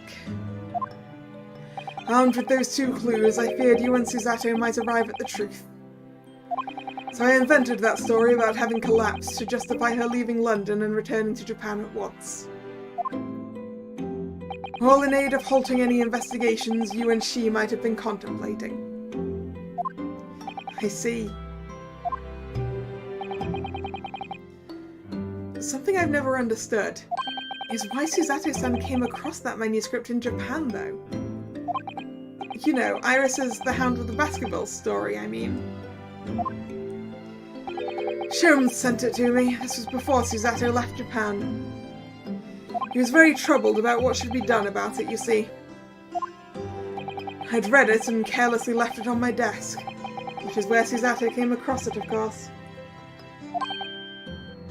Ah.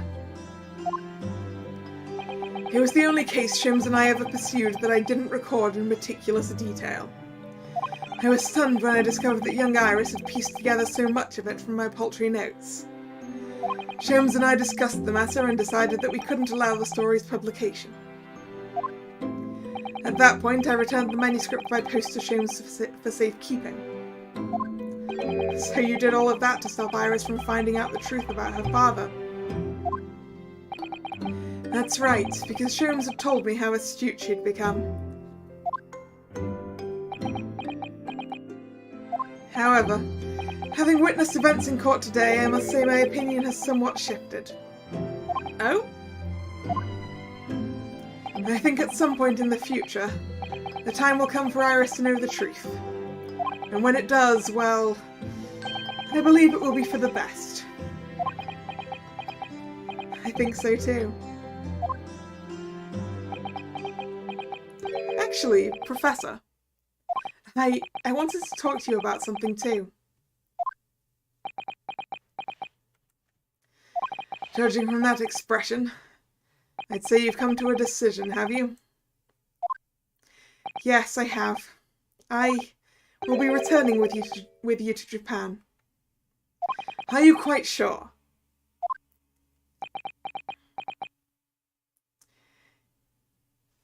Well, the part where we figured out that that Iris was Clint's daughter was after the broadcast had ended, because that was out in the lobby. I'm really only here as a substitute for Kazuma. But he's here in Britain now, as originally intended. Locum student Naruhodo doesn't really have a right to stay, I think. I see. Looking back now, when I first arrived here in February...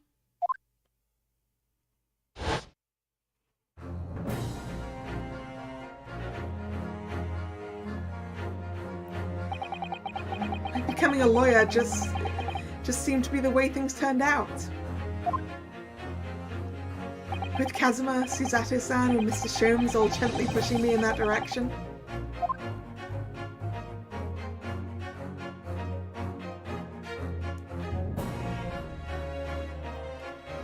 I spent the best part of a year immersed in this world, but always aware of a seed of doubt inside me. Until today. Standing in that courtroom earlier, all doubts vanished from my mind.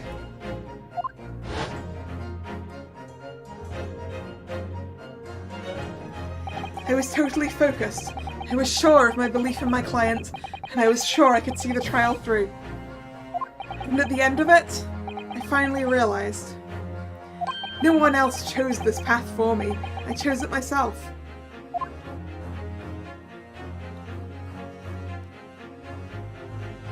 The path of a defense lawyer, eh? Yes, that's what I am now. That's what I'll be going back with you to Japan as. And that's the path I'll be following for the rest of my life. Well, it sounds like you've made quite a resolution there. I have. Very well then, I must say, it's extremely welcome news. I shall make arrangements for your return first thing tomorrow, but I don't imagine we'll depart for a few days. Not with the symposium having been cancelled now. It's such a shame. Never mind, I'm sure there'll be other opportunities in the future. Well then, I'll bid you good night.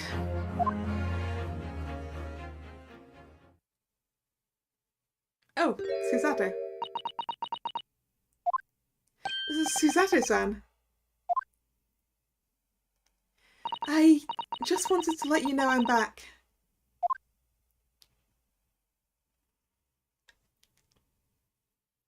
Did you, hear what your father and I were discussing?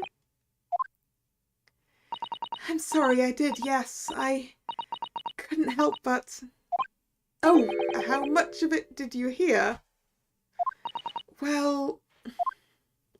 From the part about Iris's real father, I think. That's all of it!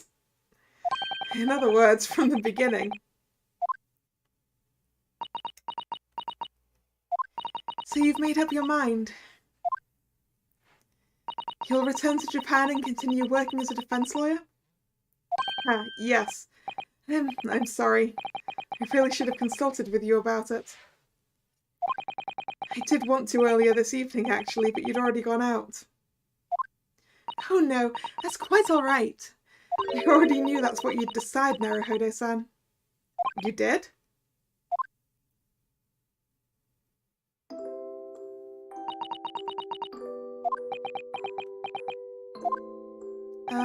Susato-san? Ah, yes? I suppose this means it has to be farewell soon. I suppose. You'll be a great help to Kazuma going forward. I mean, I know he's a brilliant lawyer, but he's new to the British courtroom. He'll certainly benefit greatly having a brilliant judicial assistant at his side. I'll do my very best. I wish I could say it, but I just can't. I can't ask her to come with me, after all. She was always supposed to be coming to Britain as Kazuma's assistant.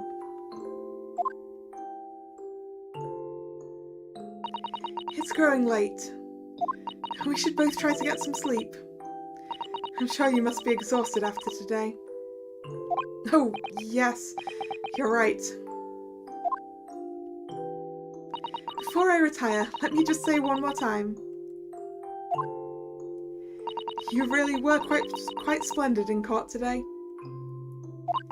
So if you ask me, anyone who thinks of you as a substitute or a locum should be ashamed of themselves. Susato-san. Thank you.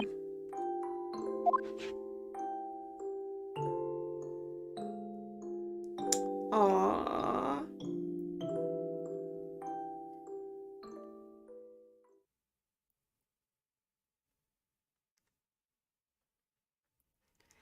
Seventh of November, 5:42 a.m. Port of Dover, Quayside. I can't believe this day's finally come. You're really leaving then, Runo? I'm afraid so, Iris. Thank you so much for everything. I don't know what I'll do without your wonderful cooking and delicious tea. Oh, I wish you weren't going, but you have to come back and visit, say you will. Of course, I promise.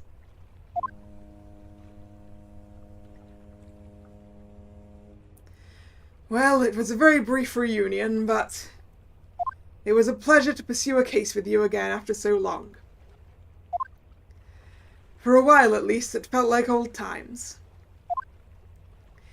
Yes, I suppose on reflection, there's something to be said for it. Having a little fun once in a while. I'll just go and say goodbye to the professor as well, I think. All right, Iris, you do that.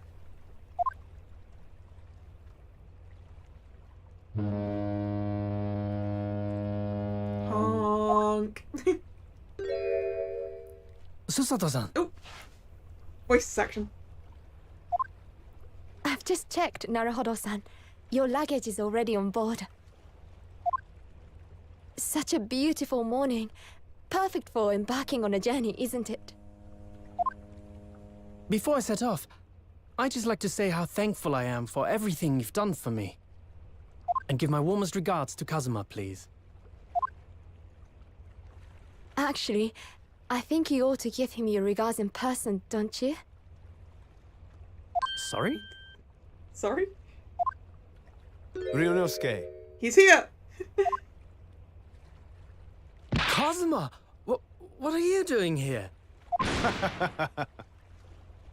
Do you really think I'd miss my best friend's departure?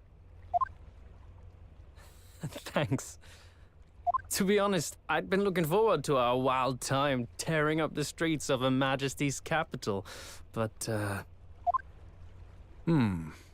Well, we'll have to save that for another time. Personally, I'm looking forward to facing you in court again. Me too. But, we're both defense lawyers, so, No, I think Kazuma's a prosecutor by this point. I'm going to become a prosecutor. I'll stay in Lord Van Zeek's tutelage for the time being, but before long, I intend to be just as formidable as the Reaper himself. Did Kazuma always have two swords? Yes, he's got his... He's got Karama, which we gave back to him, and the Western style sword he got as Van Zeek's apprentice. So he's had two swords for a while now. oh, I see. Basically ever since we gave him Karama back. Actually, Ryunosuke, I have a favor to ask. Name it.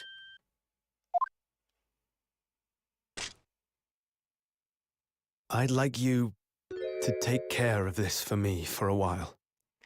Oh. Karuma? He's Why? not going to have two swords for a pet. Because I've seen it now. I've seen what's inside me, the demon that reared its ugly head that day.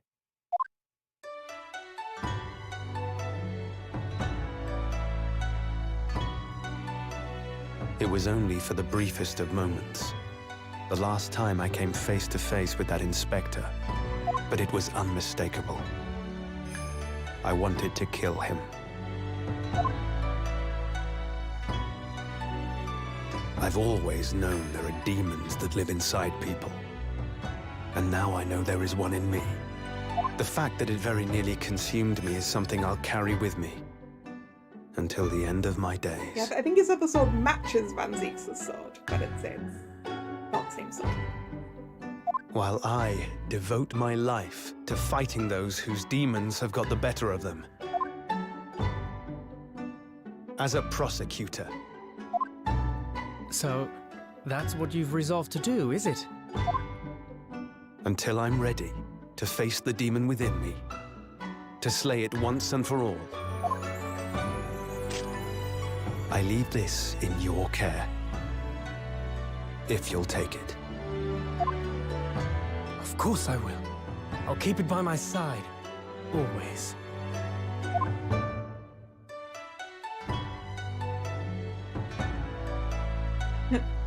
Until we meet again, then.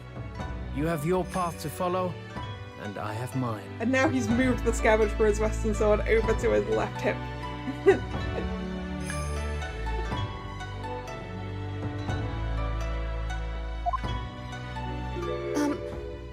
Naruhodo-san? The path you're going to follow from now on. I wonder if I might follow it at your side, and unless I'd be a burden. I had a feeling she was going to want to come with. What? I mean, I would very much like you to come with me. But aren't you... You're so predictable, Ryunosuke. I am? Honestly, you never change at all. But that's what I like about you. Trusted companion acquired again. Yes. You mean you knew about this? It was the evening after Lord Van Ziek's trial came to an end. She came to see me at the prosecutor's office. Ah, that's what she did when she went out. Really? Oh, when I had that conversation with Professor Mikotoba.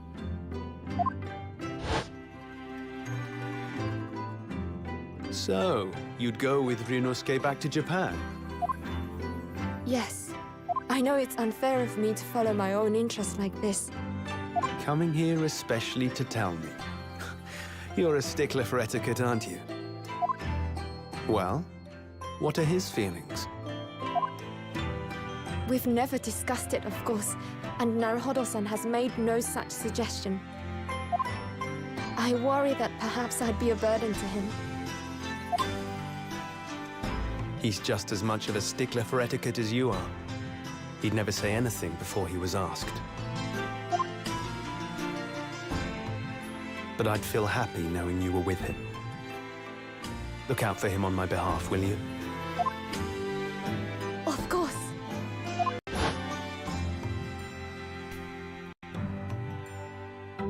Susato-san. What do you think, Naruhodo-san? With you by my side, no trial would seem too daunting. So if you're willing, I'd be honored if you'd come with me. Together we can take on the world. I'm terribly incompetent, but if you'll have me, I'd be delighted. Oh, no, not at all. If anyone's terribly incompetent, it's me. Ah! What's wrong? You're lucky, Susato-san. There's no time. The ship's going to set sail any minute now. It's already on there, isn't it? It's all right. There's no need to worry. As it happens, my luggage is already on board too. It is? Your fine judicial assistant has everything in hand as always, I see.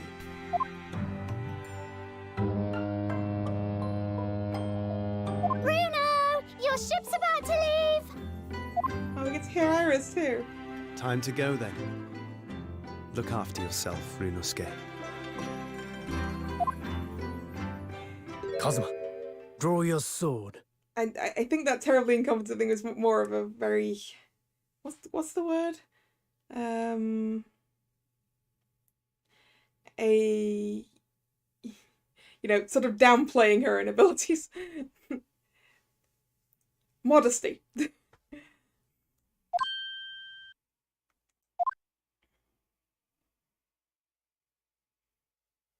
Are they gonna have a little duel now, or as the sun rises, or just clang them together? Yeah. Oh, that was One day, when our paths cross, once more, we'll fight a duel of words across the courtroom. A day I eagerly await as a lawyer. I've been waiting to hear you say that, partner.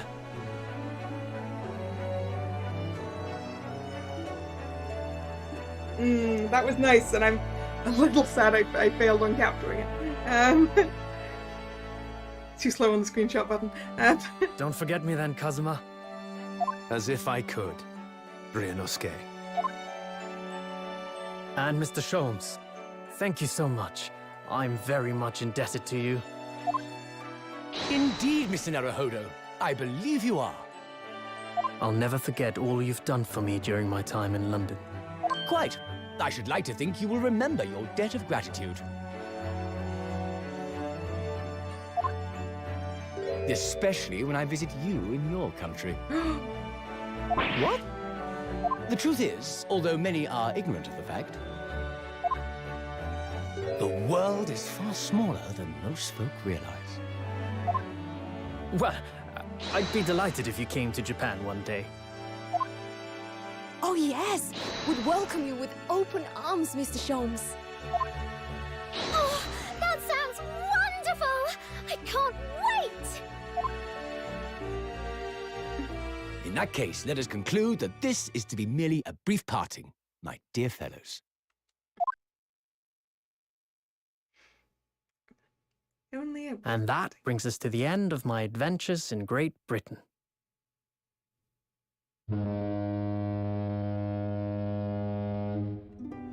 A peculiar twist of fate brought me halfway around the world those many months ago. But that was just the start of my journey. Who knows where fate will lead me next? Still, I'm confident this won't be my last meeting with the friends I've made in London. And when we're together again, no doubt the first words I'll hear will be, Come, the game is afoot.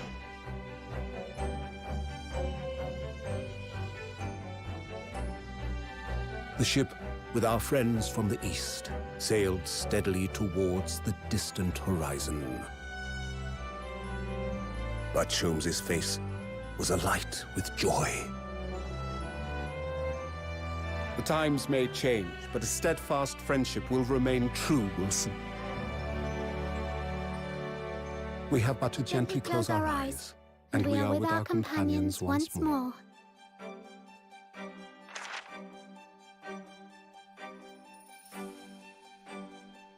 So, I do just that. And when I do, I can hear his strong, familiar voice ring out. Objection. objection! I knew it! Until we meet again, Runo.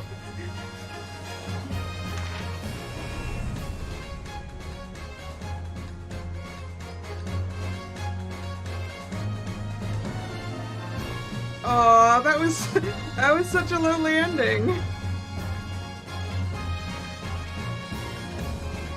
Everything paid off in the end.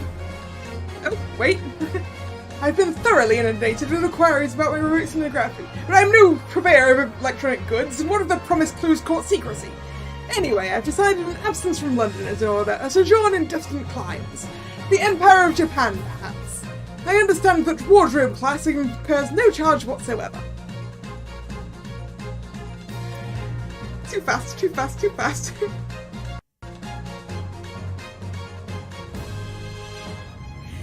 gave a little note to Hurley the other day.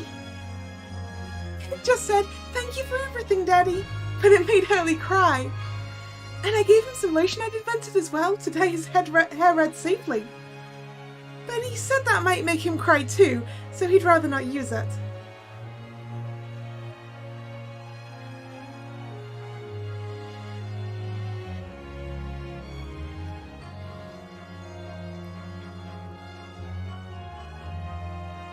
In those days, when I was known as the Reaper, I felt your presence at my side. Once unable to bear the burden of that grim pseudonym, I even retired from the courtroom.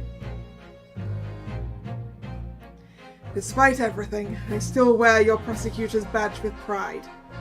But the darkness that once beset me is no more, as you too are no more.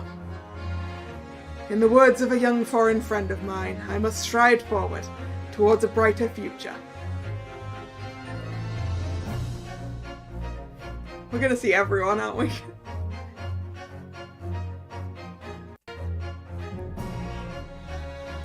The boss left a note for me, you know, and I can read every letter now, A to Z, the whole lot. It's cleared a load of stuff up. The boss was trying to protect me, you see. And that's exactly what me and Chief Inspector Toby here are going to keep doing for Londoners. I'm glad we got to see Toby again. I only wish I could have said how grateful I was before he, you know.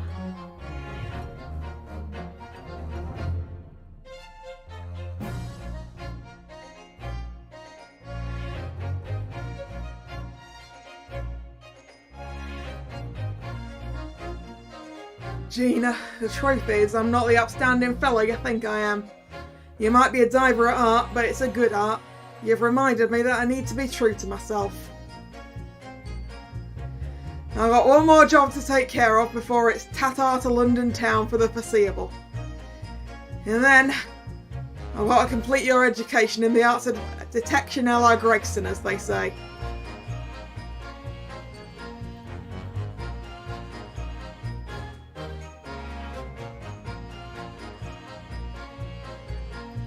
Who's next?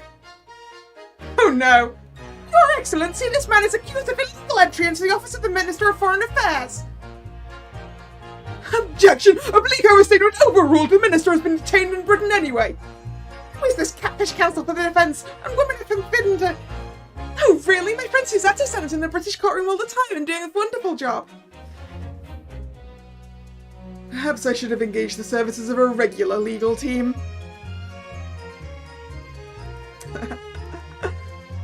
Oh dear. I don't know, it's ouchy on that side. You're probably okay, dude.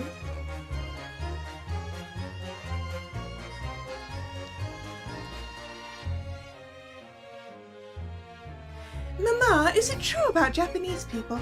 Are they experts at filleting corpses? Yes, they are. Fish corpses, on the whole. I'd like to hone my own filleting skills. You don't mind, do you, Mama? Yes, I do. I'm not a corpse yet, am I? No. And I'm glad.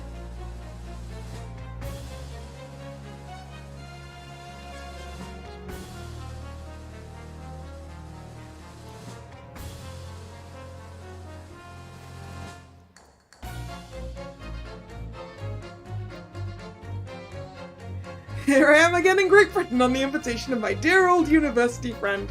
He sent me a very nice letter saying he'd like to show me around now that everything was settled. But what have I done? I was so excited I picked a splendid hotel and now I can't afford the bill. Oh, Barak, come to my rescue again, please. I wish I could just vanish into thin air sometimes. Professor Hairbrain.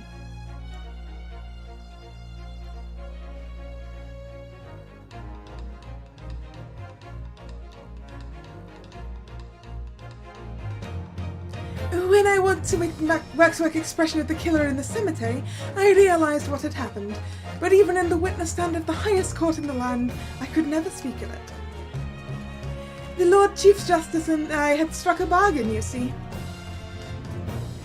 For a faithful reproduction of the visage, there is nothing we two spells would not do.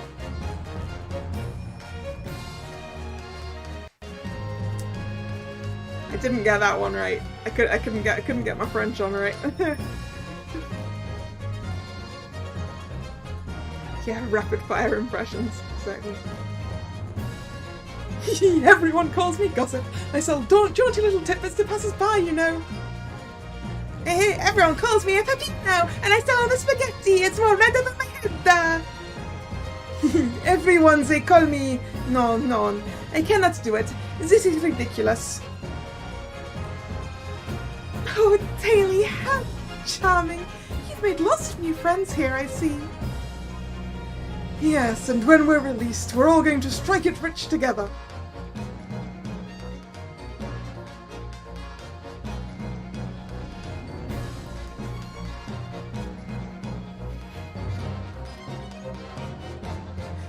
How many more people do we have to see now?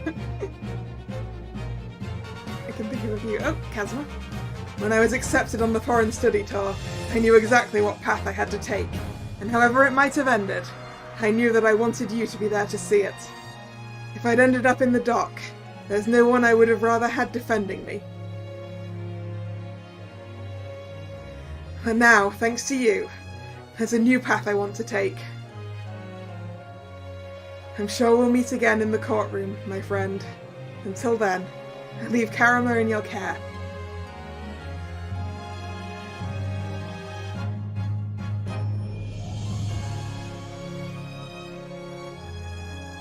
I guess we've still got Mikotoba and Suzato, maybe?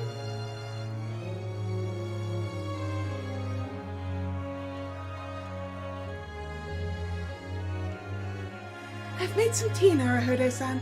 It's important that you rest whilst you can. Once we arrive in Japan, you shall be busy establishing your new office. I'm so delighted to be accompanying you. After all, your talents have been recognized by a great detective. Because you really are the greatest of lawyers. A great ace attorney, some might say. Great ace attorney.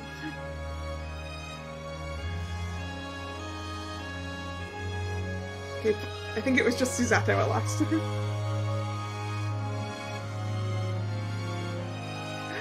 The other eye of the Daruma has been filled in! Ah, now that's a nice picture. Oh look! Wagahai is here!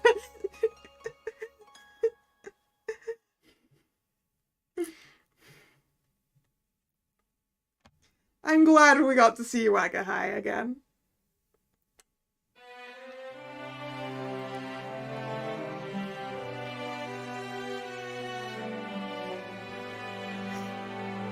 Ooh. And now the rest of the credits. Ryunosuke, Suzato is a lawyer, a friend, Wagahai and 2 other cats, Aoichi, the reporter guy, whose name I don't remember, Hisanaga and Soseki-san, with his cats.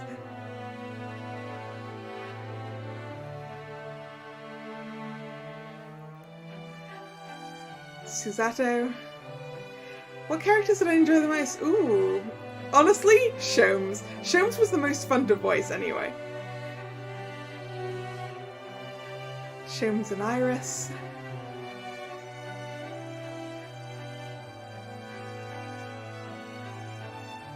The little Miss Green.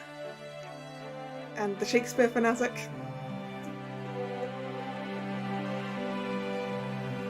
Bee lady and the gas inspector. Soseki-san and Wagahai.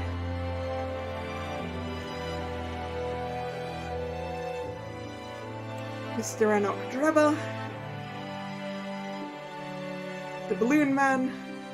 And the little kid who was released to the aristocracy in like Germany or something. Madame Two Spells. Dr. Sai and Mariah Gorey. Professor Hairbrain and Barak von Zeeks. Nice bow there, von Zeeks. the residents of Fresno Street, Mr. Daly and his wife,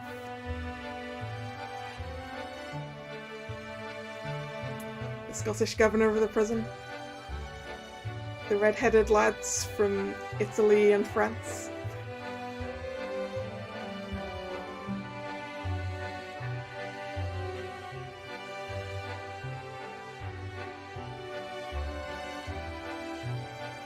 Spectre Gregson, Gina, and Toby.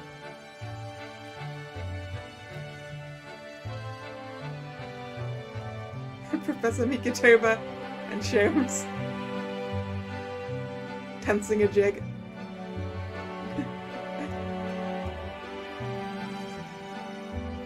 Judge Shigoku.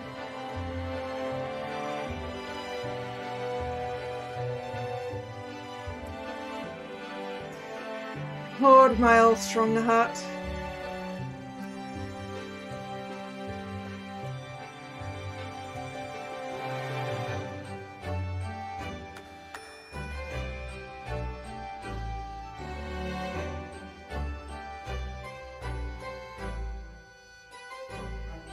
And finally, I assume, Kazuma.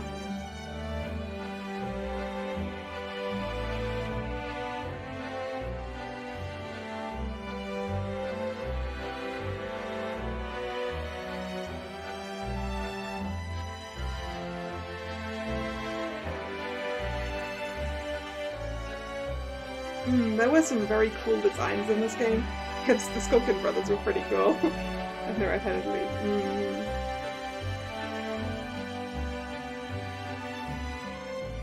They were very fun around. It's just full of great characters. Honestly, I love it.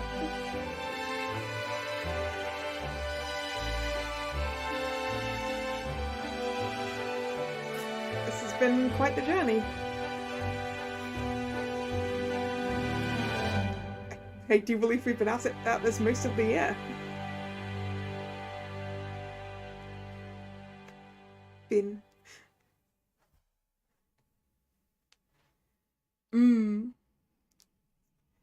Yeah, there were some very good baddies, gotta say. Yeah, 30 streams, and I don't know if I started it in January, or... I know on my, Switch summary thing of the year, it had it listed under January. But I don't know if I started it before then. I mean, I guess I could probably find out that answer.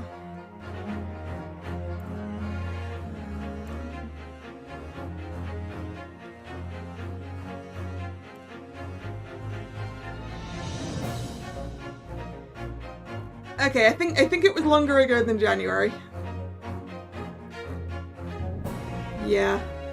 The first few say they were streamed a year ago. So...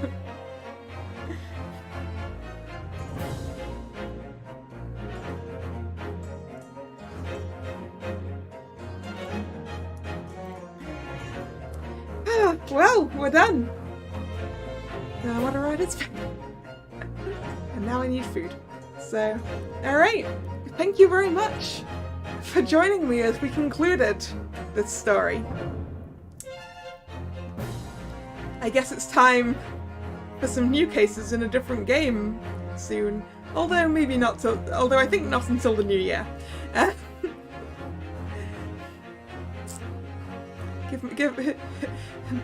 Give the little grey cells a bit of a break. Yes, thank you for coming. It has been a lot of fun.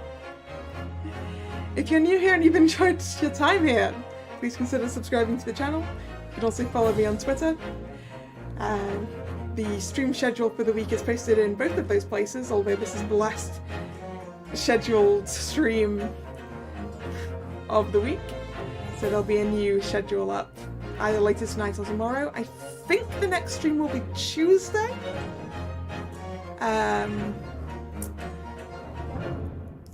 But anyway, hope to see you then or another time. And yes, That was indeed a hint, Nick. That was quite a deliberate hint. Yeah, thanks again for coming. And this is Kalla signing out.